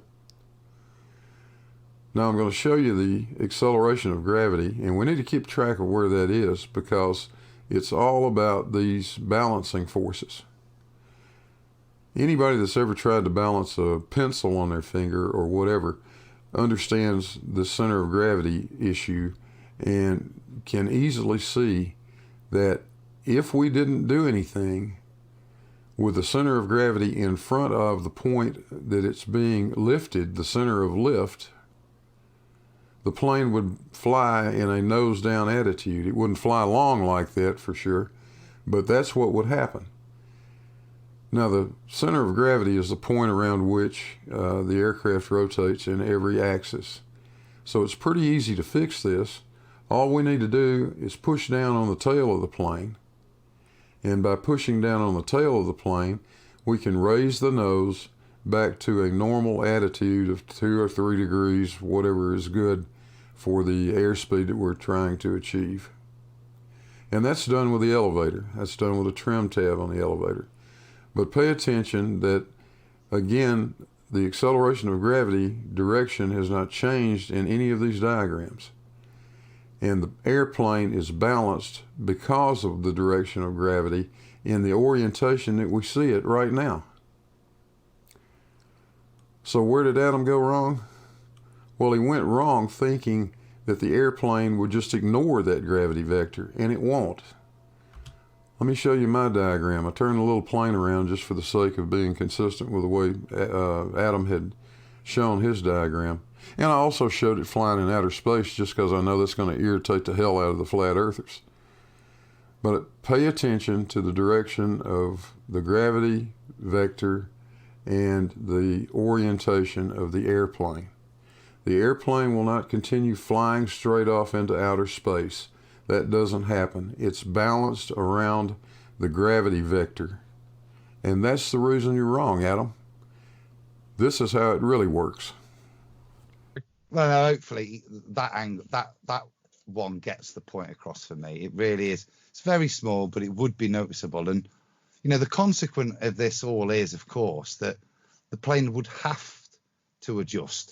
It would have to adjust because the aerodynamic changes that would occur, the reality of what the plane would encounter, which you don't even consider in this. It's just kind of to exemplify the point that if you did believe that you live on a ball and you do believe this is a straight line flight, this is what you'd experience. In just an hour, you'd have tilted back best part of 10 degrees. Right, let's hear it, QE. I'm sharing my screen. Let me finish then, John. Just need anybody to read it out so it's verbal for those who don't watch and only listen. Okay, I'll read it out. If P, this is Modus Tollens, if P, then Q, not Q, therefore not P. If commercial planes travel at 500 miles per hour for 2 hours, that's 1,000 miles, over a sphere with a radius of 3959 miles, P, it would then have to negotiate 128.3 miles of vertical drop over the course of its journey, Q. Commercial planes do not descend 128.3 miles while traveling at 500 miles for 2 hours. That is, they fly level, not Q. Therefore, the Earth is not a sphere. Therefore, not P. That wasn't much of a try, Huey. Basically, what you just said is the Earth is flat because I say it's flat. Airplanes experience the acceleration of gravity just like everything else in the vicinity of our planet.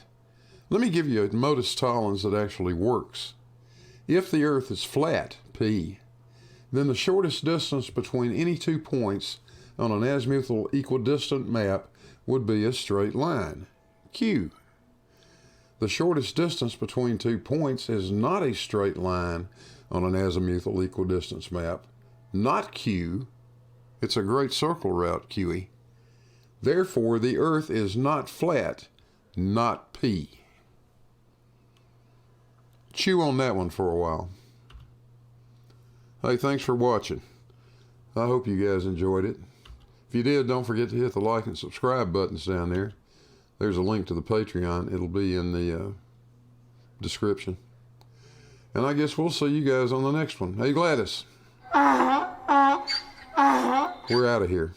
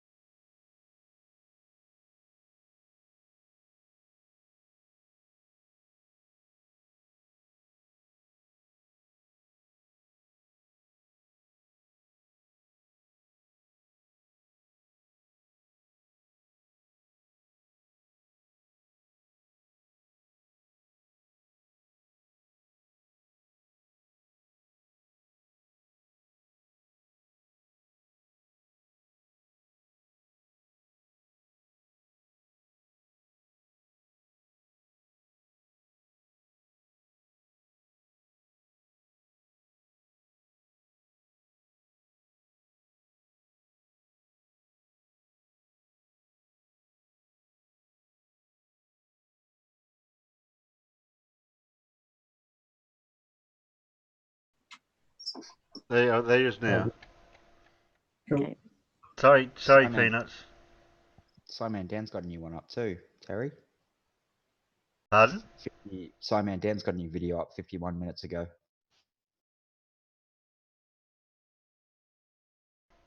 Oops. Yeah. Ignore that. Yeah, Get the neuralizers out. Okay, yeah, don't get Mr. Sensible started on that, okay? We already know, like, Mr. Sensible's fighting off SciManDan, and Creaky Binder at the same time. Yeah. Oop, Mippet says it's too late. Dave straight away said 4. They're trying, aren't they? Them. They don't seem to care if they get timed out. No. You guys are asking for it. They are. I know they asked for it, but I'm just going to move the videos around a bit more somehow. But yeah, I really can't stand when a lot of these flat earthers You try to like, cheat, I'll try to cheat. Okay, I think 4-1. You gave in, Terry. God, someone kick Terry out of his meeting, please. Well, 3 would have won. It's obviously trolling. I reckon.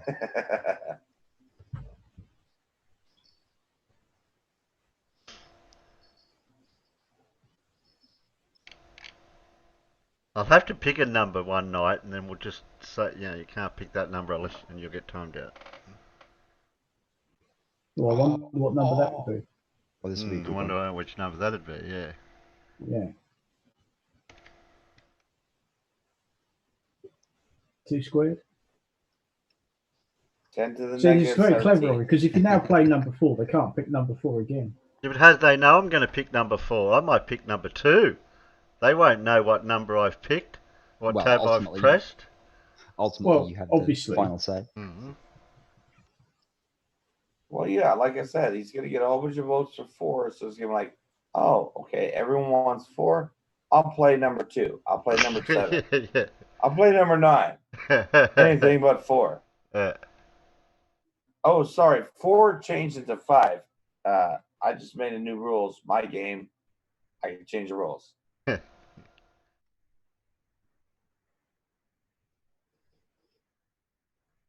Okay, what did you vote for? SciManDan.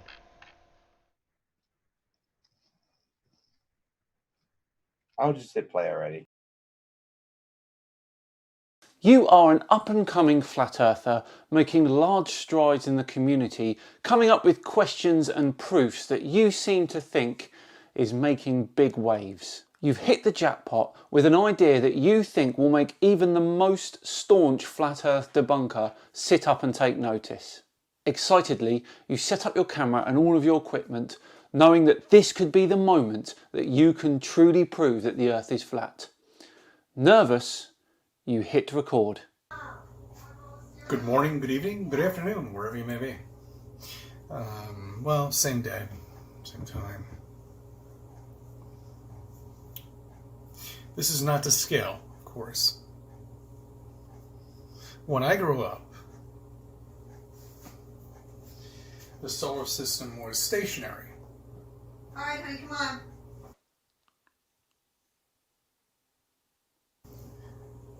The sun was standing. Why don't you stop this bullshit? Idiot.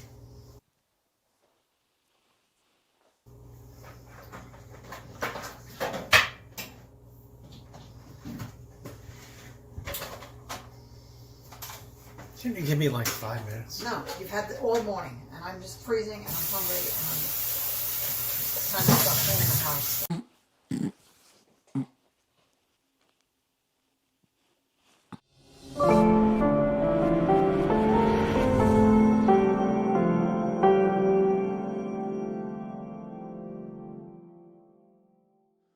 Hello all and welcome along to another episode of Flat Earth Friday with me, SciManDan. Thank you very much for joining me. Yes, that was CC, Chris from New York there, being absolutely owned by his wife. and today we're going to take a look at some more of his ramblings. But before we do that, I just want to take a moment to thank the sponsors of this video today, Raycon. As we all know, the world is becoming more and more wireless dependent, and it's very important that you get yourself a good pair of wireless earbuds. But before you go dropping hundreds of dollars on a pair, you need to check out these wireless earbuds from Raycon. Raycon earbuds start about half the price of other premium seamless. Can't hear anything else around me, which is of your wireless options. Raycon earbuds, 15% off your order. Visit buyraycon.com wireless earbuds. Right, back to old CC from Westchester County, and you will not be surprised to know that he is in his car. Good morning, good evening, good afternoon, wherever you may be. CC here, Chris, from New York, Westchester County. It's January 10th, 2020, and it's a Friday. I like to give you some things to think about on a Friday. Ooh, lucky us.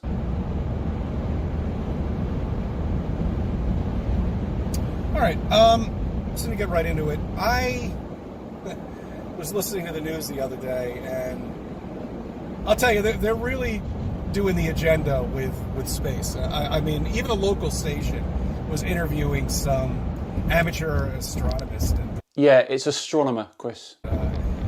Some kid, I don't know, I guess it was high school or something like that. I couldn't even listen to the whole thing. You know, it was just so f***ing annoying. Some telescope, and he was looking at a star, and they were talking about it, how he found a new star or some bullshit like that, whatever it may be. But people do that, Chris. It's not, as you say, bullshit. Anyway, so let me just get right into it.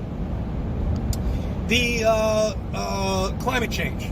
You see, the media buries themselves when they talk about this shit. Because, I mean, that proves flat Earth all day long. Does it? And I'll tell you why. Because the only way you can have climate change, all right, with billions of these cars being driven on a daily basis, hourly, all the time, 24 hours a day. It's night here, it's daytime in China, okay? And I don't think China has any emissions controls. I don't think they really give a shit, okay? So... Actually, Chris, China has already met its Copenhagen emission targets for 2020, which includes reducing carbon intensity by 40 to 45%. We're probably the only country that actually cares about this stuff, and nobody else is going to follow us. Sorry, didn't President Trump withdraw from the Paris Agreement? Just saying. But back to my point. It can only happen on a contained unit. Okay, that's how climate control could happen. Okay, because if we were spinning at 1,000 miles per hour, forget about traveling through the universe and all that other bullshit. But if we were revolving, and we were revolving at 1,000 miles per hour, and there was a bleeding part of space right there, and air could escape, a little air could escape, the planet would clean itself. Okay, but don't you see that being in a container, having a globe over us, and being on flat land, not moving, is the only way climate control can happen. Chris, this is just nonsensical babbling now. The atmosphere is stuck to the Earth because of gravity. The more CO2 that is in the atmosphere, the worse climate change will get. That's it. Bottom line. That's all. So keep pushing this climate control shit out there, because it just proves more of flat Earth. It's great. I love it. Keep doing it. Want everybody to talk about it. Wow, talk about desperation. The solar eclipse. This is a great one. I love this one. Well, when it was when the shadow of the moon was traversing across the U.S., the shadow was 70 miles large. Okay, that's what it looked like, and that was the total eclipse, by the way. Okay, the moon in front of the sun. Anyway, so why is it that we can't see a shadow of Earth on the moon? We said, well, it's too big. It's like, no, we've done the math. And apparently you should be able to see at some point a little black dot. Well, not dot. It would be quite large. Probably a dilated pupil almost. But you'd be able to see that go right across the moon. Yeah, it's called a lunar eclipse, Chris. Look.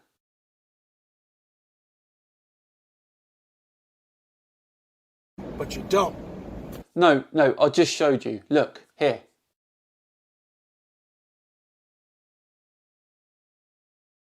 Okay? And I'll tell you why you don't. But you do. Because once again, we live on a flat, stationary land here, covered with a dome. What you're seeing up there are the same size, and they're not as far away as you've been told. Certainly not 93 million miles away. Certainly not 238,000 miles away. It's such a perfect system they've come up with, isn't it? Yes, it's called reality. But yet they keep burying themselves all the time. People say, oh, well, the moon's, the Earth's shadow does go over the moon. That's why it changes colors. That's beautiful. But the creator could create whatever he or she, whoever it may be, would like. Do anything. It's a self-sustained unit. Don't you understand that? It's complete. It shares no characteristic with the sun at all whatsoever. It emits cold. Okay? It's emitting cold. No, it's not. Radiative cooling. Please look it up. I've done many videos on it in the past. So the relationship between the sun and the moon is out the window. Okay? I mean, it's just time and time again. We tell people this, and it just flies right over their head. That sounds familiar. Sails right over, and then they come up with all these computations and all this bullshit. But it's not fooling us. It's not fooling us. Flat Earth is very simple. It's a very simple concept. Well, I'm not going to argue with that. Okay, it's very easy to understand. All the scientists out there are marching along in their white jackets and white coats and glasses and stethoscopes, doctors, saying all this shit, trying to come after us. But none of them have. And they never will. They can't. They can't get involved with this because they know they're wrong. So you say, and I'm not being funny, but you are just CC Chris from New York, Westchester County. And when any of them ever wake up, I hope they contact the big boys about this so we can finally put this to rest and get this nonsense out there and wake these fucking sleepers up here and just get them to understand that there's a lot more to life and to understand what is around them and the lies that are there. The level of delusion here is unreal, isn't it? Who wants to see another one? Yes?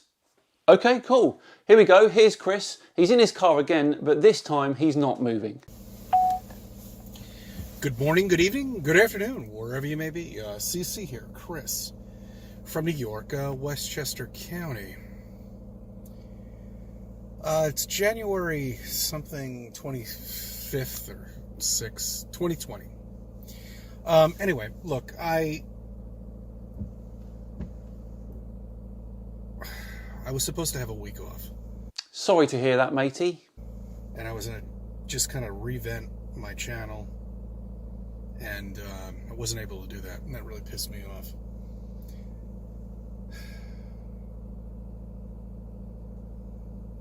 However, my boss would, said he would make it up to me. But while I have your attention,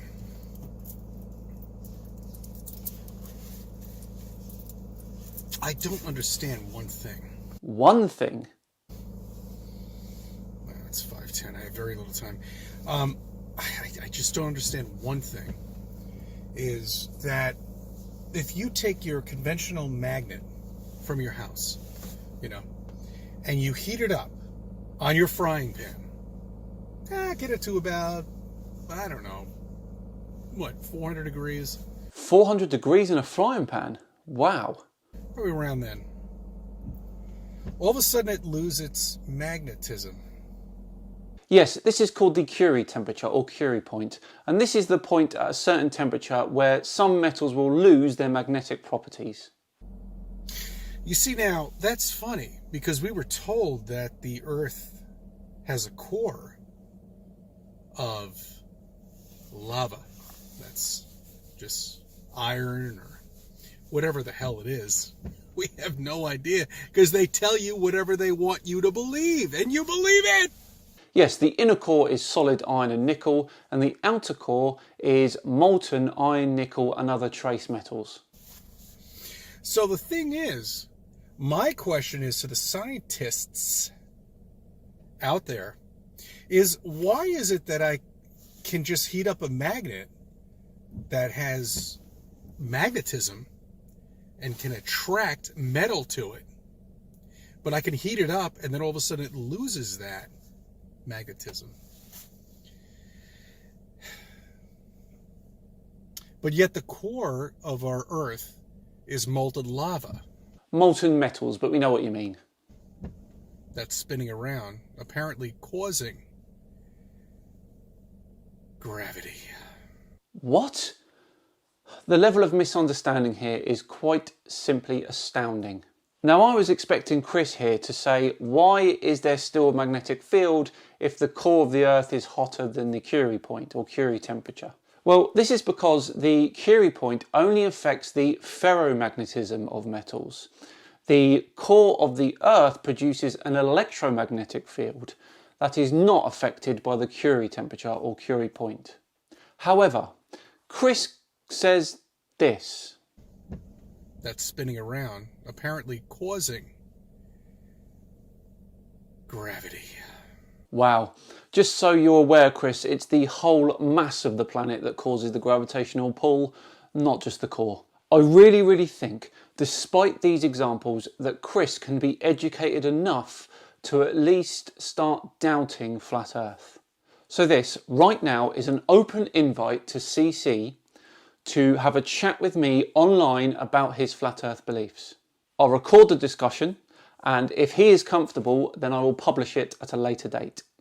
CC, over to you. Right, that brings this episode to a close today. Let's really hope that CC takes my olive branch. Thank you very much for watching. One final reminder to visit buyraycon.com/SciManDan to get 15% off your Raycon wireless earbuds. Huge thanks to them for sponsoring the video today. Again, thanks for watching. If you enjoyed it, then please do like and subscribe. It'd be thoroughly appreciated. I've been SciManDan. Have yourselves a great weekend, and I'll see you all on Tuesday where we're taking a look at Jupiter. See you then.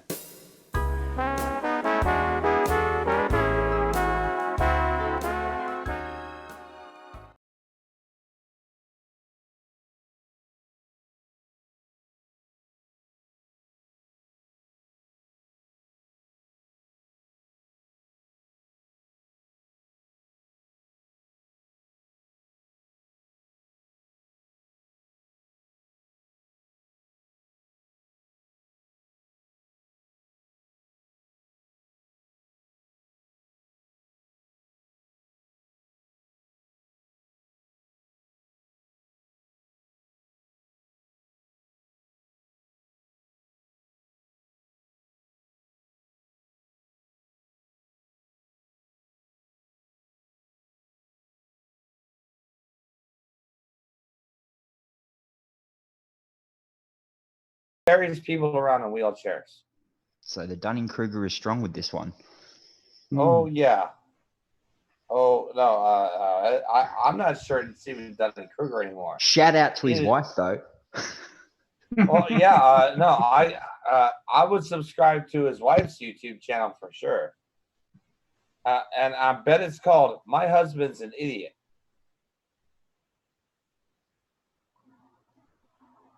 Yeah, I mean you've got to wonder how many actual families has this crap broken up. Well, every flat earther I've ever heard of, they've all said stuff like, "I've lost my friends, I've lost my family, I lost my job, I lost my car, I lost my house, I lost my girlfriend, but I'm still gonna keep with this flat earth stuff." Hey, guy, just a little reminder. That flat earth stuff is why you lost everything else, because you alienated everybody else. You called them all shills. Yeah. You said they all work for NASA. They're all totes satanic. worth it. Special knowledge. Totes worth it. Oh yeah. They need to feel special, or they need to be special in regards to that stuff. Brain training. Come on. Brain training. How about this? How about this? If you're married or you have a girlfriend, doesn't that make you feel special enough? Yeah, well, and with what No Name said, you actually need to have a brain in order to train the thing. Fair. Fair. Well, maybe it's just two. Maybe it's just two cells named Brian, and they can't spell very well, so they call Dyslexic themselves Brian. Brane. Dyslexic Brian. Well, It's really I think pitiful. I'm going tonight. Going tonight, guys. Oh, okay, no. Never win. No worries, buddy. Talk to you later. Thanks for having me. Thanks for being here, mate. Oh yeah, no, it's been brilliant, but I guess we'll let you go for now. This time, just once. I'm sure I'll wake up and say something silly later. Well, no, you'll wake up and you'll find yourself still here. You're in purgatory now. You're stuck here.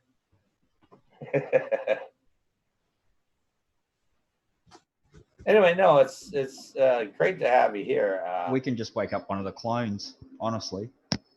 Oh well, don't get started, dude. Do not mention or invoke the power of a certain thing that shall not be named, or it might come out again. You saw what happened last time, dude. Starts with a general and ends in a mayhem. Oh gosh. Oh. You know, see, you just don't take a hint, okay? Do you realize how dangerous you are? Oh, I take the hints. I just ignore them, much like. Oh, okay. All right. I just want to make sure we were on the same page here. Meanwhile, the end of the Earth is now happening because, unseen to us, it won't catch up to us yet until the stream ends.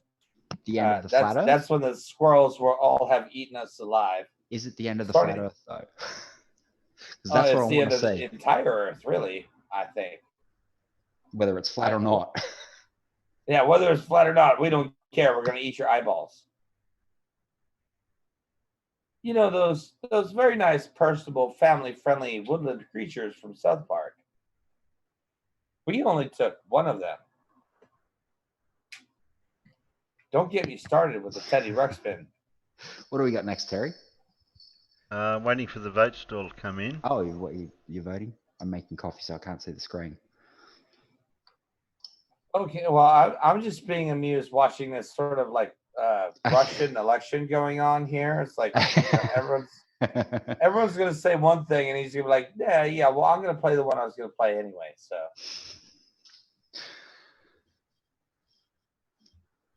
But some of the things he was saying there, as I said, I'm starting to wonder if Sperskimo is actually becoming like the thing and replicating itself and taking over other people and taking on their forms and whatnot, because a lot of what he was saying is directly from Spurs's mouth. No.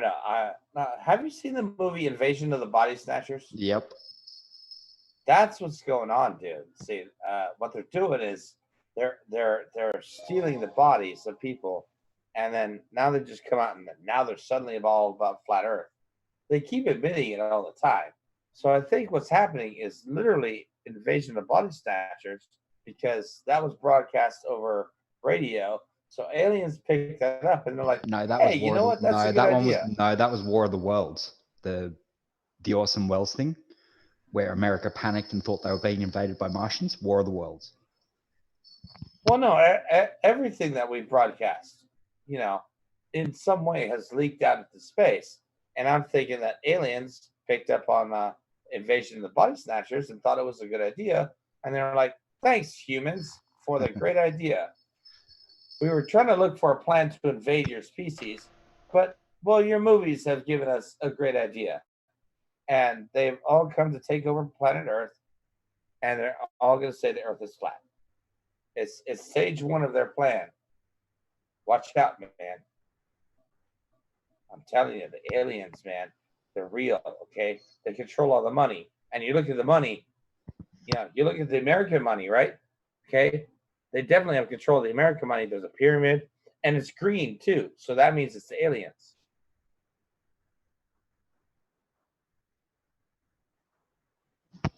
Just started pouring buckets outside. Cats and dogs. Buckets? Cats and dogs? Buckets of cats and dogs. Oh, buckets of cats and dogs. Buckets of cats and dogs. Okay. It's good. What? No bucket of squirrels? No, not this time. No, they're busy on Oh, well, it's not really hard they're, enough. they're busy on adjusting the density vector of the ether drive. Ah. I got a Well, funny we need- feeling OK Booner from Blackrod's got a bone to pick.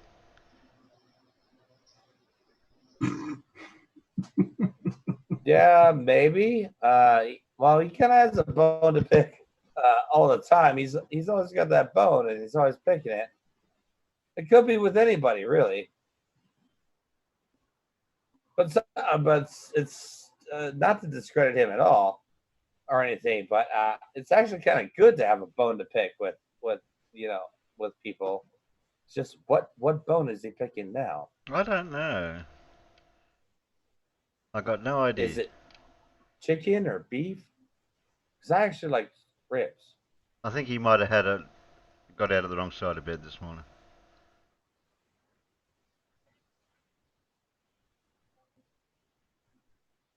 So anyway, I'm still looking for those pictures of the firmament, and I just can't find them. I've searched Google endlessly. What am I to do? I mean, I'm trying to really understand what they're saying, but I just don't see any pictures. I thought they had No, there proof. wouldn't be.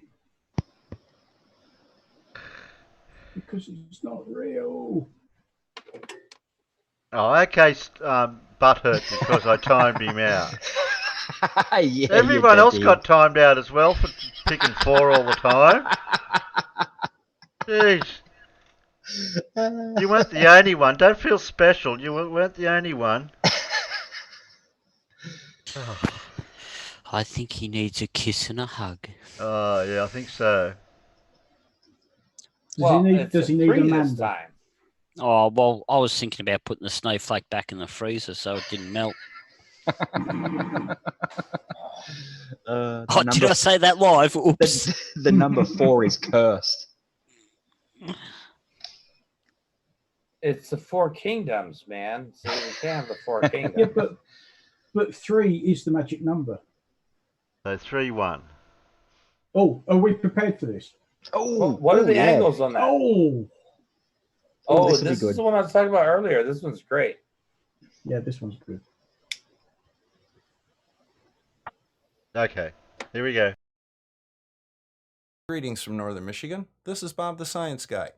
You know, I started something kind of on a lark last week called Flat Earth Fakery, where I take 3 videos that I've run across where the flat earth is falsified or otherwise misrepresented their case and expose them. It seemed to go over pretty well, so I think I'm going to do another episode this week. Now, last week I put out a video on Zetetic Flat Earth and a flight from Wunan, China to March Air Force Base in California, which stopped over for fuel in Anchorage, Alaska. The case that was presented by Zetetic Flat Earth was, in short, ridiculous. Now, Zetetic Flat Earth claimed that this flight proved the flat Earth. I showed that not only was he wrong, but he actually misrepresented a little bit of the data. Rather than make it a lesson learned, Zetetic Flat Earth doubled down on his idiocy and made another video specifically attacking me. Now, rather than give Zetetic Flat Earth the attention that he so obviously is looking for, I didn't really address that, but my friend Shawn Hawkins did. So we're going to go ahead and go over his video a little bit, and then I'm going to add a couple of small points. Number 2 is going to be Brane.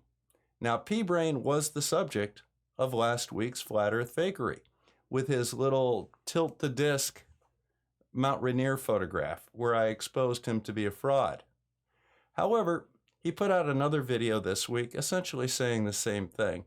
So we'll probably touch on that a little bit because Shawn Hawkins responded to that as well. Now, the number 3 victim is going to be the main event, and that is going to be our friend Phuket Word, who says that the sun does not light up clouds from underneath. I've had numerous requests to go ahead and debunk this, and I think I'm going to go ahead and do it. So let's cue up the music and get started. It's going to be a lot of fun. Now, the first chapter of this episode is going to be on a young man by the name of Zetetic Flat Earth. From the sound of his voice at the beginning of his video, he appears to be about 12. so I want to be a little bit easy on him. In fact, I didn't make another video directly refuting his allegations in his response video, but Shawn Hawkins did. If you want to go ahead and watch his whole episode, there'll be a link to it in the description of this video. But here are some high points. Now, there were 6 main points that Zetetic Flat Earth made in his video. Number 1 was the drama over Fairbanks. This is because I noted that even though Zetetic Flat Earth claimed that this flight from Wuhan, China to March Air Force Base stopped over in Fairbanks, I said that it stopped over in Anchorage, Alaska, based on the actual flight plan of the aircraft in question, and I'll link that in the description as well. It stopped in Anchorage. It's not a big deal. Now, like most Flat Earth videos, this video by Zetetic Flat Earth contained the seeds for its own debunking right within the video. This is the page that Zetetic Flat Earth brought up to try and justify his confusion over the Fairbanks versus Anchorage issue. And right here it talks about intercontinental cargo and passenger jets plying routes between the United States and the Far East. Fairbanks is on the Great Circle course, which is the shortest air distance route between Tokyo and Chicago. Whereas Anchorage lies closest to the Great Circle course connecting Los Angeles with Beijing. As the flight was roughly from Beijing to Los Angeles, even his own source says that Anchorage would be the fueling stop, not Fairbanks. They weren't going from the Tokyo area to Chicago, which is in the Midwest. They were going to LAX. Now, the second was some silliness that he put out about Google Maps being done by the CIA, implying that since they relied on some CIA data, as he claimed, they were somehow biased and were used to hide the flat Earth. Let's go see what Shawn has to say about that. See, where's this 21 hours and 25 minutes coming from? I'm a little confused. Well, you should be, because Google shows you strange flight times and they do not show you the stops. Why is that? Ask them. What do you want from me? When I do... So you took it from Google, which doesn't show you the stops, but Bob used a flight program, right, a flight mapping program to show you how it does. I think Bob wins. Okay, so the point on this one is that I actually used flight navigation software, specifically skyvector.com. And I actually put that right into the video so anybody could reproduce this themselves. That's how peer review works when you put out a statement like that. You give them the information they need to check it. Unfortunately, what Zetetic Flat Earth did was the same classic Mark Sargent mistake. Instead of looking for a direct flight from Beijing to Los Angeles, he looked for commercial flights that had multiple stopovers, which is why a 10.5 or 11-hour flight turned into 21 hours, getting from Wuhan to March Air Force Base outside of Los Angeles. He didn't seem to understand that there's a difference between a flight with multiple connections and legs and one that is a direct flight from point A to point B, like a charter. But we'll continue. Now, in addition to using rather foul and demeaning language, which is really not family rated and not suitable for my channel, although I'm sure you saw it on his graphic, we're going to go ahead and skip the ad homs and go to his next point, and that's the Great Circle Course deception. Now, let's go ahead and see what he's talking about with this Great Circle Course. Now, mind you, both of his sources indicated the Great Circle Course was the shortest distance between 2 points on the Earth, because a great circle is the shortest distance between any 2 points on a sphere, and the Earth, of course, is spherical. Now, as I told you at the beginning, Flat Earth Fakery is designed specifically to point out misinformation, misrepresentation, and outright fraud. This is a category of the latter. Now, you'll see that on Zetetic Flat Earth, what he did was he has a line going from Wuhan, China, over here to March Air Force Base. You notice it seems to follow a line of latitude. And Zetetic Flat Earth made it clear that this was the course that Google gave him. But is that really true? Let's go ahead and pull up Google Earth and see what happens when we try and draw a straight line from Wuhan, China to March Air Force Base in Los Angeles, California. Okay, so here is Google Earth, and I've centered it on the Wuhan International Airport. So let's go ahead and back this up a little bit so we can see where we are. Now, recall that Los Angeles, there's Hawaii off in the corner, you see it? Los Angeles is off in that direction. Now let's see whether or not we can follow this line of latitude right here and just follow it right along. Oh, wait a minute, it seems to be curving, doesn't it?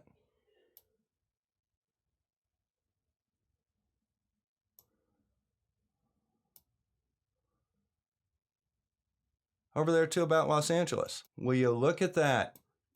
It doesn't go straight across the Earth. It curves up to Alaska. Now, my goodness, that doesn't look at all like his illustration, does it? Okay, so let's go ahead and see if we can solve this mystery. What Zetetic Flat Earth did was he took a straight screenshot from Google Earth of a blank globe, and then he drew his own line across that globe in a straight line from Wuhan to Los Angeles. Whereas in Google Earth, it actually arcs up to Alaska, as was presented in my video. You're busted, kid. You falsified your evidence. You're caught. Because the normal path between Wuhan and Los Angeles does indeed go far north, it's really not all that different from the AE map projection, which is centered on the North Pole, versus the Great Circle course, which is the actual flight path between Los Angeles and Wuhan. So let's go ahead and see what he has to say about that. Cat's having a hairball. Well, this is how your imaginary ball Earth looks like. If you have a problem with that, don't talk to me. Contact Google or CIA. So, no, nobody's hiding Flat Earth, man. Flat Earth is non-existent. Nobody's hiding Santa. Nobody's hiding the Easter Bunny or the Tooth Fairy or Bigfoot. Nobody's hiding that shit. They're non-existent. That's Google Maps. You're such a dickhead. Why do you ask me stupid questions to which you know the answers to? And you're moving that line around. I'm not moving the line, dumbass. I'm moving your stupid ball Earth so we can see the line from different angles. In February 2003, the CIA-funded venture capitalist firm InQ Telephone made a strategic investment in Keyhole, Inc., a pioneer of interactive 3D Earth visualization and creator of the groundbreaking Rich Mapping Earth Viewer 3D system. CIA worked closely with other intelligence community organizations to tailor keyholes. Everything we are being taught about this world is based on government information control. Well, let me just point out a little obvious fact that you may not be thinking about, Zetetic Flat Earth.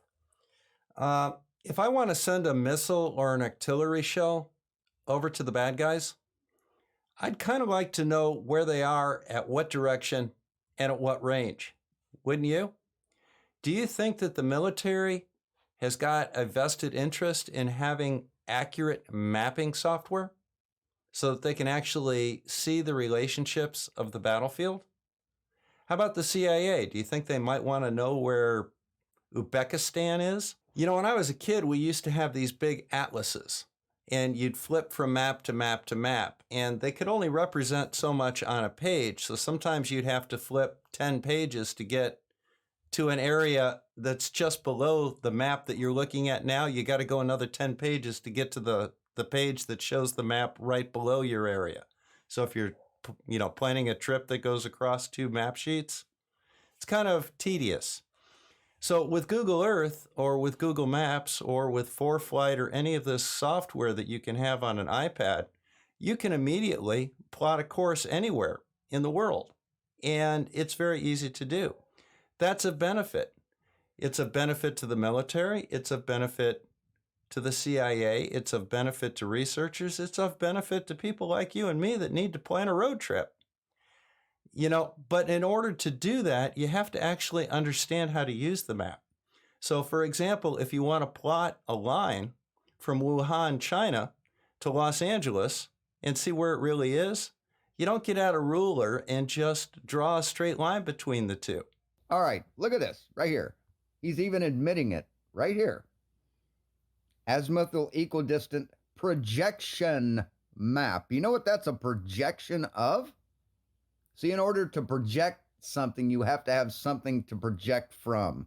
And the projection is from a globe. Well, I think that you're stupid. All Earth was made by projecting our flat Earth map. You know, if you're going to use a tool like a map, you should know how to use it, and you should know what it is.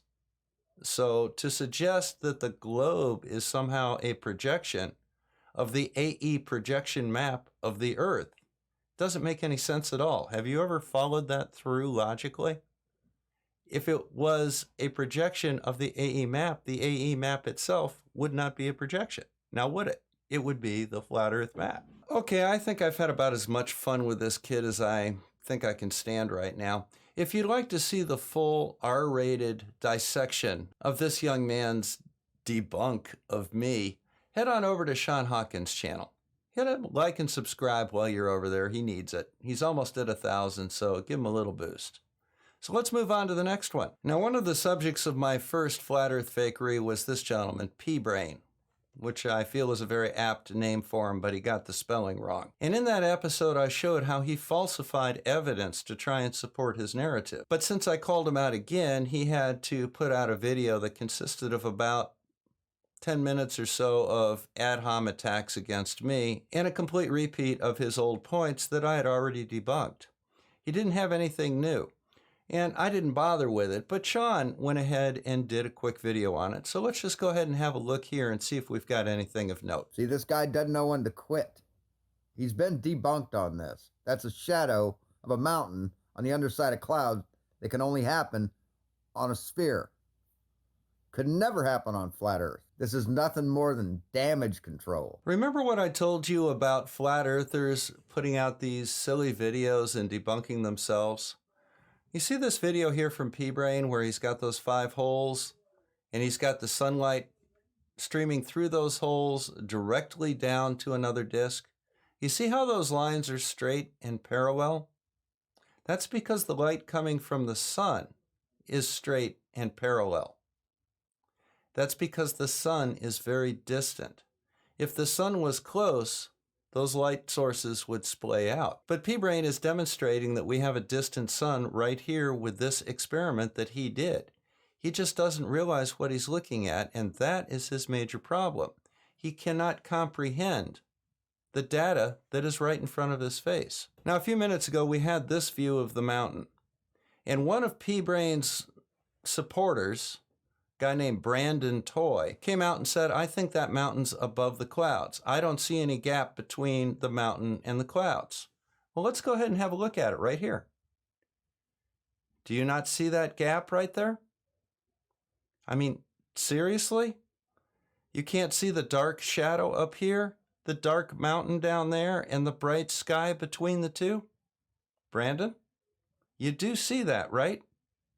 I know it doesn't support your flat Earth narrative, but there it is, nonetheless. Now, the other thing that Brane and his friends don't seem to understand, because they can't comprehend the geometry of this, even though I showed them a model of it on the original debunks last summer.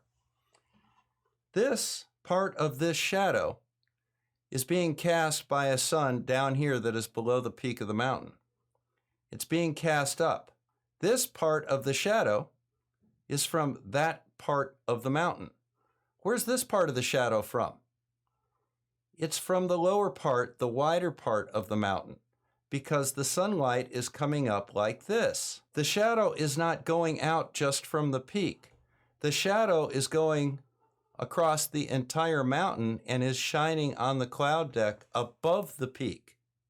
See if you can make a model and figure that one out a little bit better. Well, it's not completely a side view. See, the shadow's still coming at you. That's why it's still spreading out. Not quite as much as this. It's not coming at you, dude. It's going off to the side. Now let's see if I can make this a little clearer. Here's the top of the mountain right here. There's the gap between the top of the mountain and the clouds, and this part of the shadow right here is from the very top of the mountain. As you go further out in the shadow, you're actually catching the shadow of the lower part of the mountain, which is wider.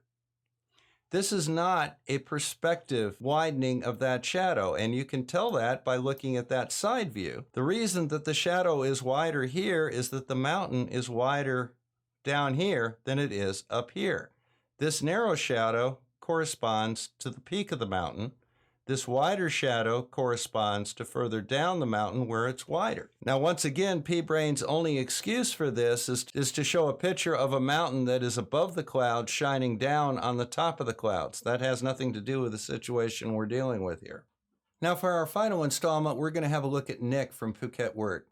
I put out a video a couple of weeks ago showing how you could tell the Earth was a sphere based on looking at sunsets and clouds. And I used this photograph, which I took just a couple of miles south of my home. Let me point out the salient features. Now, first, I want you to look right here. This is the sun, and you're just seeing the very top of the sun poking up over the horizon. This is sunset. We're looking west. Now here you see these cirrus clouds, which are high altitude clouds that are being lit from underneath to the point there's even a hot spot right here. This indicates that the sun is physically shining upward onto those clouds because its position relative to them is lower. This goes along with the sun setting behind the curve or the horizon of the rotating Earth. Now, these little cumulus clouds in the foreground are dark and unlit. That's because the sunlight from this very low sun is streaming up over the edge of the Earth above them. It's lighting up the cirrus clouds, but these clouds down here are in darkness. Now, this really bothered Phuket Word to the point that he made a video almost immediately. And the video was so silly, I didn't even bother responding to it. His argument was that these clouds down here, including this little bitty one right here, are so thick that they're physically blocking the sunlight from the sun above them. And he maintains that the sun only appears to be low due to, you guessed it, perspective, and was in reality higher than all of the clouds in this picture. These cirrus clouds were so thin, the sun is shining right through them. He doesn't really account for why they're red. He doesn't account for the hot spot other than to think that maybe that's where the sun is above those cirrus clouds and it's shining below it, although you can see the sun right there. It's below it. And then he claims that these little cumulus clouds are so thick that they are blocking the sunlight passing through them. But I want to call your attention to a couple of things. First of all, notice the tops of these little cumulus clouds are dark. If the sun was shining on top of these clouds, the bottoms would be dark, but the tops would be lit up. So let's go over to his video and see what he has to say. Now, before he starts to drone on, let's take our fresh eyes and just look at his photograph taken in England. We can clearly see the sun is well above the horizon. These cumulus clouds, these cumulostratus clouds here, are dark because they are indeed blocking the sunlight from this sun. However, look at the top of the clouds. See how they're lit up? That's because the sun is higher than the top of the clouds in the sky. It just appears to be low due to perspective, and that's correct. However, the sun itself is physically shining downward onto these clouds. Unlike my picture, where the sun is very low and is shining upward onto these high altitude clouds and missing these low cumulus clouds completely. That's why they're dark. Notice they're not bright on top, unlike Nick's clouds. So let's give the floor over to Nick and let him dig himself a hole yet again. Hello, Flat Earth researchers, debaters and debunkers. Lovely sunrise this morning here in Portishead. Of course, we see a sun that appears to be below the clouds. Do we see the bottoms of those clouds being lit up by the sun that appears to be lower than them? Of course not. If I'd have filmed this just a few minutes ago, you would have seen the sun just poking up over the horizon, and the clouds would have been lit from below. Notice how he almost just blew it, and listen to him try and recover. if I'd have filmed this just a few minutes ago, you would have seen the sun just poking up over the horizon, and what we do see is those clouds up there lit up. So, of course, what is this? No, Nick, I really want you to finish your sentence. If we had filmed this a few minutes ago when the sun was just poking up over the horizon, what would the bottom of the clouds have looked like again, Nick? You were right there. You saw it. Go ahead and tell us what they would have looked like. Do you think maybe like that? Just maybe? This is the result of perspective. It is not the result of being on a globular spinning Earth that's rotating to create this sunrise. The sun is, as we say, rising, but that's because it's simply coming closer to us on this level, stationary Earth. And there you go, ladies and gentlemen.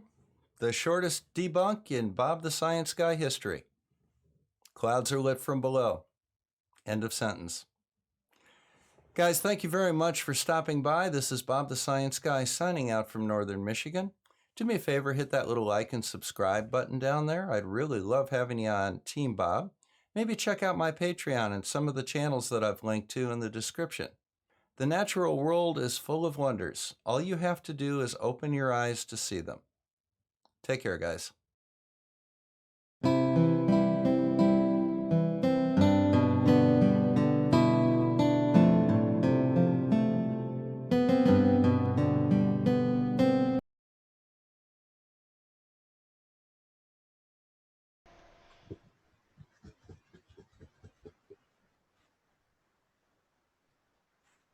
You're right. Okay, yeah. Yeah, I just want to comment on what he last said right there was that there's so many wonderful things to see if you actually take a look around.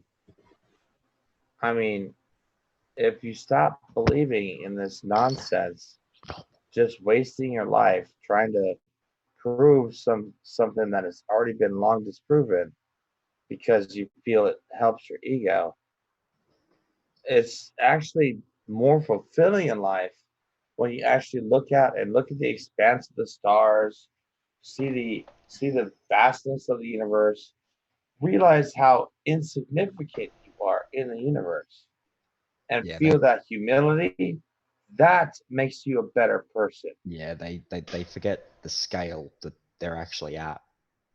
Yeah, I mean, really, humanity could just be erased from the earth tomorrow. Is the universe going to notice? No, not at all. No, don't think it's going to care either. No, not going to give a F and F, really, about us. But we are a little bit of a miracle here. So why are people wasting their time trying to fight against other people who clearly know better than them anyway, just for the sake of their own ego? It's a waste of life. Yeah. It's kind of tragic, really. I mean, you're not wrong. Yeah, I mean they're spending all of their life. They're wasting all these precious days, and they only have so many. Every precious day, just wasting their life believing in this, that everyone's out to get them. As I like to say, life is a joke. Don't take it seriously, because if you do, you're not going to have the time to live it. So just open up and just look up. Stop fighting. Why do they keep fighting? That's really like a little bit of a part that I just don't get. Why do they keep fighting? They know they're wrong. They'll never be right. I really don't get like why someone would be so driven that way. Yeah. Yep. Yeah. Not much else you can really say, is there? No. Yeah. Well, oh, I'm sorry. I didn't mean to. I didn't mean to put the montage right there on the end of the huge movie. You said it. We were all thinking it, I think. Well, I mean, I look at this overall. It's like, why? Why do you fight? You'll never win. You're fighting a battle you'll never win. And for what? To prove that you are somehow better than who? For what reason? If they wanted to do that, then they would actually go and, do some actual learning and, do some good for the world with it. If they applied half of the effort that they do into trying to prove that the Earth isn't a globe, they put half of that effort into actually studying the sciences that they decry as indoctrination, they might actually learn something and they might actually be productive people in society. But it's almost like they're just unwilling to accept anything that might be intellectually honest or even, I don't know, a sort of basic isn't this a simpler way to do it? To open a pickle jar, you don't put the pickle jar on the counter, walk to the bathroom, dance around the 3 circles, come back, say a chant to Allah, and then try to twist the jar. No, you just twist the jar. Just simple as that. What's been going wrong? Yeah, well, I don't know, really. I'm not sure. I've never been in their head, so I don't know. Wouldn't want to either. Scary. No, yeah, very scary place.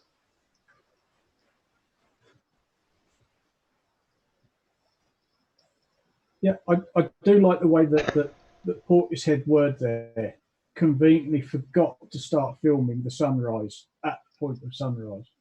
Oh, we've had a lovely sunrise. I didn't film that. I filmed this instead. Sorry. Well, oops, that might debunk them.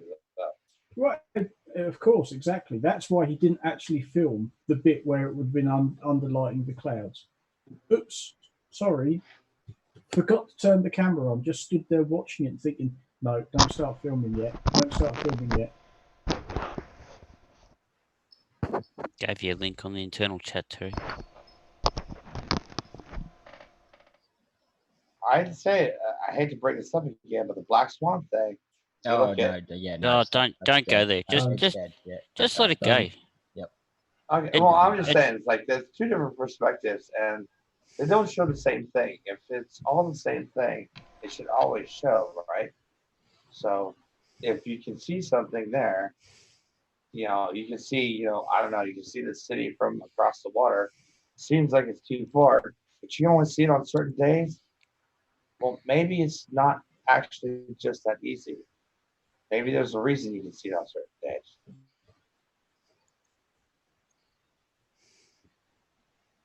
Maybe conditions are just right. Don't cherry pick. Yeah, that's what they do. Why do you think they tried to take photos across the sea 1 foot above it? They're trying to get as much refraction into the shot as possible, just to go, there, see, look. Yeah, look at what? That's refraction. Well done. Have a chocolate biscuit. Oh. So what's next on the menu? I've got one more here, and then we'll call it wraps after that. Sounds good. Number 4. Oh, sorry. Number 4. Here's your 4. We were at now.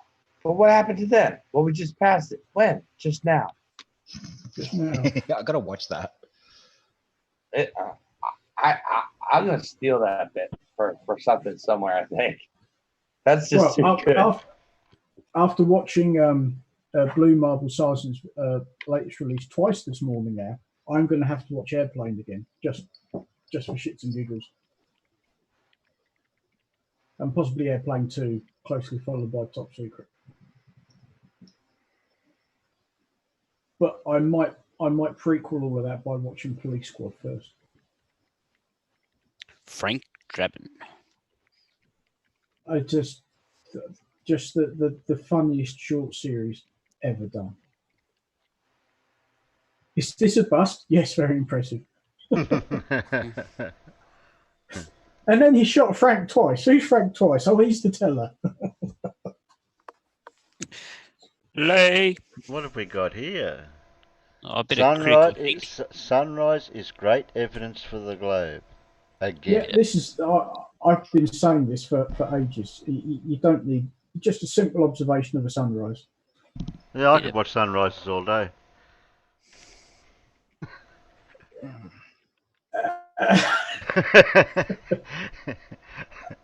I'd have to put one thing to say to that. I'd have to put myself in orbit or something, wouldn't I, to be able to do it that Something way, like that, yeah.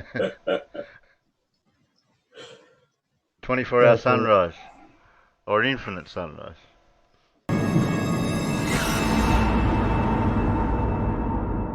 Well, g'day flatties and globe defenders, it's Critical Thing from Down Under. And yesterday on the bus on the way to work, I came across another great piece of evidence that supports the globe, and it's a total disaster for flat Earth. So let's just take a look now and see what it was. Well, it's just before sunrise and I'm travelling on the bus I'm at Clontarf Beach, just about to cross the Tedsmount Memorial Bridge. And I see the sunset in this kind of direction. There you'll see Woody Point there on the left. So this is south of east. Now how do you work that out on a flat earth? I don't know. That's the sun cannot be in that direction, south of east. But anyway, let's see what I saw here. So some crepuscular rays coming from the sun that has not yet risen. It's a wonderful sight and not so common, and you can see the buildings at Woody Point down there, and the sun is clearly to the right of that. So this is an impossible direction if the earth would be flat. So this is evidence for the globe just by itself, the direction of the sun.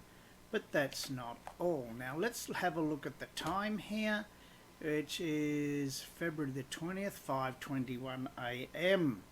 And the sunrise on this particular day is at 5:34. Now I've drawn some lines here. This is not entirely accurate, but it gives you a good idea. You can see the crescent moon right up the top. I'm inside the bus, and I've drawn some lines to where these rays disappear off into the distance, and you can see that it is actually below the horizon. So if the sun were in fact above the flat earth, how can the sun get below the horizon? You know, these shadows here, they never lie, according to Brane. And the shadow knows. The shadow doesn't lie. So we've got these rays coming out. You trace them back to a sun that's below the horizon. Now, I don't care how far away your sun is on your flat earth, but it can never be below the horizon.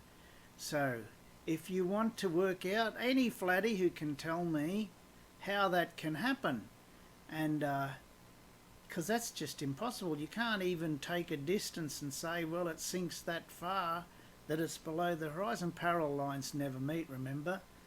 So there's a big problem, big disaster for you flat earthers right there. So here's the sunrise at 5:34. So on a globe we expect the sun to be below the horizon at 5:21. Everything perfectly normal for the globe, but a complete disaster for the flat earth.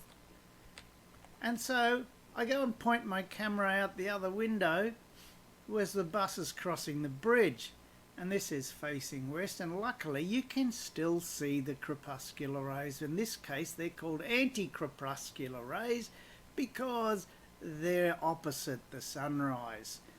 And you can see also, I put some lines in, and they converge to a point a little bit above the horizon, which is sort of what is expected.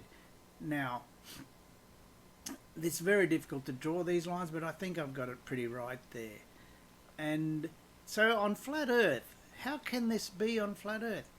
Now, the sun to be below the horizon on one side, and then these lines converge to above on the other. Now, you could probably say that it's far away. Even if the anti-solar point was there, and you're saying on a flat Earth that's perfectly normal, just tell me how far away the sun is and how high it is in order to get that angle, and then I'll be happy with that. If you can work out how that's possible on a flat Earth. But really, this is great evidence for the globe. Sorry, flat earthers. I know most of you will ignore this because it's too hard or you don't understand it. But there you go. Earth can't be flat because of this. The sun is, as we say, rising, but that's because it's simply coming closer to us on this level, stationary Earth. The sun is, as we say, rising, but that's because it's simply coming closer to us on this level, stationary Earth. Thank you.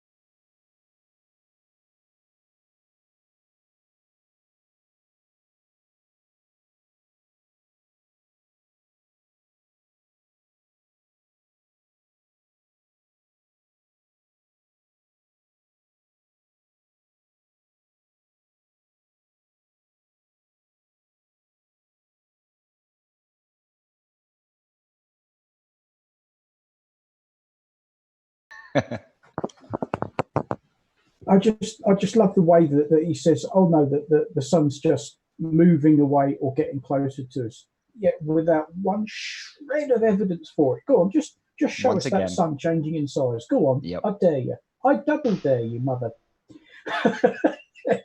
That's right. What? Isn't it in the dome though? Apparently. You go on then. Show us the dome. Pictures. Well, yeah. Oh, that's right. You can't. So actually, if it's in the dome, we should be. Oh, we're still muted, It should by be a the lot way. easier to get there, right? What if we shot a rocket to it, maybe? Yeah. Terry, we're Apparently muted. that's been done. No, it started now. Okay.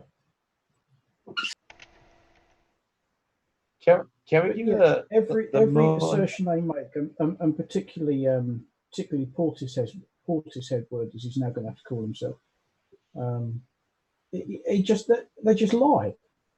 There's no point saying, oh, they're just disingenuous, they're not being honest. They're lying. Yes. No two And ways about it. that they get caught out in the lies and they backpedal and dig themselves even deeper holes because they've got to cover the original lie, but then they lie to cover the lie, and then that gets them even further into a lie, and so on and so forth. Well, that's the problem. And yes, Pip, he has. That's the problem with lying, is that to lie, you need a good memory to remember all your lies, to back up your lies. That's the great problem. When you're constantly lying, you either have to have an amazingly good memory and remember all the lies you told, particularly on somewhere like YouTube, where it's on the internet. People can go back and say, hey, look, you said this. And even when you've deleted it from your channel, oops, what about all the people who download your videos? Downloaded and they go, oh, look, you lied. Yeah, what happens on the internet stays on the internet. Yeah, Spurs Pretty much. Spurs regrets a lot of the lies. I think. Well, I don't know if he regrets any of it, but he keeps doing it. I don't think he cares enough to regret anything. No, I don't think he does either. I don't get to You talk enough remember to be accused of lying. Speak up, Terry. Yeah. You remember that guy, right? Who? Pipe Mr. Parrot Mary? wants to emigrate because Giganta's back over here in the UK. Why has he moved back? Well, that guy. Ladyboy flung him out. That guy, the video that he was trying to debunk when he was trying to spar with Wally and Wolfie, well, those videos still keep coming up. Even though he's deleted his channel and essentially all of his videos, sorry, doesn't matter. People took those videos and they debunk you. So now, actually, what you left with is just people debunking you. Yeah. So, Yeah, actually, you're painting yourself in the corner there. I don't know why he's come back, Pip, but I had heard that he'd either closed or sold off his fish and chip shop. All right. Oh, what a shame. Now you have to deal with him again. So it may have been a catch-22 scenario, because to own a business over there, you need to be a resident. To be a resident, you must be married to a original resident of the country. Mm-hmm. Got it. And to also be an owner of that business that's got to make money.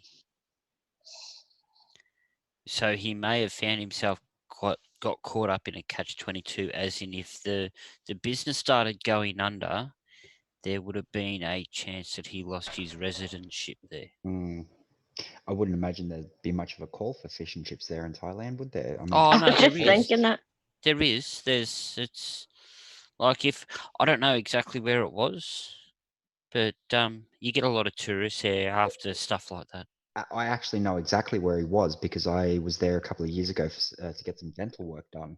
I know exactly where the area that he was in. It was in that same area I was staying at the hotel at.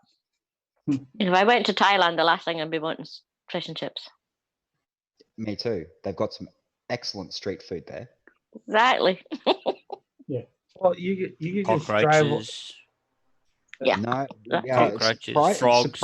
Yeah. Well, I mean, surprisingly, I was worried a bit about some of the street food, but rats. Well, not as many as you would think, honestly. This rat is actually very lean and very nutritious meat. Try anything once. Haven't you seen Demolition Man? Yes, the rat burger. So this is a rat burger. But there's science behind that. Rat meat is very good for you. Oh, there you go. Almost as good for you as kangaroo, but anyway. Hey, no fat, right? Kangaroo's nice. I like kangaroo. It's cheap too. Not over here. I dare say at the detriment to animal lovers, but actually horse meat is far better than beef. Oh no! Ugh. Yuck! No. It's not good for you. It may taste good, but it is definitely not good for you. Oh, I don't know about that. It's lean muscle meat. We just don't want to eat it because it has a face. It's a horse. Yeah. I got zebra steaks one day and I cooked them up and they smelled lovely, but nope, couldn't eat it. I'm eating a horse. Well, that's your zebra right there. You know, are they black? Are they white? Who knows? Who knows? Actually, I heard that they are black with white stripes, not white with black stripes. But that's it says kangaroo ragu. Kangaroo ragu. That's okay. Yeah. You just mix them all up in the pot. It just all turns gray. It's all right. Stir them up in your cauldron right there. You know. Well, that was it. I think I heard. Or you just do what's called a hunter's stew. Yeah, chuck everything in. Yeah. Chuck everything in from the 1st of August, and it keeps on boiling on the top of the stove all the way through to the 31st of January, and you just keep adding stuff to it. Interesting. And you just keep taking food out of it. Just keep it running. Zebras are black. That's what they do in big fancy kitchens. They have a master stock and you just keep adding to it. Yeah, but what about snakes and bats, though? Ugh. Well, as long as they're not coming from, regional rural areas of China, not bats though. Snake is edible, but not bat. Well, as Crocodile Dundee says, well, tastes like ass, but you can live on it. Depends on what kind of snake it is too. Yeah, I'm not big on. I don't think reptiles are really, quote unquote, good eating. When you're hungry, enough, you'll eat just about anything. I'd disagree. Well, I'd say I'd have preferences over that. Yeah. And that's what you've got to understand is it's a 9 times out of 10 for things like eating reptiles. It's because of the society and the social that you were brought up in, as it would be, like social norms and stuff like that. Yeah, we don't. As a rule, you don't necessarily you're not in the position where you can just walk into the local grocer and buy reptile steaks. Even crocodile steaks are somewhat. You almost need to go to a specialty butcher to get stuff like that. I think that goes anywhere, really, doesn't it? No, not really. Like I said, it all depends where you're born, where you live, and. Well, I know in the States, it's like reptile meat is not exactly right in the grocer's cut of the day right there. You generally have to go to a specialized store to get that kind of stuff.